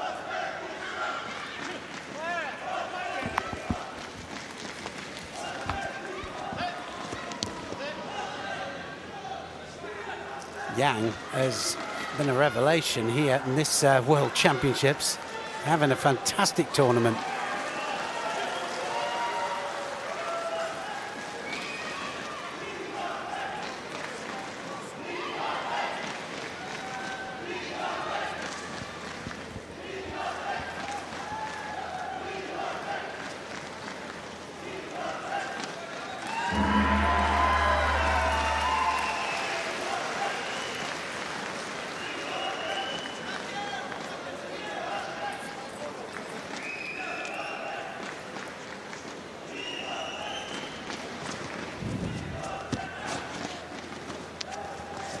There's the Sodisura Kumigoshi again. Oh, changed direction this time. He's definitely looking a little bit sharper here, Urazbayev.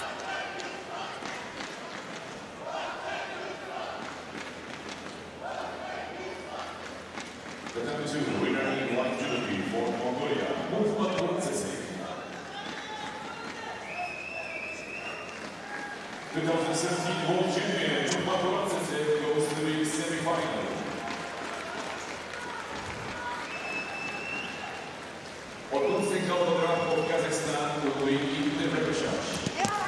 Nice driving Osodo there from Yang.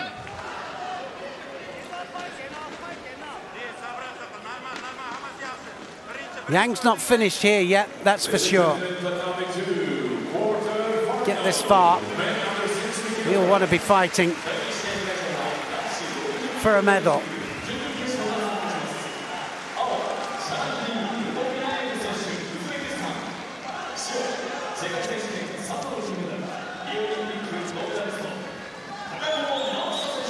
This will get him to the to the quarterfinals, sorry.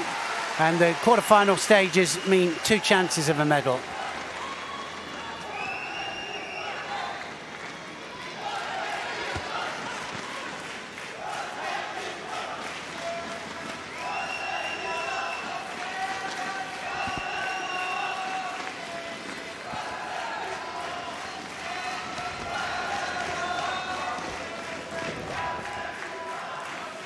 So a good match between these two, both opening up.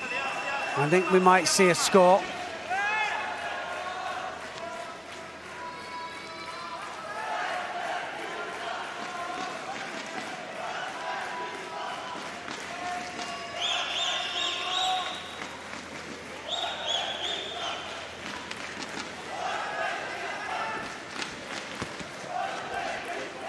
Quite have the control, did he, with the hands into the last minute.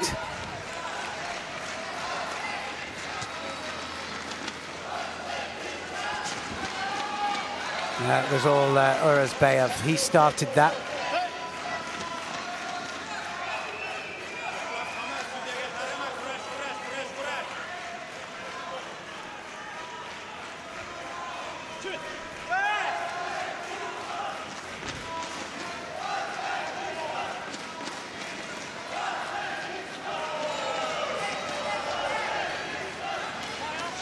Well, he's looking for the Seoinage all the time, Yang. Looking for the opportunity.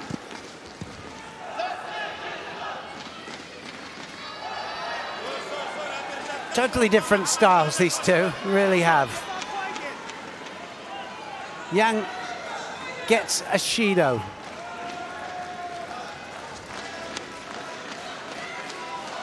Judo for not attacking at the right time.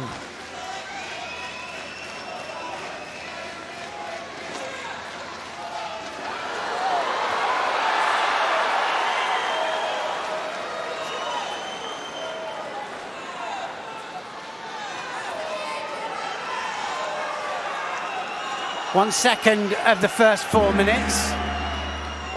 Now into golden score. Any score now.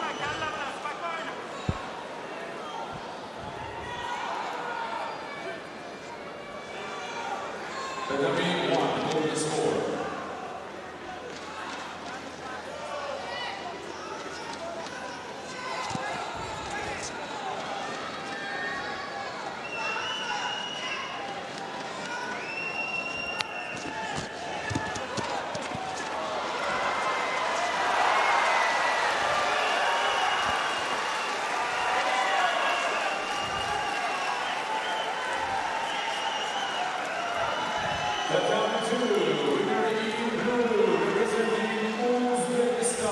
Well, anybody's match. This is really anybody's match. It could go either way. Both trying to get the inside grip.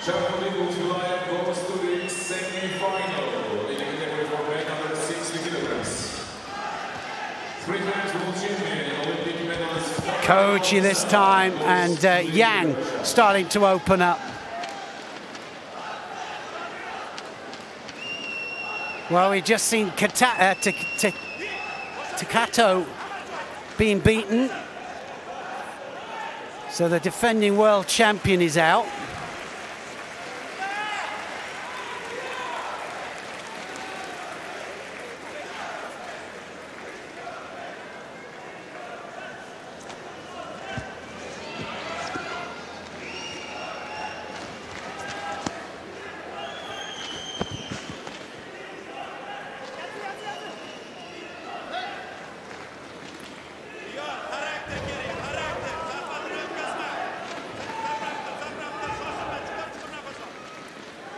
Well, still time. This could go either way.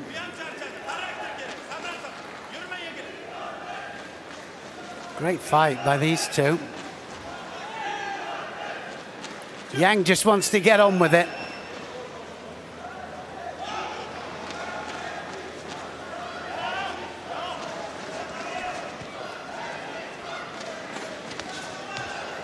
Oh, Ashiwaza! Beautiful Ashiwaza there by Yang. What a technique that was. Under pressure, 1 minute 33 into golden score. And wow, double Ashiwaza, and Yang is through. He goes through to the quarterfinals, and that was absolutely brilliant. What a tournament Yang is having.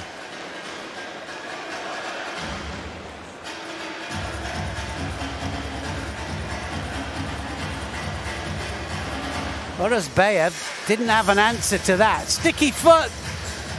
Ashiwaza. Jason Morris out there. It still works.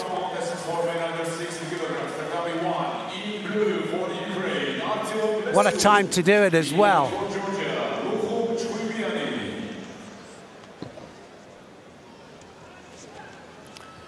So he will fight the winner of this. Chikvamiani of Georgia here against Leszuk of Ukraine. Now, can he get that turnover going? We've seen this a lot, haven't we? Where they wrap up the arm, backflip into the Osai Komi.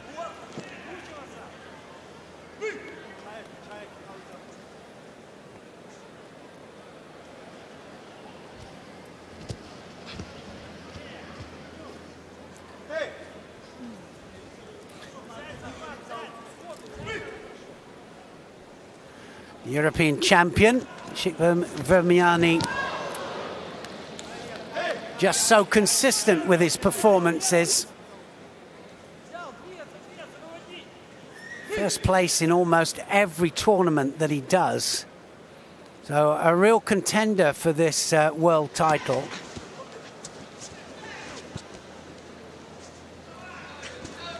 But there were two Georgians in this tournament.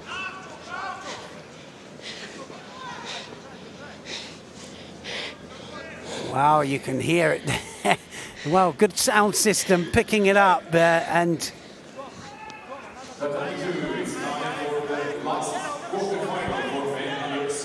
well, you can hear the heavy breathing. Welcome to Judo in blue for Kyrgyzstan. In white for Kazakhstan. Oh, now then. That was close. Leszuk just has not read the script, I'm afraid. Not going to give up.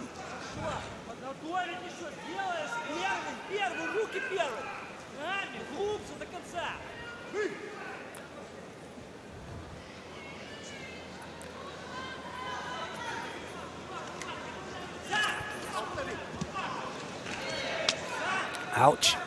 Well, Chikvamiani there. Didn't bat an eyelid on it. Oh! And again he comes in. Leszuk. Wow. So Leszuk absolutely taking the fight to the Georgian.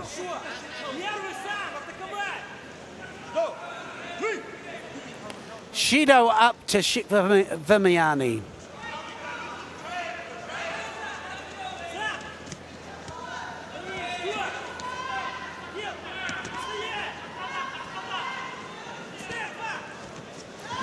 Sianagi again, and Leszczuk really doing a great job here.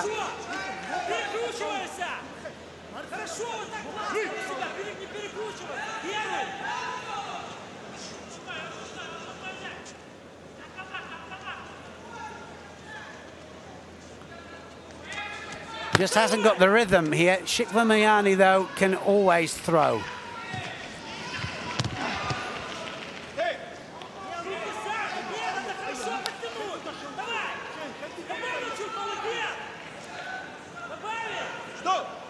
Second Shido, I didn't think he should have got that. I thought the other one was an attack.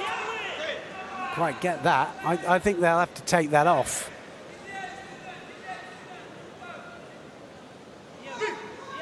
Oh no, he gets it. Second penalty up to the Georgian then. Shikvamiani, I thought he was doing just enough. So now something's going to happen here. Here we go. Here's the counter. Is it going to happen here? Somebody's going to go.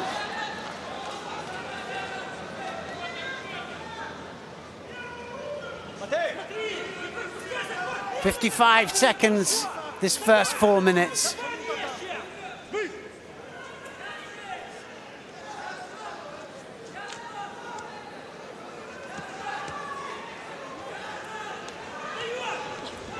Oh, no-handed. That's going to be a Shido. Wow, he hasn't got it.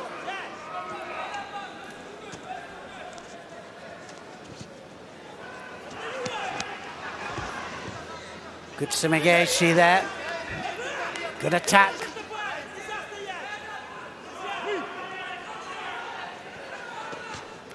Now, arm over again. Great work rate here by the Ukrainian.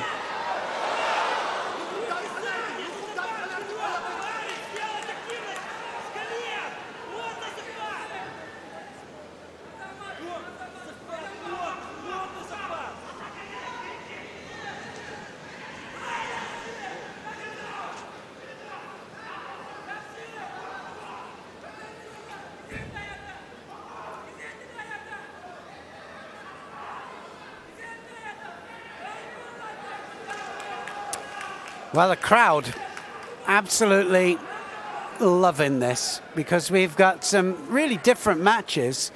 It has to be said that it's not just about big Ippon stuff, although we love to see that, but there's some good matches as well. Some good tactical fights and some good hard fights as well.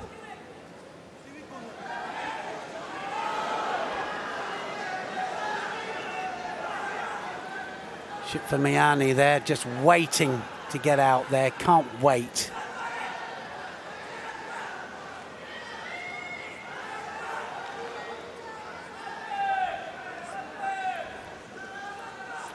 Another great statistic, almost all of his scores here in contests.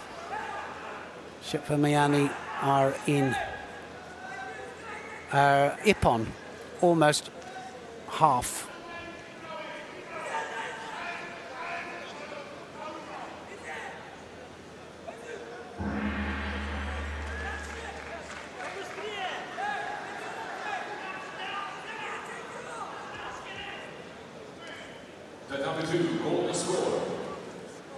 So this is always the difficult part because you have to wait till the opponent comes on. If it's blood, you can only come off, well, twice, and then it's Honsokamaki. They'll disqualify you.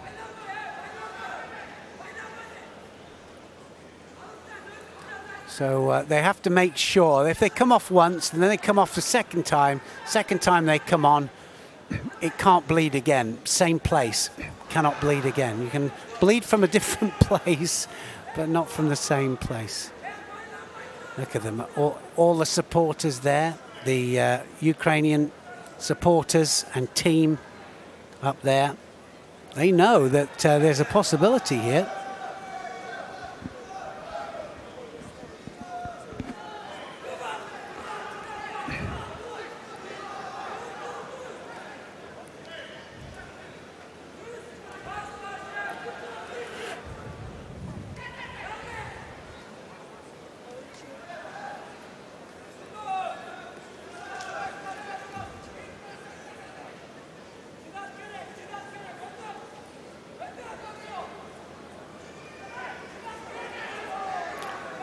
Still young, Shikvamiani, just 26 years of age.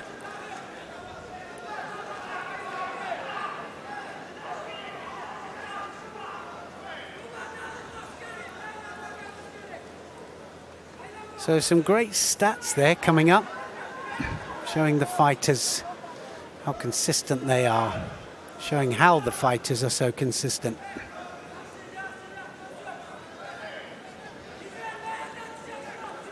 So I suspect we're going to see that the mummified body of his opponent coming out, because they'll need to stop the blood. And if they don't, then he could lose this this match. So he's going to come out all bandaged up, and hopefully it will stem the blood. They'll be able to do it in between the next contest, because obviously when the heart's pumping, it's still pumping the blood out. So once his heart rate comes down, they'll be able to stem the blood. So here he is. And I was right. There he is. Bandages everywhere. And he's still taking the fight. Oh my goodness, that was close.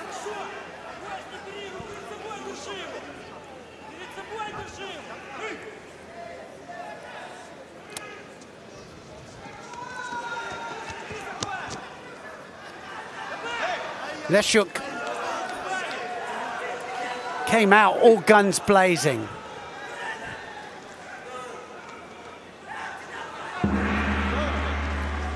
Shikvamiani, last attempt at Ouchi there, and that's starting to slip off that bandage. He's got to pray that it doesn't come off. Be a terrible way to lose to get through to the quarterfinals of the World Championships. Could you imagine?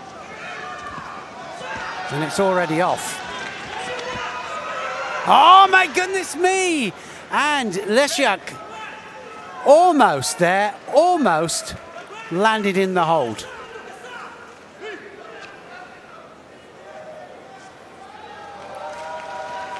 So uncomfortable. This must be really uncomfortable for him. Now then, oh, it's all over.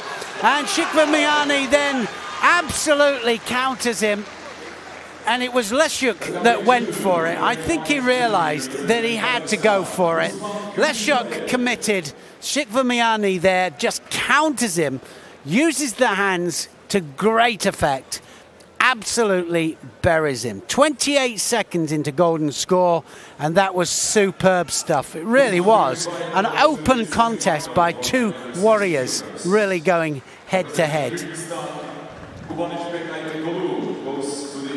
We'll just have a quick look at the replay, then I'm going to hand you over to Sheldon, who's just going to take us through the next couple of contests. Look at that massive commitment there from Leszczuk, and Leszczuk there just gets taken back. How pleased does he look? And he should be, because that was really, really close. Great match. I'm going to hand you over to Sheldon. He's going to take us through the next couple of matches.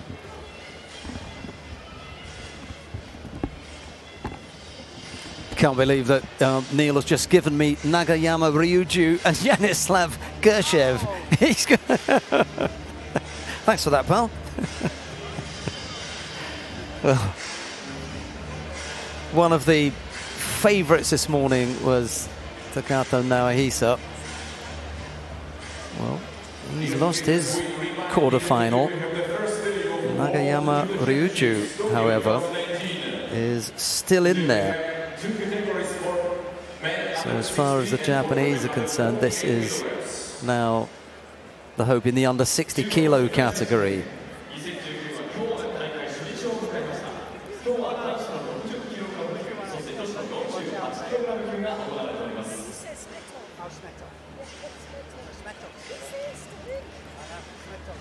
Once again, the opening ceremony today, 6:25, and the fight clock will start at 7 p.m. Takata Naohisa lost out to Sharafuddin Lutfelayev in their quarter-final. Uzbek making his way into the semi-final. He's going to face Guzman Kyrgyzbayev of Kazakhstan, who had an absolutely brutal battle with Kumbanchibek Aybek Ulu of Kyrgyzstan. What a matchup that was. That went into golden score. About 4 minutes 20 into golden score. We come back now to the present contest. That's Nagayama in the white judogi, Gershev in blue. This for a place in the quarter-final in Pool B of the under 60 kilo categories. There's still a little bit of work to be done here. The first of the quarter-finals is Yang Yongwei of Chinese Taipei. He'll be up against Chukwumiani of Georgia. And then the winner of this contest will face Yeldos Smetov of Kazakhstan or Ali Kushrov of Yemen.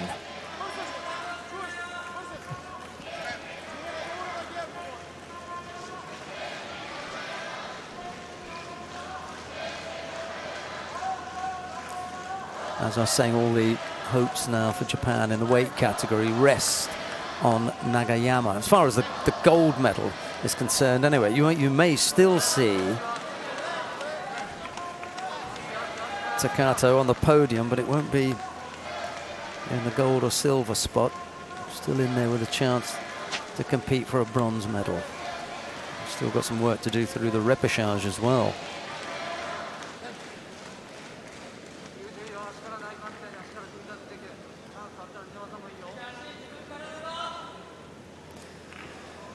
Gershev already showing the bruises from earlier contests.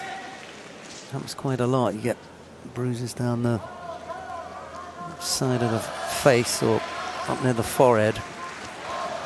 Gershev has got a few already. He's picked up single shidos. He tries to go left-sided for Yoko Tomoinagi. But Nagayama is up to defending against that. And he also fends off the attempt to drag him into Newaza.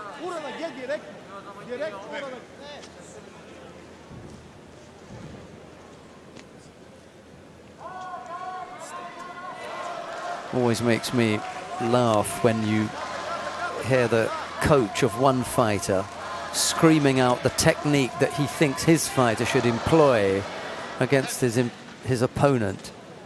It's doubly funny on this occasion because you've got the Bulgarian coach screaming out to his fighter the technique in Japanese that he should employ against Nagayama. So there's no secret there then.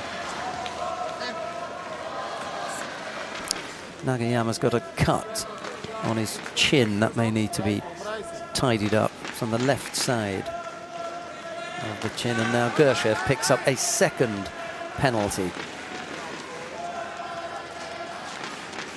Oh, there are 3 penalties on the board. It hasn't been that kind of contest. A slightly desperate looking lunge there on the left side from Gershev, but Nagayama was moving away from him, so no chance of catching him with that.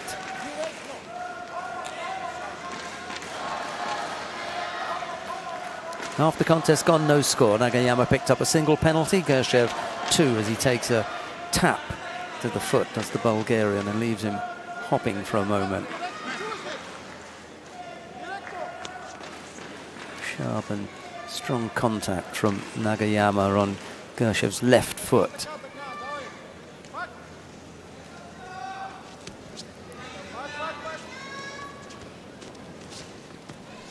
Gershev a little boxer-like, dipping the head, trying to avoid that right arm that Nagayama wants to throw over and take the collar high up. Yeah, it was going to need to be tidied up. I suppose Nagayama's unaware of exactly why. Now he's just realized, just touching the face there and realizing that things need to be tidied up. Gershev looking a little bit worse for wear as well. You can see that bruising down the right side, down the left side of his face. And a nice Nice list of graphics there. Thanks very much for that. For those of you who like the percentages.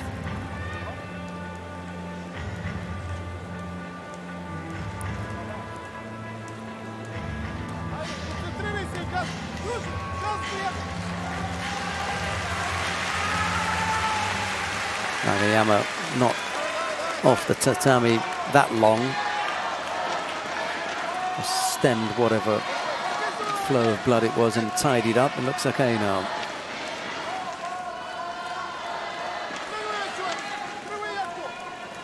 The referee called mate there after Gershev took a poke to the eye. Sonagi, but Gershev managing to avoid going over for Ippon, but gives up Wazari.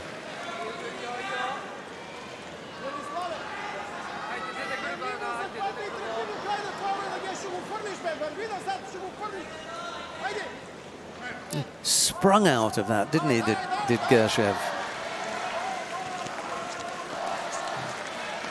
Wazari on the board for Nagayama inside the last minute. A few nervous-looking Japanese fans there, not quite sure why they're that nervous. Nagayama has a good lead here with 40-odd seconds left to go. He hasn't been threatened by Gershev, but I suppose I'm looking at it from a slightly different point of view. I'm not nervous at all. Almost came up with the Ashiwaza there, did Nagayama. 20-odd seconds left to go. Gershev has to open up now if he's to have any chance of staying in the competition.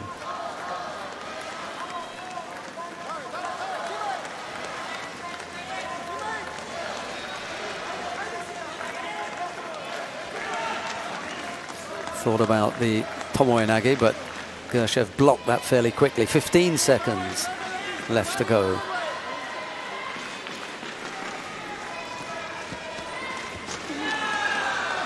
No, he can't claim that. Time for one attack. 6 seconds left to go. But Gershev, he tries to throw one in here.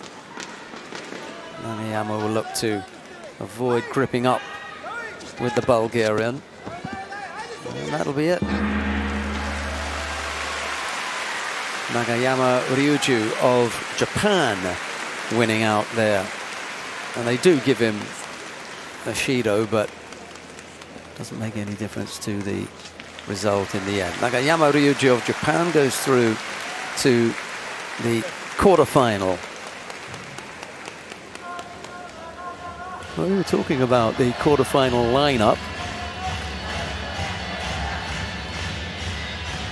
Nagayama is into that quarterfinal now, and he'll face the winner of the upcoming contest, and that's between Yildiz Smetov of Kazakhstan and Ali Khusrov of Yemen. Khusrov overcame Jose Ramos of Guam in the previous round, and Benardine Salatsala of Cameroon.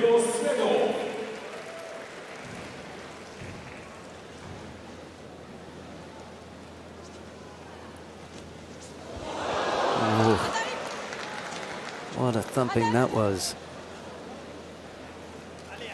Might want to have a look at this. No.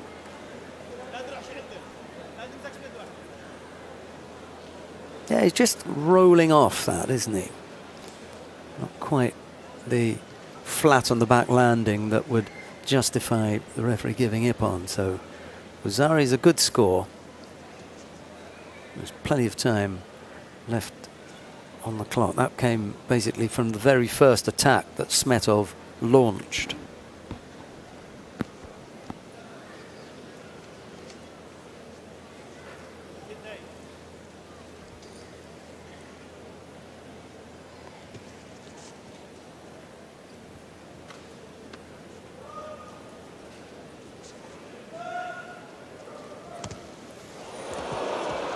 He's caught him again there. Too many weapons, Yildiz Smetov, for Ali Khusrov to defend against. been a nice run from the man from Yemen, but it's Yildiz Smetov, Kazakh fighter, who goes into the quarterfinal. We were saying that his quarterfinal opponent would be Nagayama Ryuju of Japan.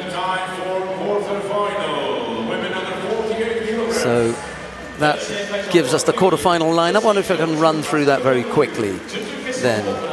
Yang Yongwei of Chinese Taipei will face Luhumi Chukvimiani of Georgia. It'll be Nagayama Ryuju of Japan to face Yildiz Smetov of Kazakhstan. And then the semi-final lineup in the lower half of the draw is Sharafuddin Lutfillayev of Uzbekistan to go up against Guzman Kyrgyzbayev of Kazakhstan. On the mat now, quarterfinal between Tanaki Funa of Japan. She's up against Melanie Clement of France. Tanaki in the white judogi, Clement in blue.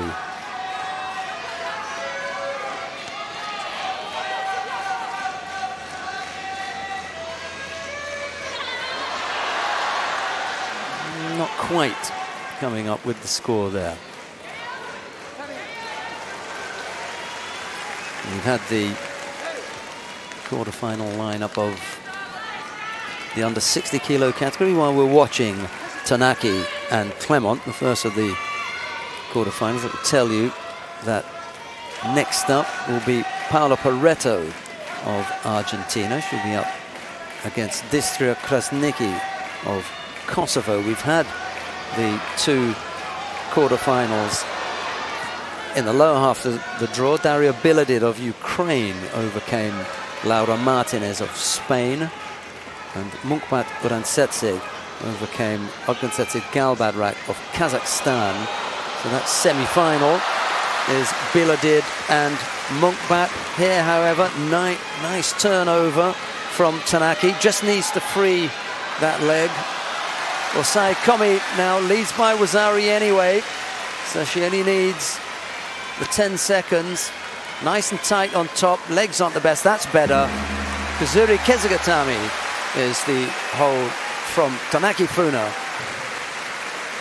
And it's Tanaki Funa who makes her way into the semi-final, much to the delight of the Japanese crowd as well. Just the one entrant in the under 48 kilo category, Tanaki. It was decided that there wasn't room for any of the other Japanese challengers. They've left it up to Tanaki to do the job. And up to this point, she has not disappointed. Semi-final place at the moment for Tanaki. We'll find out who her opponent is from the upcoming contest between Paula Pareto of Argentina. She goes up against Distra Krasniki of Kosovo. It's Pareto in the white judogi, Krasniki in blue. The winner, as I say, to face Tanaki Funa in the semi-final.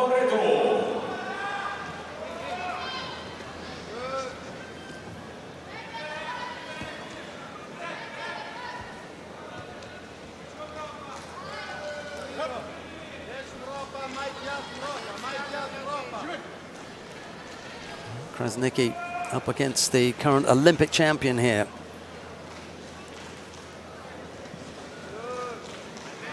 But to be honest, it could look from the contest to be the other way around. Krasniki looks the stronger, more dominant of the pair, and Pareto picked up a penalty.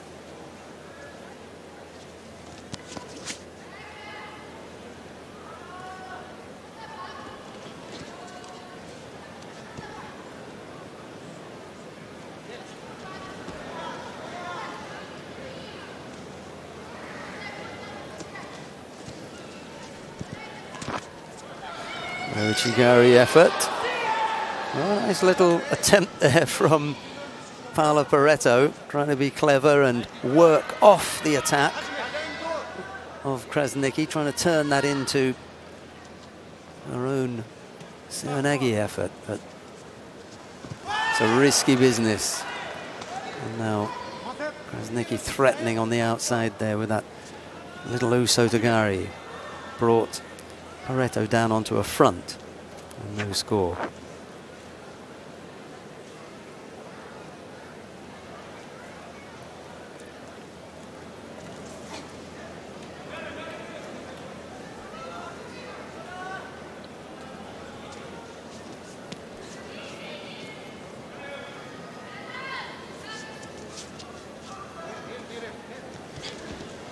Thought about the Uchimata and then just bailed at the end.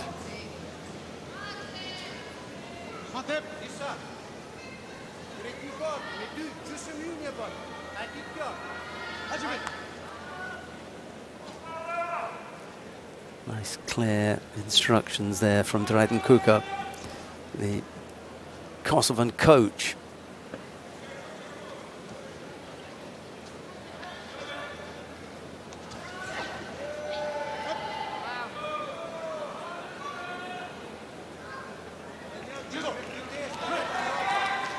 Pareto picked up a second penalty.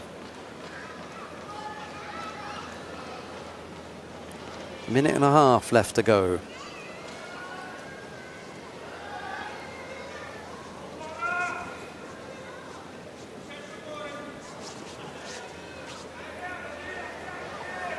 Not the strongest of the attacks that we've seen from Pareto so far, but Krasnicki cleverly just keeping enough distance between her and her opponent to make sure that she doesn't come under any real serious threat.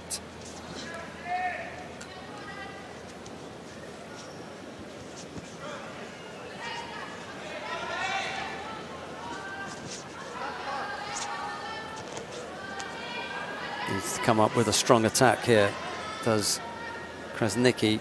She's had the dominant grip on a couple of occasions, but failed to put in an attack. Well, one of the reasons is for that stiff left arm that you can see Pareto sticking into the right side of Krasnicki's body, trying to make sure that she can't turn in with any real power.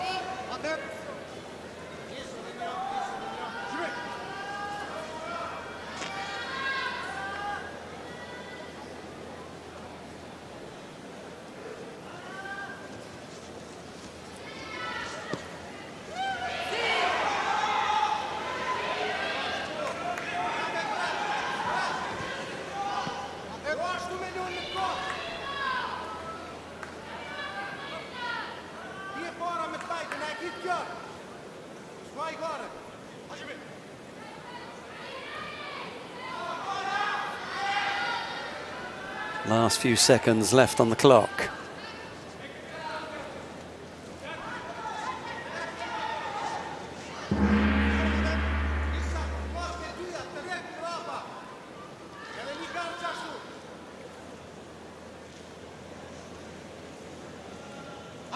Well, we haven't been able to sort this out in regulation time, so a period of golden score is required to try and find a winner.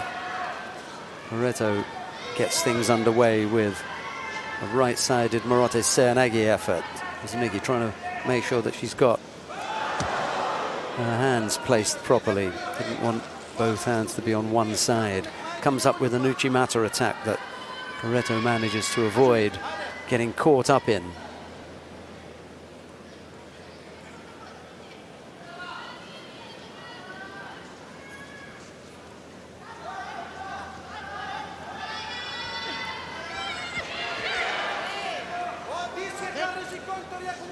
Well, she has had some reasonable attacks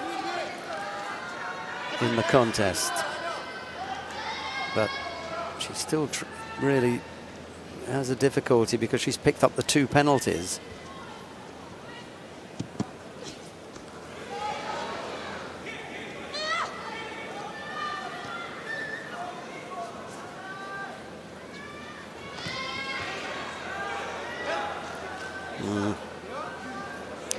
Tactically, Krasnicki's got to be careful here. I was going to say, because if she's not careful, she will pick up a penalty, and so she did. Didn't take a lot of working out to do that. That was what was coming, given Paretto's tactics, not just in this contest, but generally just about doing enough to make sure that they count as attacks without really running any risk of getting countered.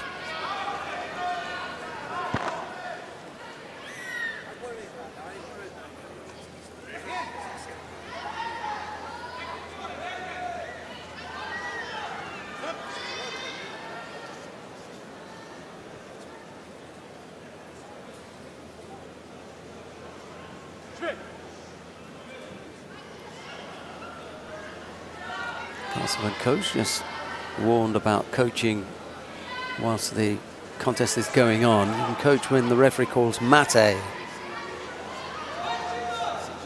Obviously the referee felt that Councilman coach had infringed on that particular rule. Had 2 minutes of golden score so far.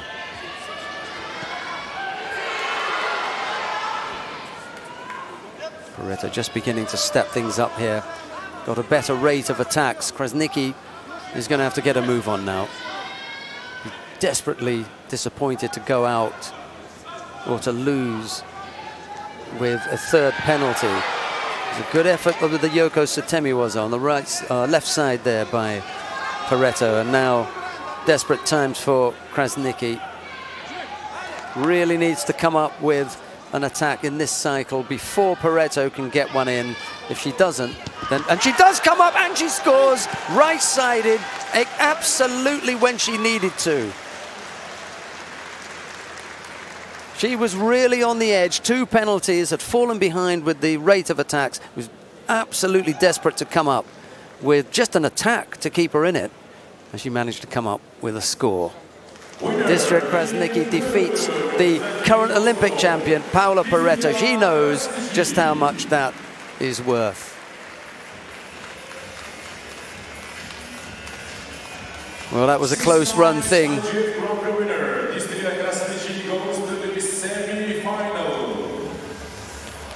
That was a close run thing.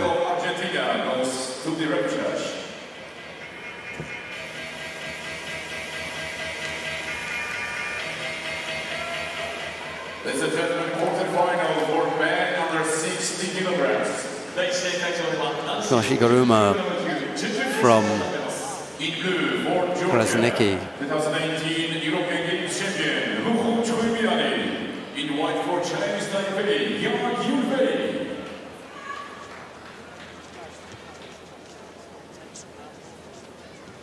Well, the quarter-final contest on mat number 1 at the moment features Yang Yongwei of Chinese Taipei. He's up against Luhumi Chukvimiani of Georgia. It's Yang in the white judogi, Chukvimiani in blue.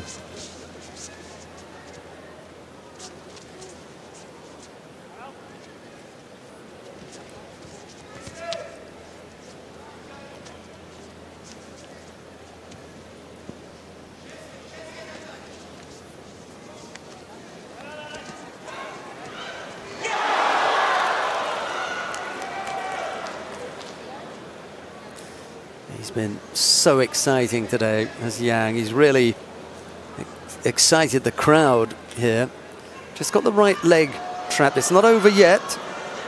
Yeah, that's better. Now the feet are locked. It's still not over for Chukvimiani. Needs to drop that left hand and on the right leg, just keep him down. Couldn't do it.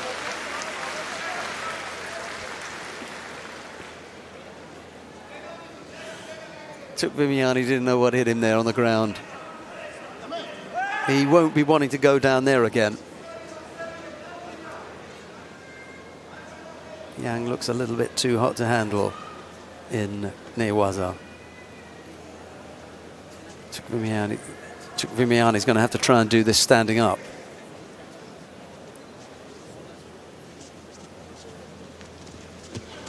Right-sided, low Tayatoshi. Chukwuemeka stepped over that.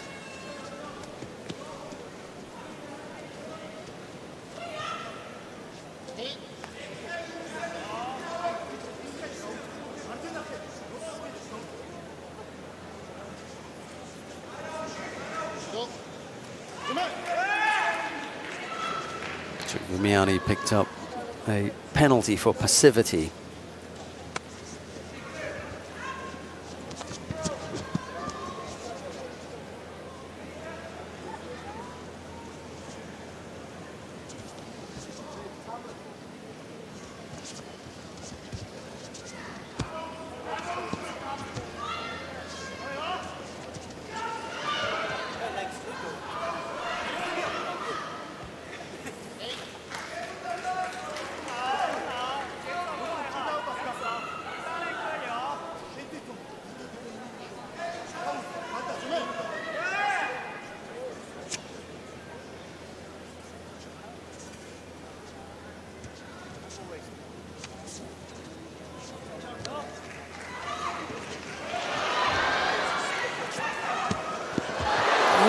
That was close.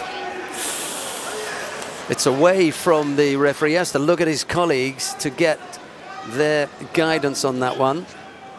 And they give the nod for Wazari. Chukwuemeka leads by Wazari with a little over a minute left to go.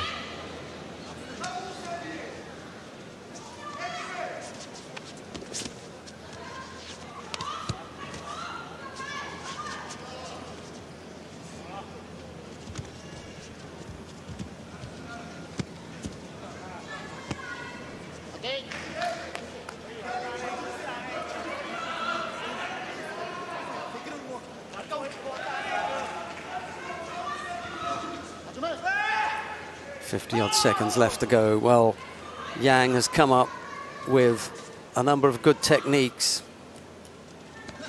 up to this point. He's going to need to dig even deeper here and come up with a score to either tie things up. Oh, that was so nice. Nice piece of footwork. Unfortunately for Yang, not coming up with a landing that would give him the score.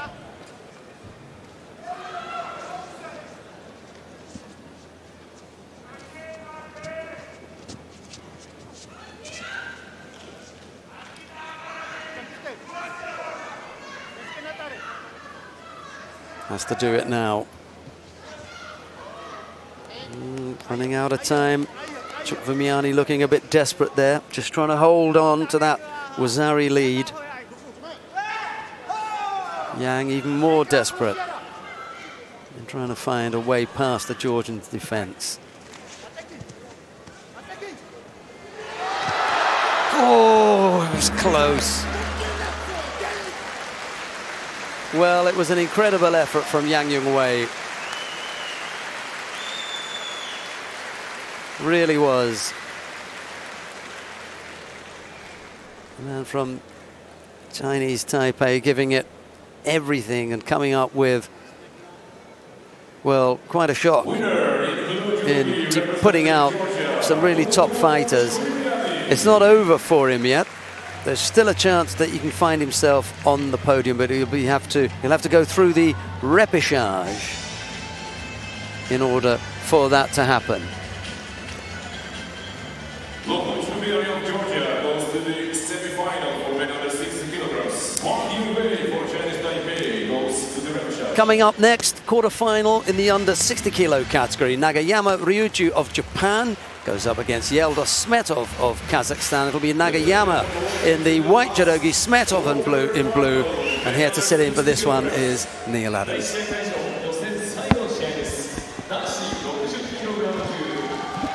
Wow, it's really starting to heat up in this stadium. I can tell you there's some of the matchups now.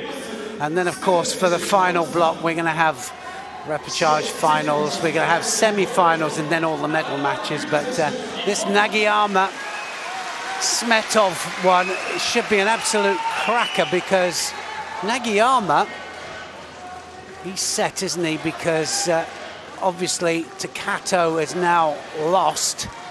So he can kind of see it there, but Smetov is on great form as well. And it's not finished for him. He'll have something to say. He can throw anybody, Smetov.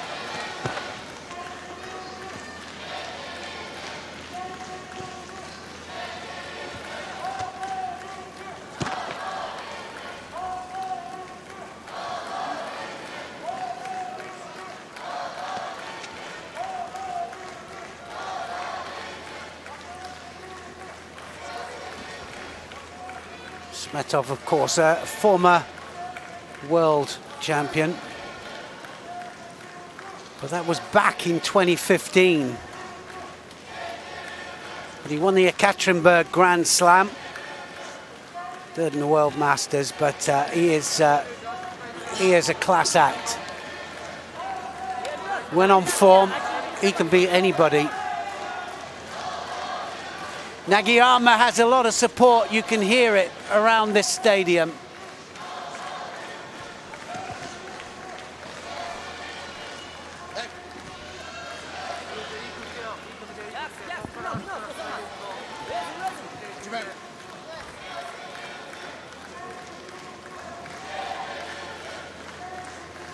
This is one of those kind of matches where they'll hook up to each other and they'll feel the danger. They can feel it straight away as soon as they grip each other.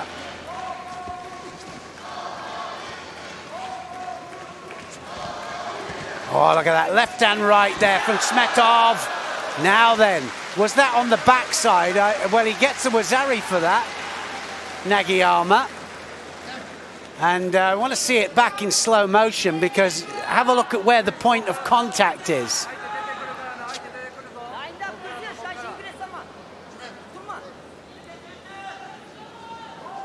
Well, he drives him down, gets the score for it. Just about makes contact with the side. Nagiyama in.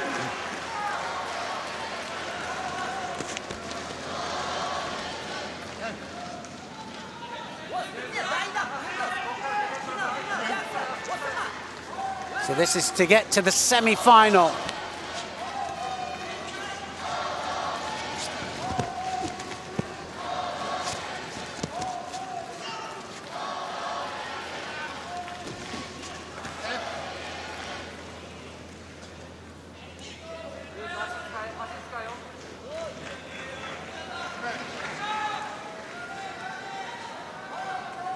Well, this will be to fight Vermiani of Georgia in the semi-final.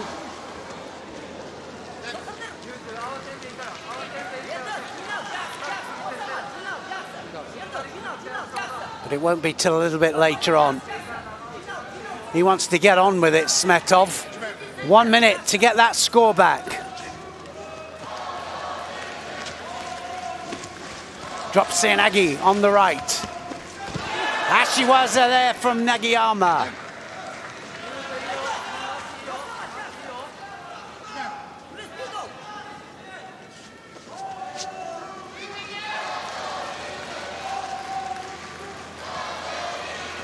Looking for the Ashiwaza, now the Seoinage, that's it, it's going to be all over.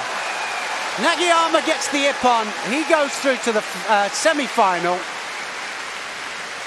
Been on great form, I have to say. Just been on terrific form all day. What a route through he's had. Nagiyama beat Gerchev, Bulgaria, in the last round. Beat Plafke of Germany. Kim of Korea. And, well, he had a bye through to the second round, so... at the end of it, it'll only be 5 matches instead of 6, but it's the manner in which he does it. Nagiyama, the winner by ippon.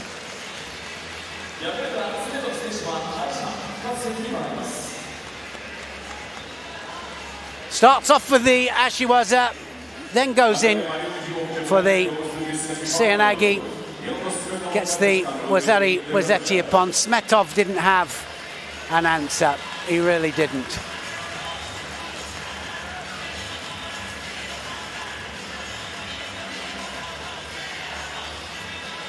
Wazari Rossetti upon, actually, in the end, to Wazari's. But takes him through. Well, that wraps it all up for this morning's first session here in Tokyo. It's been an absolutely amazing day's judo, as expected. We didn't expect anything else. It's been absolutely our pleasure. Sheldon, Loretta and myself. We're looking forward to tonight's final block, and we're going to have the repechage finals. We're going to have the semi-finals first of all, repechage finals, and then we're going to finish off with all the medal matches.